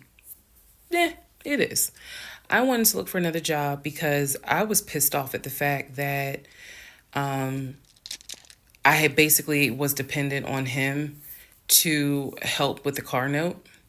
So I wanted to look for another job where I could afford life all by myself, including that car note. Basically where I would make more money. I told him that I was going to start looking for another job. He laughed. And his exact words were, "You're not going to leave Georgia State Patrol." He was like, "I swear you love them niggas more than you love me." He laughed. So that fueled me even more. So I was hitting the pavement hard trying to find another job. I was applying to all kinds of places. Got a phone call from my current job. So this is how I ended up in my current job. Got a phone call. They had sent me an email with a background packet. The background packet was long and extensive, but in the background packet, it asked for my spouse's full name, my spouse's date of birth, and my spouse's social security number. So I showed it to Legion, and I was like, I need your social because, I'm applying for this job. It's a great job. It's way more money. And, we're talking about moving anyway to Cobb County. So this is a God thing. He did not want to give me his social. I showed him the paperwork where I was like, look, because we are married, I can't lie on here. So help me.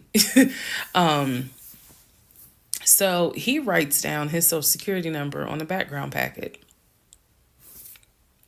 And I eventually turned it in. I had scanned it, saved it in my email, and sent it in.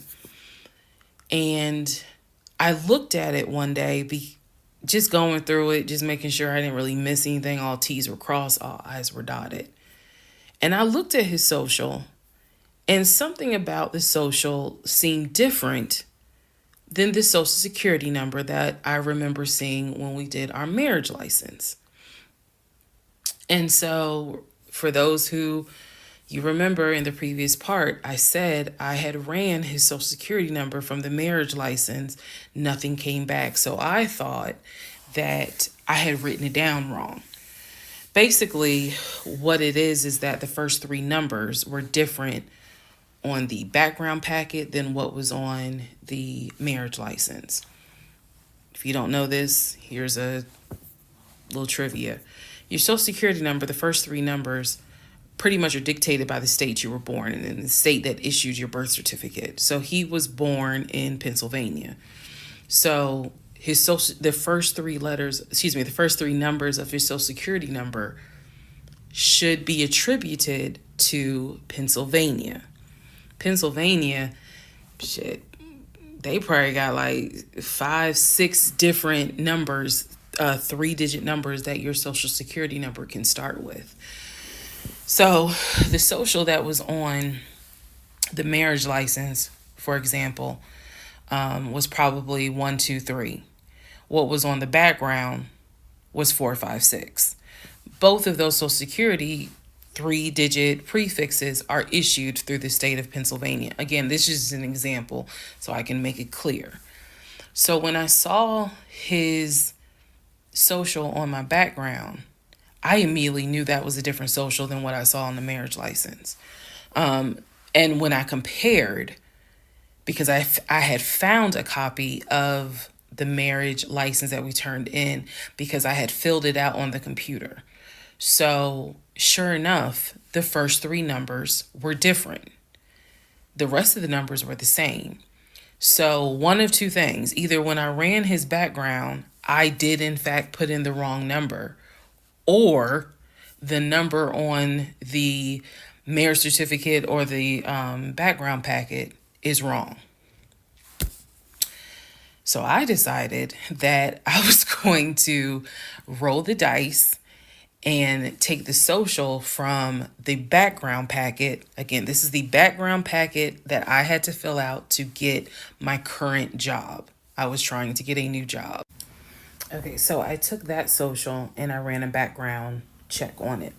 What came back on this particular background was all the addresses that the social security number, I guess, had been attached to.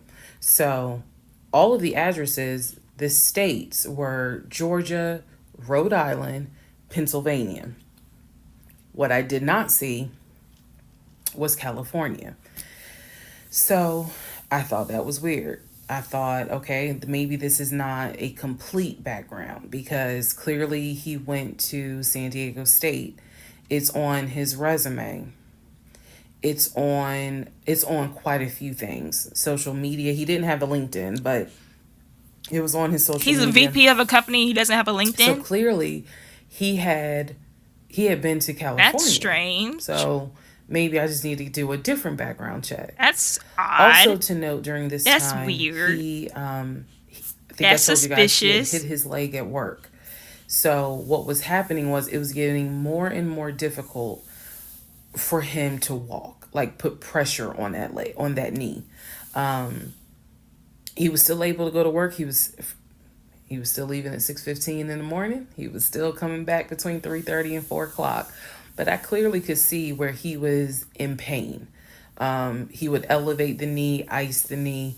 it was getting worse, and I was constantly like, go to the doctor, let me take you to urgent care so that they can look at this knee, because you shouldn't still be limping and having a hard time putting weight on that knee.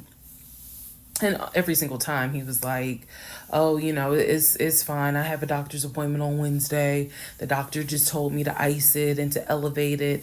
This is an old football injury. It happens all the time. It used to happen a lot when I was out in California. So I'm mentioning this knee issue for a reason. But back to the background. So once again, when I ran the background the second time with the second social, it showed me states of Georgia, Pennsylvania, and Rhode Island. And that's all that I saw in terms of addresses. I didn't see anything for California. So by this point, we're moving into May of 2021. Things are starting to reopen. One of the things that reopened was San Diego State. So I called San Diego State. There you go. Make some moves, Teesa. Make some moves. Someone did answer, and there was instructions on how to request a transcript. I was able to try to request it online. You needed the student's name, and I believe you also need their social. And when I typed it in, it said no results found. I believe that I sent an email asking, this person is saying that they were a student there. Can you verify it? The response I got was there were no records found with that social security number. So I'm like, okay. I asked him about it. And in part 26, I'll tell you exactly what. I'm so glad I'm watching this later instead of ahead of time, because if it was cutting off when it gets to the good part, I'd be so upset. I would be so upset. So I asked 6 hours. 6 hours. We've been saying for 6 hours. State? He was like, what are you talking about? And I said, it's 4. I got up at 9. Why is there no records of you there? It just came right out and said it. Without missing a beat, this man said, well, I was a private citizen. What? What the fuck does that mean? Yeah, what does that mean? What he said is that when he started at San Diego State, his father paid money so that... Okay, it's important I say this with a straight face. His father paid money so that his name and social would not be publicized, and he would be considered a private citizen. He said that he had a card where all he had to do was show the card. He does not have to give his name. He does not have to give any information because he had that card. That doesn't make any sense. He said so. San Diego and you should have questioned that. Would not have any record of him. But I would be Googling private citizen. I said, and you claim private that you play citizen. He was like, I did play football. For university. I said, so you're saying that the school did not publish your name anywhere and they were in violation of NCAA rules? And he was like, why are you asking all these questions? Why aren't you answering any of my questions? Is the real question. I'm just curious. You should have flipped it back on him. Why aren't you answering any of my questions? But yet, how were you in compliance with NCAA if you were a private citizen and they did not publish your name on any roster? So that was his excuse. He was like, all I can tell you is that I was a private citizen. My dad paid for it. Okay.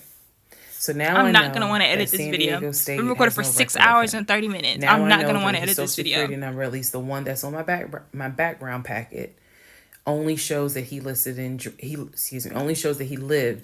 in Georgia, Rhode Island, and Pennsylvania. Okay. So at this point, the pain in his knee is getting worse. It's getting to the point where when he would come home from work, he would take a shower and immediately get in bed, elevate his knee. he was not even eating the way that he used to eat. It was getting to the point where at times, if you remember when I told you all about the miscarriage, they gave me pain meds because I had taken that pill. But the pain meds I was allergic to, so I couldn't take them. But I still had them. So the pain in his knee was getting to the point where he would take one of those pain meds just to get through the night. He was constantly in agony, constantly kind of tossing and turning. So much so that in May, he moved into the guest bedroom because I couldn't deal with the tossing and turning thing. And he just said he was more comfortable there. So what at first was a, oh, I hit my knee at work, turned into, no, it was an old football injury, this has happened before, turned into, it's painful for me to walk on it, turned What's wrong with his into, knee? it's actually hard for me to work on it. But he was still going to work at 6:15 every morning and I don't even coming believe home that at between this 3:30 point. I and don't even 4. believe that. So it is, again, I'm just giving you guys the chronological order of how all this happened. So at this point, we're not looking for a house. I still have not seen the 2 savings account. I'm pretty sure. You haven't seen the house, the cars, the houses, the cars, the bank accounts. You haven't seen the rent, not the rental car, but the car that he drives from one area to the next one to pick up the car and then come home. You haven't seen that. You haven't seen the office, Mr. VP of production or whatever. Get out of here. Sure, there's no money in those Get savings out of here. accounts. But again, he was going to put in an all cash offer with Amber, the realtor. So I really Poor didn't know Amber. what She's to just trying believe, to do but her I job. believed what I saw, which is I saw that background is not showing where he went to California. So at one point in May, it was close to mid-May, he calls me from work. He calls me from work, calls me while I'm at work, and tells me that he got a phone call from his stepson. The phone call from his stepson, the stepson was crying and was just absolutely distraught. And I'm at work in my office like, what's going on? And he says to me that the stepson informed him that his stepdaughter passed away, that she died from COVID. The stepson this is the story. The stepson found her in her apartment because they had not heard from her for a couple of days. And she was unresponsive. He called the ambulance. They pronounced her dead when she got to the hospital. So he was calling to tell me that she had died. And he was also calling to ask me if I would object to him giving his ex-wife $2,000 towards the funeral. Why would she As I've object to stated that? before, and I still am this way to this day. I don't play about death. So when he told me that she died, I immediately went into the, all right, I'm sorry to hear that. Of course, that's what anybody would do. Whatever we can do to help, let's help. Because surely nobody would make that up. So he was like, are you okay with that? He was like, we're married, and the agreement was that anything over $500 would be a discussion. So $2,000 definitely. And I said, yeah. I said, that's totally fine. I'm fine with that. He was upset because, again, he was close with the kids. And my heart went out to his ex-wife. It did, because I can't even imagine. I cannot even imagine. So, part 27, who the fuck did I marry? So, here's where we are at, and here's what we can establish. Number one, I ran an initial background check on the social security number that was There on you our go, marriage making license. moves. You made Nothing came moves. back. That's all we want I from you is to make subsequently moves. applied for Tessa, another Teesa. job. In that job, I had to fill out a background packet.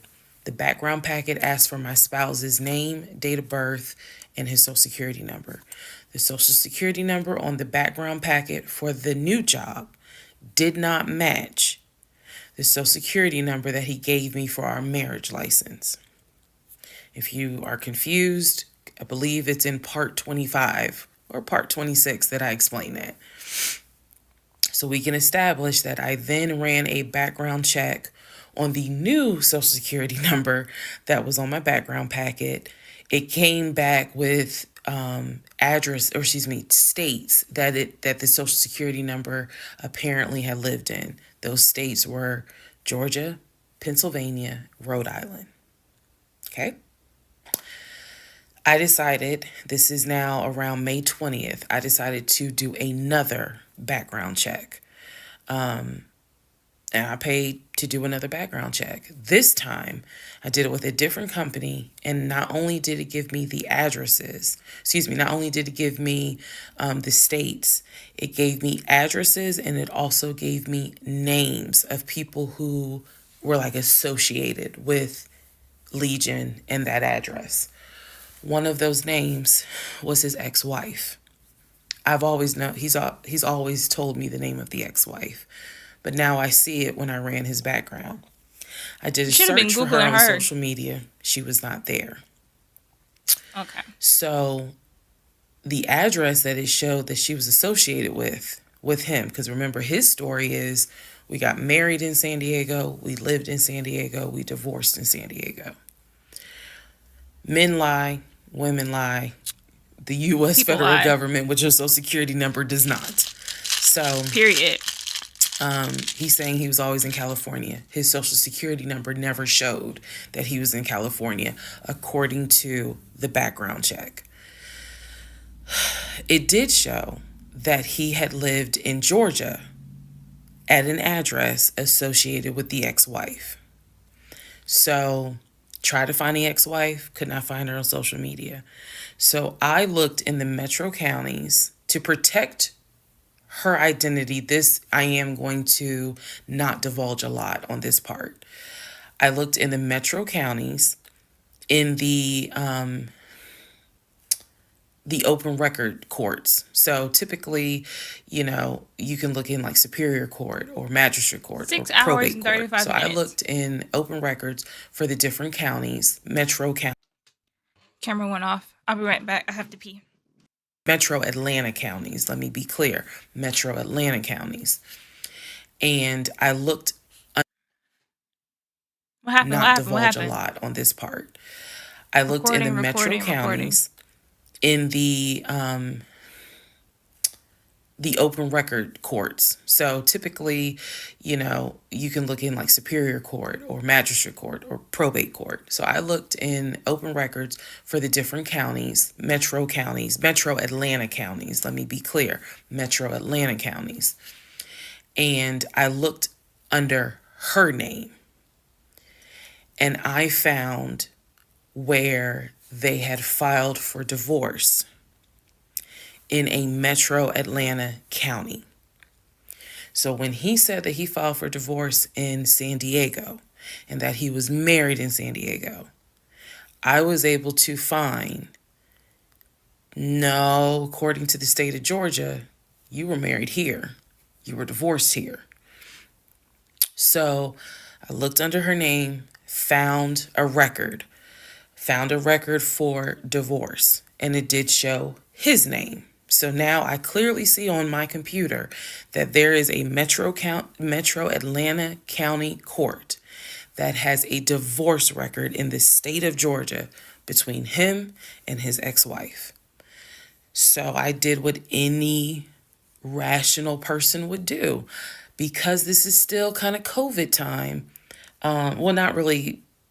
It had nothing to do with COVID. Let me take that back. Because of the parameters of the court, you can only do the open records request in person. I did what anybody Girl, get in your car and go good. I told my boss I had to go. I Exactly. grabbed my Get in your purse, car and grabbed my go. keys, and I drove to the court to do the open records request in There person. you go, Teesa. The open There you records go. request was for the divorce documents. There you go. Boss up. Go Go back in the get your story in the shit. series, and Go remember get your I chain. I did a background on the ex-wife. I Go told get your you all chain. exactly what was told to me. He met her in California. He married her in California. He divorced her in California because she cheated on him. He filed for divorce. She tried to get spousal support. It was going to be a little ugly. He was helping her with the kids. That was the story that was told to me. So, went to the court, filled out the paperwork, got the open records request for the divorce decree, for the divorce records. First thing I see, he didn't file, she did. Second thing I see, they didn't make it more than 6 months. I see the date of marriage. I see the date of dissolution. 6 months. Third thing I see, he was served in Metro Atlanta, which means that at the time of the divorce, he was living in Metro Atlanta. California was never mentioned. Fourth thing I see, he filed what is called a pauper affidavit. If you don't know what that is, I'm going to do my best to explain it real quick. Basically, he filed an affidavit with the court saying that he is so poor, he could not afford the fees to pay for a divorce. He couldn't afford a filing fee. He couldn't afford a service fee. That is what a pauper affidavit is for. All of this is in the divorce documents. She had filed. She said it was irreconcilable differences. She was not requesting any money whatsoever. And both of them had signed a pauper affidavit. He was served in Georgia at his previous employment. According to the divorce documents, he was served at like a grocery store. That is what was listed as his employer. And it had a date of when he was served. So I see all of this in one day.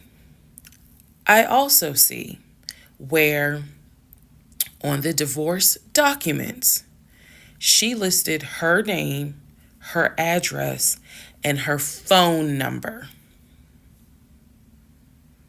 So I did what any rational person would do. I wrote down the phone number.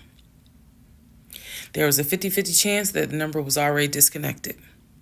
She could be like me. I'm one of those people. Honey, you can sneeze at a 27-degree angle. I will change my number so quick. You ain't That's even my know what mom hit for you. sure. You can talk to me at 5 o'clock, and at 5:05, my number has been changed. So she could have been like me, and the number is not even active. Or she could be like some people I know who have kept their number since kindergarten. Either way, I wrote the number down. I left the court, and I immediately went back to work. And the same friend who helped me when I had my miscarriage, I told her, I was like, I got this phone number. This is the ex-wife. She was like, girl, you better call. You better call and find out from her. Because I think she said to me, can't nobody tell you what is going on quite like the ex-wife. So, part 28 is the phone call that I had with the ex-wife. How far does this go to? I think it stops at part 32. Who the fuck did I marry? So we'll end it at 32. I had the phone number. 6 hours, man. My really good friend was like, you better call her. You can use my phone, but call her. So I called her. She answered. I'm going to use aliases. And the conversation went like this. May I please speak with Barbara? This is Barbara. Barbara, this is Shirley. Shirley who? This is Shirley Jones. Temple. Oh. I am the wife of Legion. Silence. Then she starts laughing. And she said to me, and I quote, "If you are calling me, then I know it's bad." I chuckle and I said to her, "I'm not trying to bother you. I'm not trying to disrupt your life.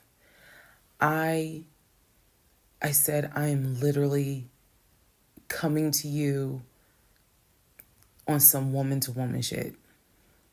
I said, because you are probably the only person who can help.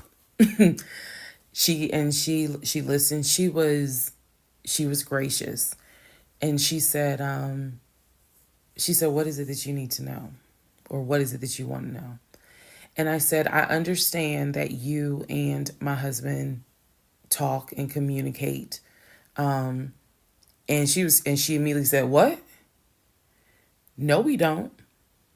And I said, "Okay." She said, "One thing you need to know about Legion." She said, "Whatever he tells you, it is a lie." Shout out to the And she ex-wife. said, again, let's go back to part one. I told you guys that when he introduced himself, or when we met, we actually had matched on 2 different sites. And he was under I know 2 you said different that in names. part 1. One was like the actual birth name. The other one was a nickname variation of that name. That's the name I know him by. So for example, if his name was Matthew, he had a profile under Matthew, and then he had a profile under Matt. I would have known him as Matt. So she said to me, she was like, "I don't even know who Matt is." She was like, "That's not even his name." And so I knew what his actual government name, and she was like, "No one calls him Matt." She was like, "That must be his new personality." Or she was cracking a joke, but she was like, "Anything he tells you, you need to know is a lie." So I just asked her, I said, "What was your experience?" I said, "Because I can tell you the story he told me." And she stopped me right there. She said, "Whatever he told you was a lie." She said, "Let me guess. He told you I cheated on him. Let me guess. He told you that I wanted money from him." And I said, "Yeah." And she said, "Yeah, that's a complete lie."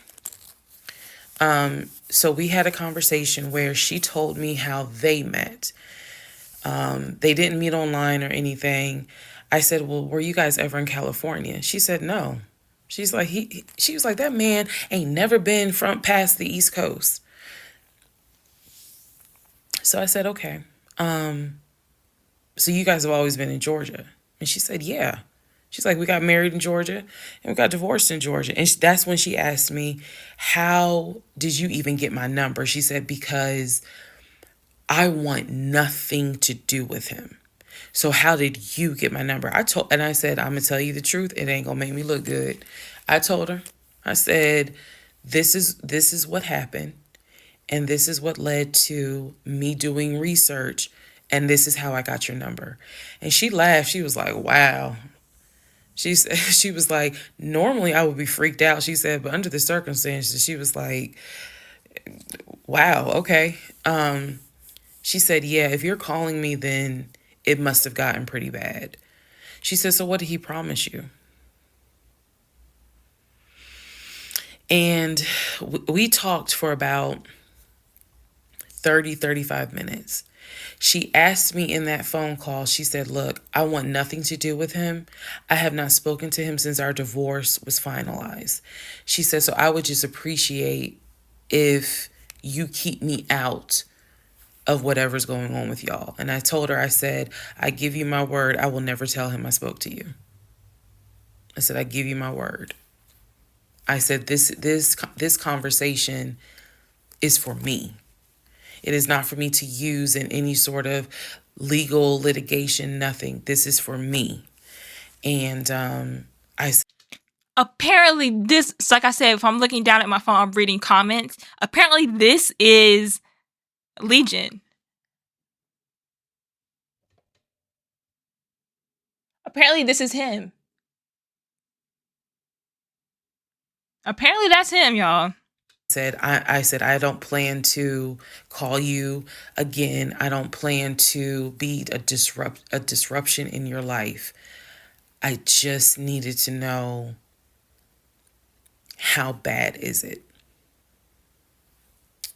And she paused and she said, it's bad. She said, I don't know what all y'all got going on. She said, but if it's anything like what it was for me, it's bad.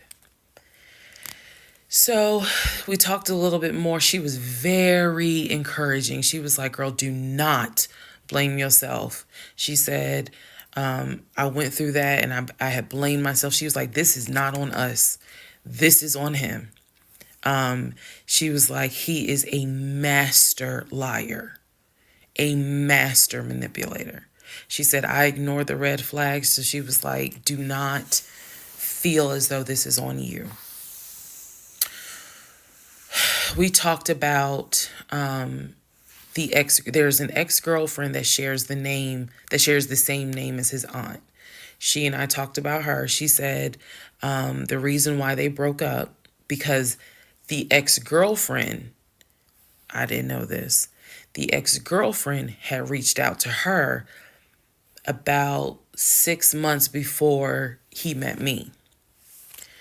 And so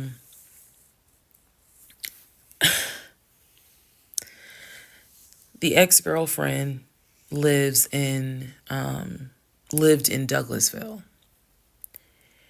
On Legion's driver's license, he had a Georgia driver's license with the Douglasville address. What he told me was that it was the address that his sister, because remember I told y'all his sister Shantae lives in Douglasville. She's a nurse, married with 2 kids. So he told me that the address on his license, it was his driver's license, was to Shantae's house. The ex-wife is telling me, no, that's the address for the ex-girlfriend. He had moved in with her and he created this whole narrative with her. She found out that he was lying and she kicked him out. And so I guess after she kicked him out, she then reached out to the ex-wife, kind of the way I did, for confirmation. And so the ex-wife was just telling me, whatever that man has told you, it is a lie. She said, I got out before it got too bad. She said, because once I knew he was lying, I was out. She was like, because he's never going to change. And so, again, conversation went on. And so finally, we were getting ready to get off the phone. And before we got off the phone, I said to her, I said, if everything is a lie, I said, I have one question for you. And she said, sure. I said, how is your daughter?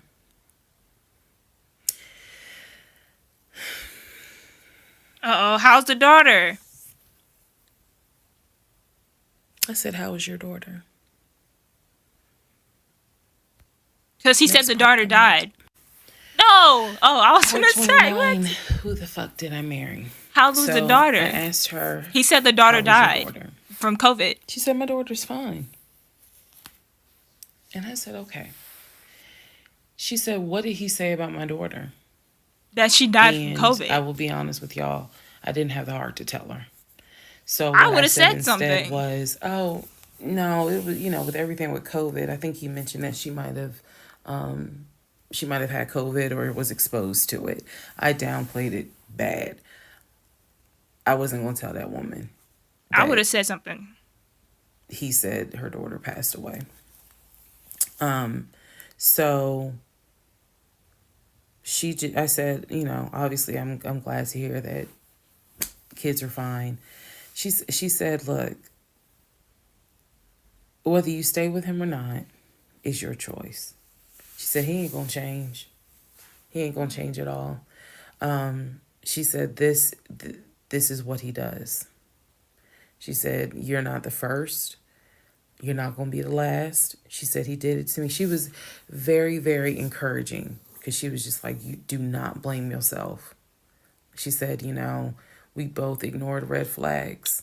But it is not your fault. She said, this is on him. And so we, once again, I thanked her for her time, got off the phone. I took the long way home that night. I could not be around him. I could not be around him. I had to figure something out. I had to figure some things out. So this is where I have to step in, Miss Reesa Teesa. Girl, I gotta step in. I gotta say something. I know I said I was gonna be quiet for the rest of this video, but I gotta say something right now. After finding out he lied about, one, being married in California, living in California, there's no record of him being in California, there's no record of him playing football in California, there's no record of him getting married and divorced in California, the ex-wife is not in California, she's in Georgia, nothing, the daughter's not dead from COVID, the daughter's very much alive, the ex-wife is in Georgia living. Are we gonna leave him now? Are we gonna think, this man has been lying to me about everything. Are we gonna leave him now? Of course we're not gonna leave, because we're on part 29 of 50. So that means she knew all of this information and stayed.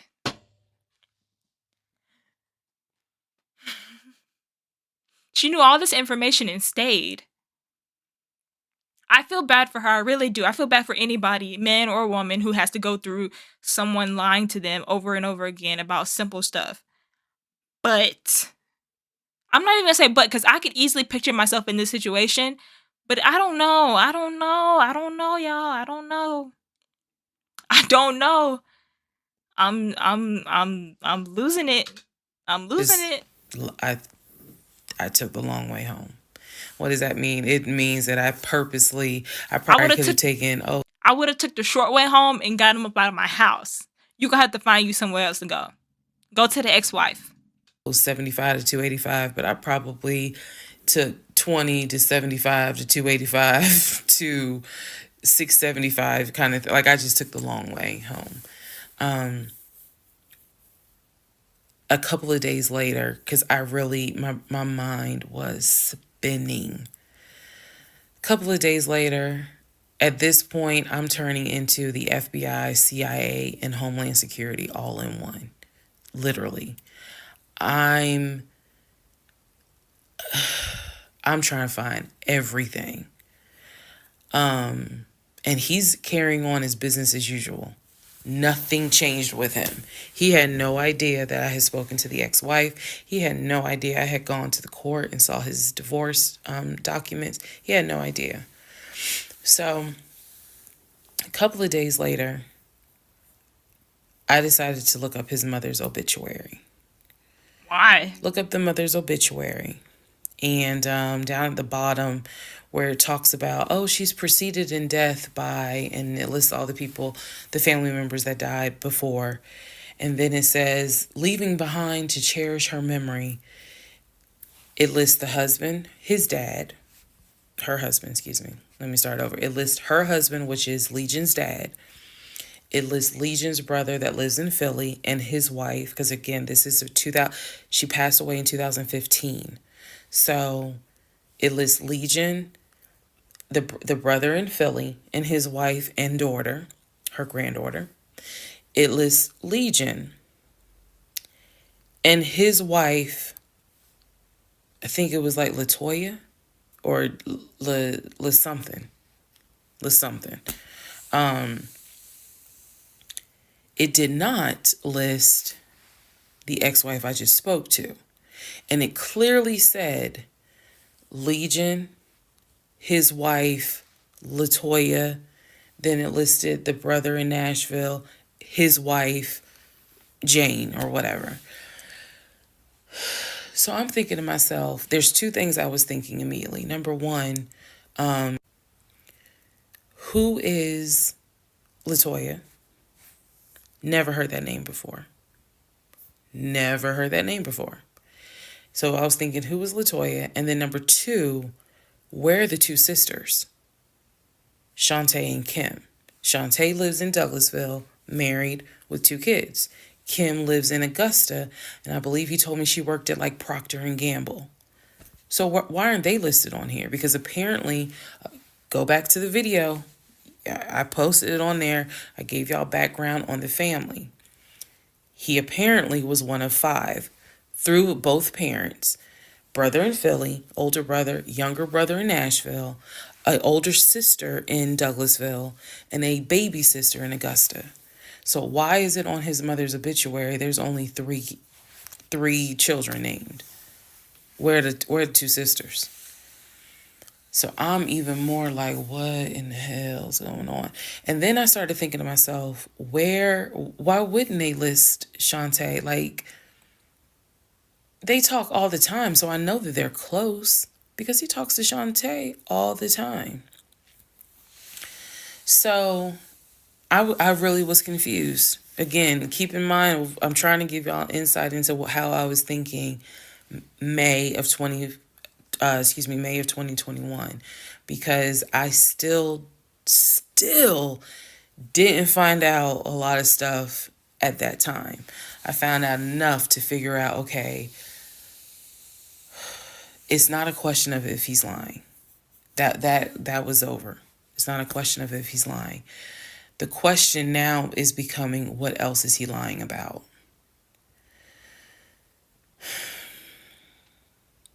So we had the phone call with the ex-wife. Now I see an obituary that apparently there's another wife.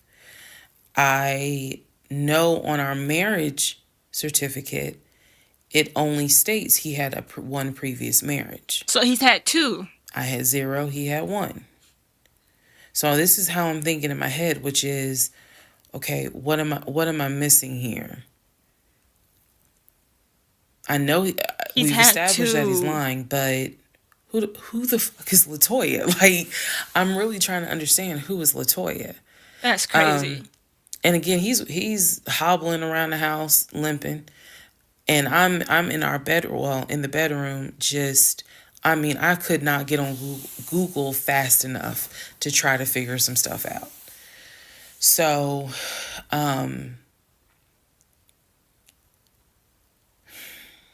see the mom's obituary, study it, and at this point, I'm now trying to figure out, okay, what's the game plan? What is the game plan? All right. And that's where we are about to get into the next part. Part 30. Okay, part 30 of Who the Fuck Did I Marry? So I'm going to use this as a clarification video. So we're going to use part 30 as a stop. Let's clarify some things.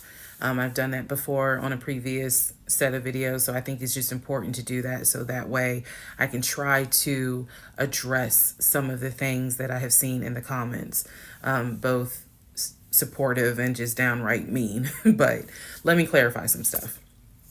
Number 1, it is important to remember that I am telling this entire story of how I met, dated, married, and divorced my pathologically lying ex-husband.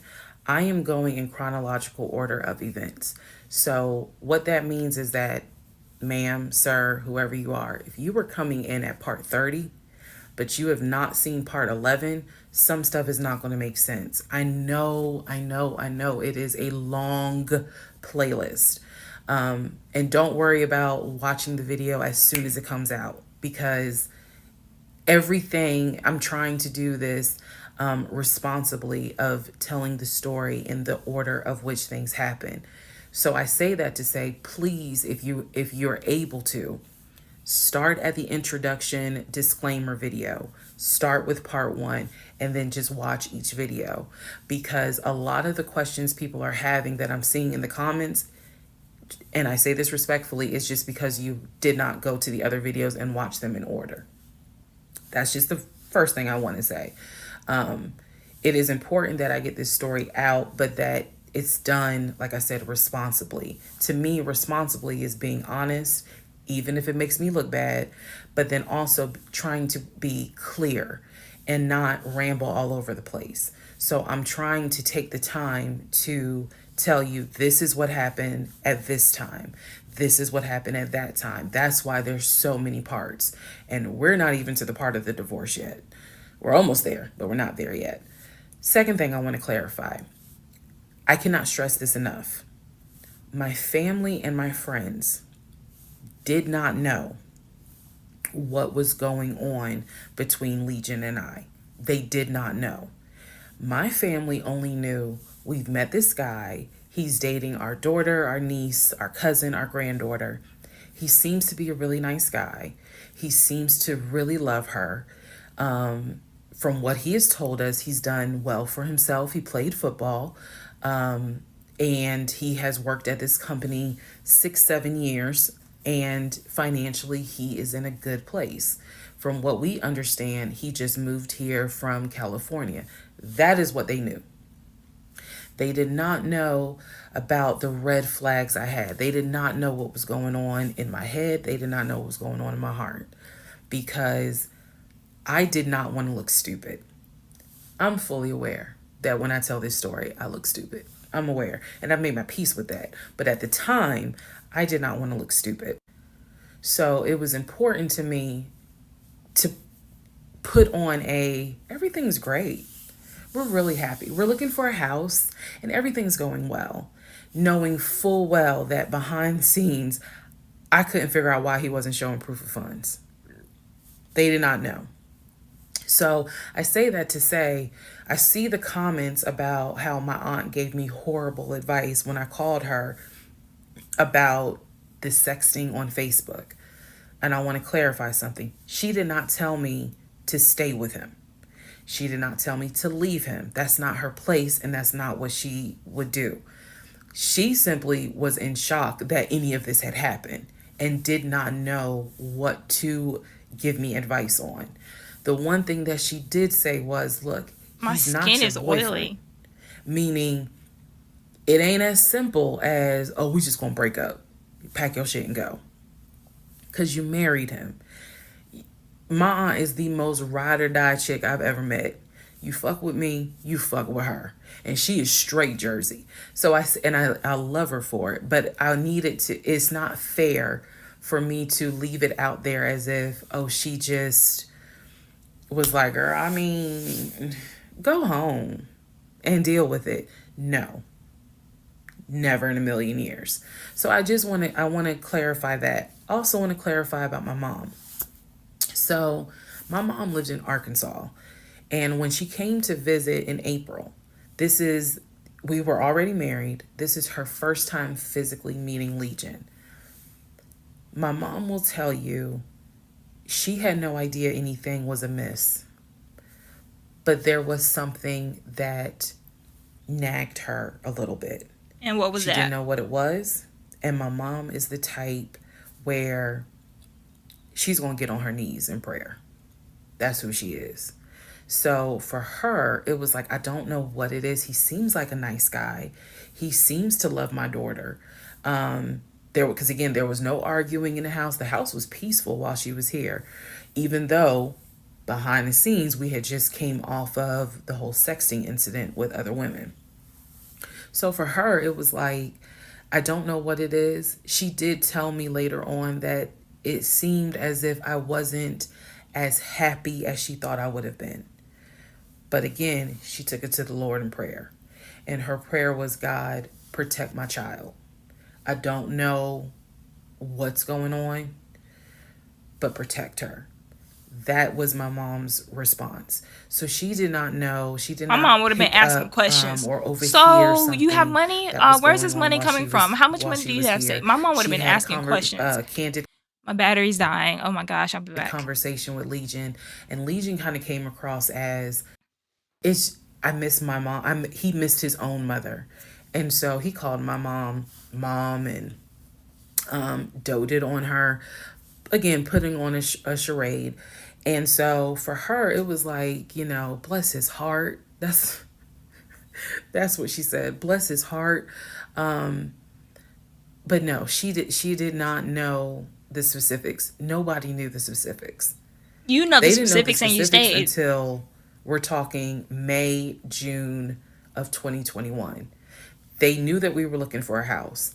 They knew that the house fell through. They did not know about the proof of funds. They did not know that he wouldn't show me the savings account, the offshore account. So I just want to say that, because to me, it would be irresponsible to not clarify what family and friends knew. Because these people have always been supportive of me, always had my back. I just simply did not share with them the things that I felt like were red flags, because again, my mindset at the time was I want to be married, and what if he isn't lying? And I was making excuses for him to myself, so I definitely would have made excuses to family. Another thing I need to clarify, and I saw the comments on this about how a VP would never date someone that looked like me. And to the person that wrote it, that wasn't very nice. I need you all to understand the relationship started in March of 2020. He came into my life as regional manager. Okay? That is how he came into my life. Then eventually he got promoted to VP of production or operations, some VP of something. That was later on in the relationship. Don't believe that. He showed me the paperwork. I don't believe that. Where Well, that was it was basically a memo from HR. Your new position title will be VP of production. We'll just say production. Your salary, I don't remember the exact amount because it was a very specific amount. You but said it was over $200,000. Yeah, that's what you said. It listed some of the benefits that he would have. He would have an office. He would be getting an executive assistant. That's where we get David from. If you don't know who David is, please go back and watch the series. If you don't know who these people are, why are you watching? We've done watched 8 hours.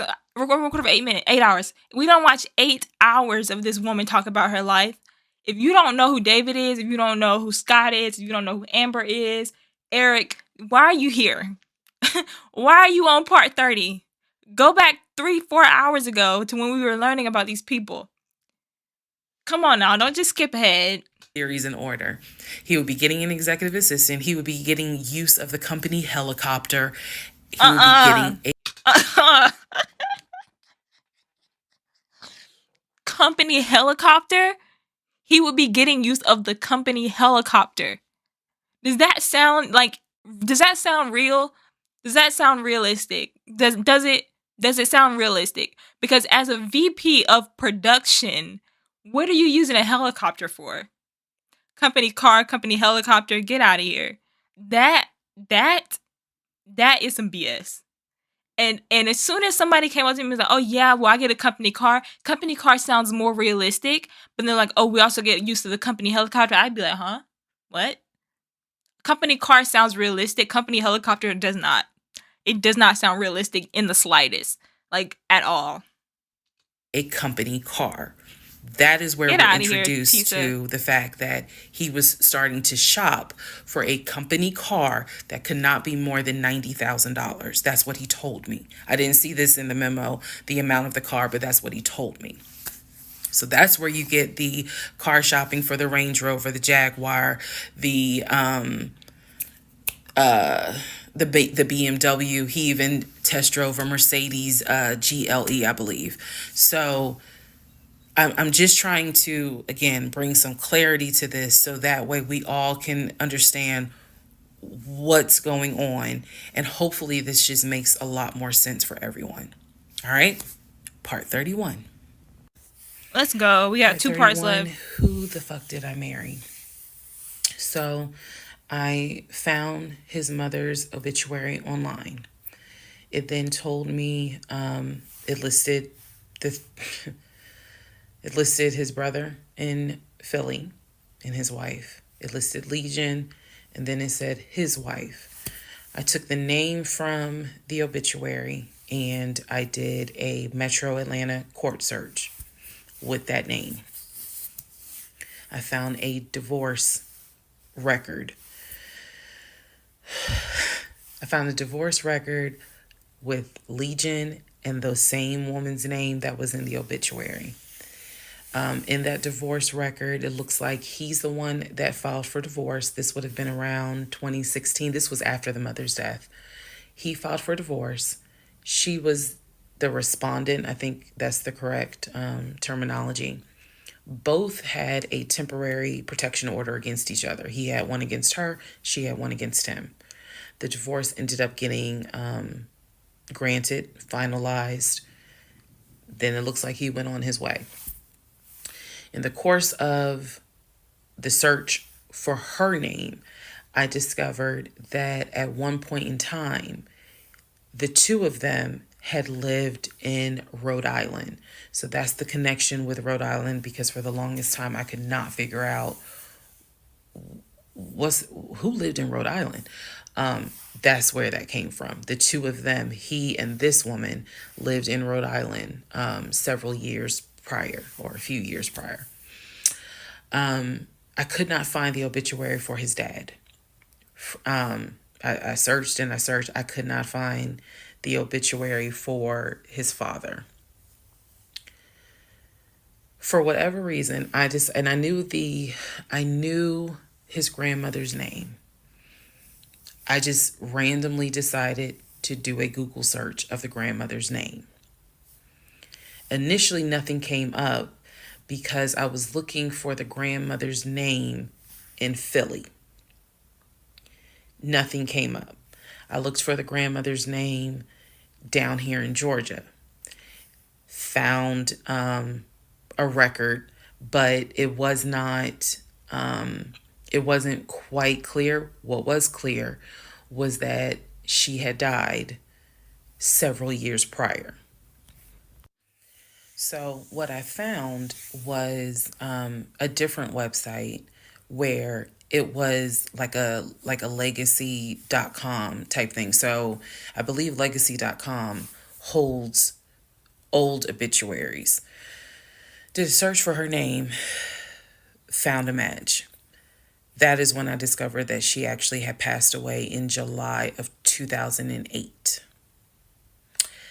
Read the caption of the obituary and verified that in fact it was his grandmother.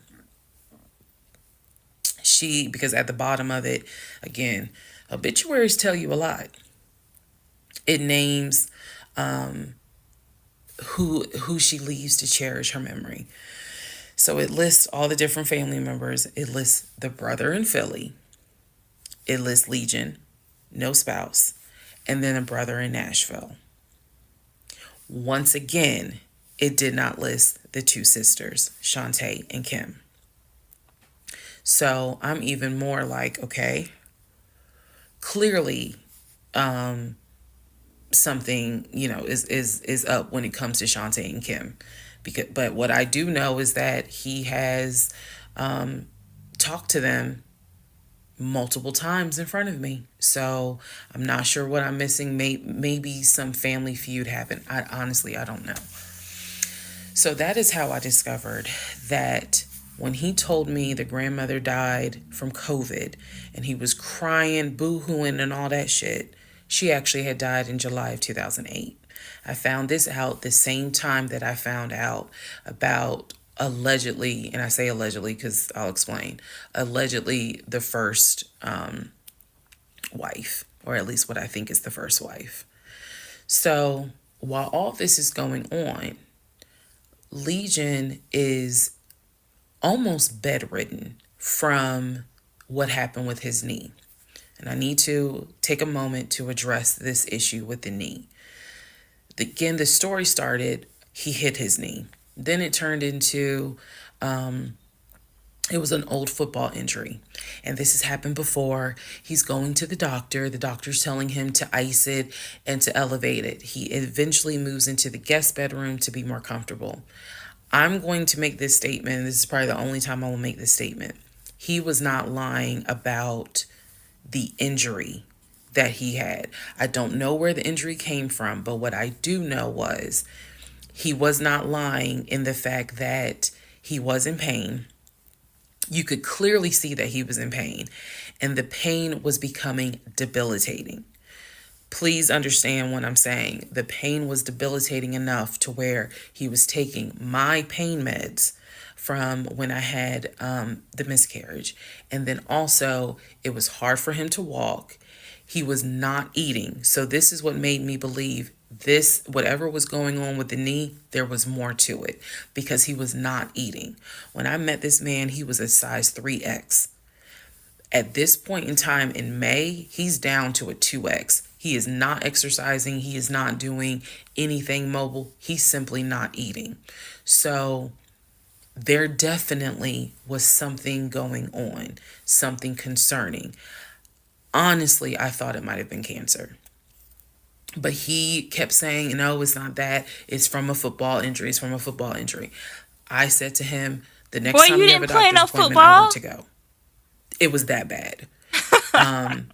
And he kept making You ain't excuses like, played no okay, fine, football, I'll make the Legion. appointment. I'll let you know what it is. Cool. I will 7 take off hours, work. 8 I want to be at hours. that doctor's appointment because whatever is going on with you is serious to the point where you are losing weight rapidly within a 2-week span. So now we can go ahead and enter into June. When we enter into June, I have verified, read the divorce documents for not one wife, but 2 wives. I have called San Diego State, verified they have no record of him. He claims he was a private citizen. I don't believe that. They're saying there's no record of him. I have pulled his background. It is showing that you've lived in Pennsylvania, Rhode Island, and Georgia. When I look at the addresses, it is tied to at least 2 women, both of whom I'm showing divorce records on file that you had. I've also... So let's take a break for a second. Let's see all that he's lied about. Where's my... I need a pen. We're writing this down. 1, he lied about having $700,000 in an offshore account because if he had the money, he would have bought a house. He lied about all the houses and putting closing on houses and bidding on houses. He lied about that. He lied about cars, having a company car, a company helicopter. He lied about that. He lied about his ex-wife. He has 2 ex-wives. He lied about the daughter dying. And she up in this point in the story, she knows all of this. But she like this is like at this is the point in the story. This is the beginning, this is the middle, this is the end. She up until this point, she knows all of this.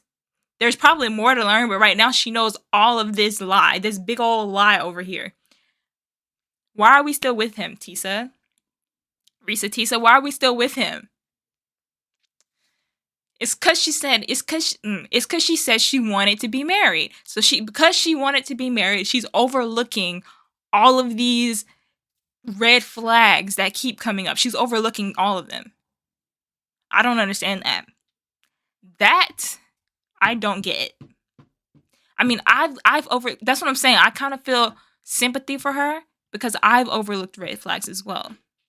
Like red flags that were crimson blood red rum flags. I overlooked them. I let them go. I was like, you know what? It doesn't even matter. It doesn't matter. But nothing to this extent.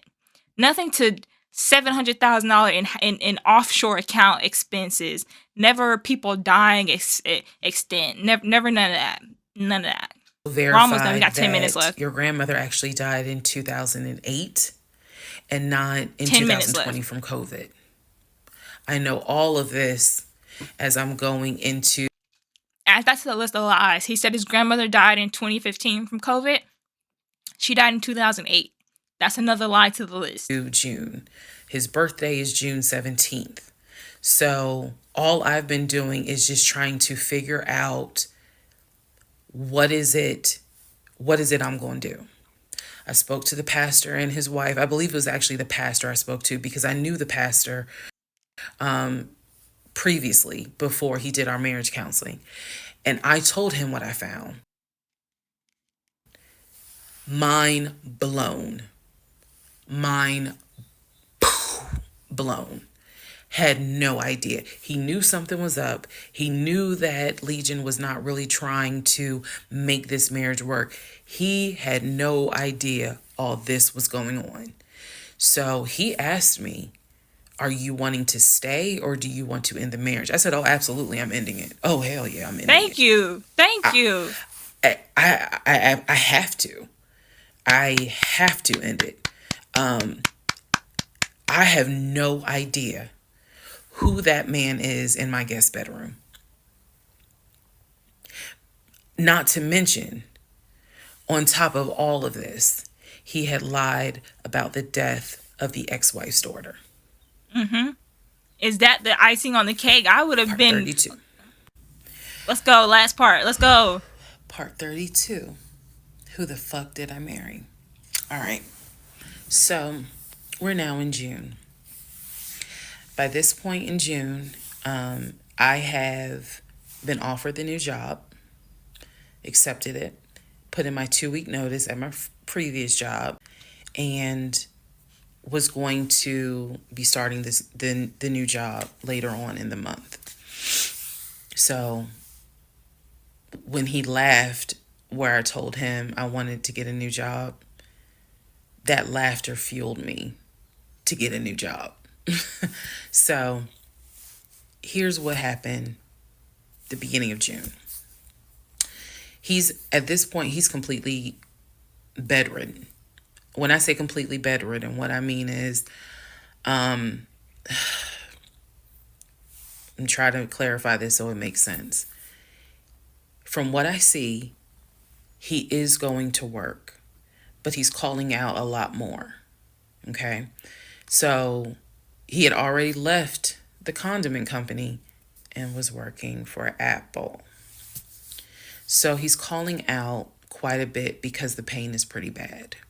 So he's hardly eating. At this point, hardly. For example, if I were to say, oh, I ordered a 10-piece wings, he's eating 2. And that's it. That's all I would see him eat. I was going to work and coming home. The house was in the exact same place that it was when I left. Nothing in the kitchen had been moved. Nothing in the refrigerator had been moved, which led me to believe that he had not left the bed from the time I left to go to work until the time I came home. At this point in time, he's drinking Powerades like it's water. I mean, I'm buying cases of Powerades. And that seemed to be the only thing that he was taking in. So if he was a 3X when I met him, he's probably at a 1X, maybe a 2X, depending on the clothes. He's lost a lot of weight because he's not eating. So that's the reason why I say he wasn't faking whatever was going on. I think the issue with his knee was a symptom. That was not some football injury. That was not, I hit it at work. It wasn't that. Something else was going on. I had kept asking him to, let me know when you have a doctor's appointment. I'm going to go with you. I'm going to go with you. And he just kept saying he's calling the doctor, and the doctor told him to just keep icing the knee. But I knew better. What was happening was I didn't care because of all the stuff I was finding out. So, beginning of June, he is in the bed, sleep, and I get his phone. I ain't gonna lie. I got his phone. He had a work phone and he had a personal phone. It was the work phone that he had from the condiment company that apparently was never turned in. Follow me. It'll all come out. I'm following, girl. So I'm he still following. had the work phone. It was deactivated. But he did not wipe the phone, if y'all know what I mean. Take all the data off. He did not do that. So I look through the phone and I see this following, would have been girl.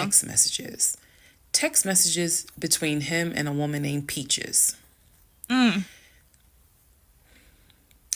go back to the beginning of the text messages. This is on the work phone. This is the beginning of June of 2021. I go back to the text messages the beginning of the text messages between him and Peaches. Yes, that was her name, Peaches. I'm reading the thread because he's knocked out sleep. So I'm in the bathroom with the door locked, reading the thread. And what I can tell is that he met Peaches on POF. If you don't know what POF is, it is Plenty of Fish, a dating website. He met Peaches. I saw the messages in June, so he met Peaches around February. Met Peaches from POF. And apparently Peaches was, there's no nice way to say it. Apparently Peaches was a prostitute. So The reason why I say that is because in the text messages, she's listing the prices. So he asked for a hand job. This is in the text messages. She told You went to a him it would prostitute be for that? like $40. He You could have asked did how that much would it be yourself. for oral. She said Can't do that yourself. it would be 60. Because it was 60 and 80. One was the price with a condom, one was the price without one. So no messages after that. She sent a picture, he sent a picture. No messages after that. So in other words, these messages were not back to back every single day. There's breaks in between the messages. So like a message was in March, the next message is in April. Message in April, next message is like 2 weeks later. So he's asking her the prices. Next message I see would have been from a few weeks prior to the date of this. So this was the beginning of June. The message is from sometime beginning of May, where he is thanking her and says to her, you know, thank you so much. That was really great. I hope I can see you again. Then there's messages where she said, hey, basically she was at a new spot. She must have moved. So he said, okay, I'm going to come through. I'm going to come see you. He's asking her to confirm the address. He was like, is it the house with the brown trash can with a white car in the front? She says, yes. So I'm thinking he was actually in front of the house when he's texting these messages. Then again, he does whatever he does, and he sends her a message a few hours later saying, thank you. That was great. I'm reading all this. And I will tell you guys something that you may or may not understand. Some women may or may not understand it. The cheating didn't even faze me. Didn't even faze me. I didn't cry. I did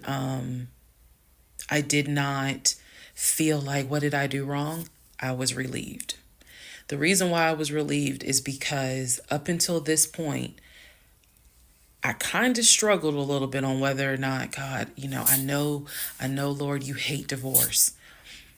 But I can't stay with a guy that lies. So when I saw the cheating stuff, I was like, oh, shoot, thank you, Jesus. Okay. Because I know my Father in heaven is going to forgive the fact that I'm going to divorce him for infidelity. Go ahead. It's fine. Jesus will forgive me. So I was relieved, to be honest with you. Like, oh, okay. I got grounds now, bitch. That's how I felt. So saw the messages, forwarded the messages to my phone. Or excuse me, I had to take my phone because the phone was deactivated. So I kind of had to do a little ghetto. Hold the phone up, take my phone, and take pictures of what I see on the phone, so that I would have proof on my phone. Then I put the phone back and continued on. Now in the next part is the day that he gets kicked out. And I will tell y'all what happened. All right. That's the end of the story. Man. That's the end of this first video. It's 7 hours long. I'm going to have to edit it down because I know that like I took breaks during some part. Like I took a 30-minute nap. No, like a 45-minute nap, like 2 hours into the video. So I'm going to have to edit it down. But yeah, this is crazy. This is absolutely ridiculously crazy. I don't know what to think. I say that was the biggest mistake. I don't know what to think. Let's take a gander of all of a gander. What? Let's take a moment and think about all the lies that Legion has told us. He's lied about having an offshore account. He's lied about having money, about having 700. No. He said he had a lot of money in his offshore account. He's forged documents from Chase about the $700,000 that he was getting for a mortgage on Chase, whatever it's called. I don't know what it's called. Sorry. He lied about that. He's forged documents. He lied about only having one ex-wife. He has two. He lied about one of the ex-wives' daughter dying from COVID. That's a lie. He lied about his grandmother dying in 2015 when she died in 2008. He's lied about a lot. he's lied about a lot. I'm sure there's more. I just can't think of them all right now. We've watched 8 hours of this. Well, we haven't watched 8 hours. I've been recording for 8 hours. We've watched 4 hours of this, 5 hours of this, 4:59, 5 hours of this. So, next video, which I'm gonna film today.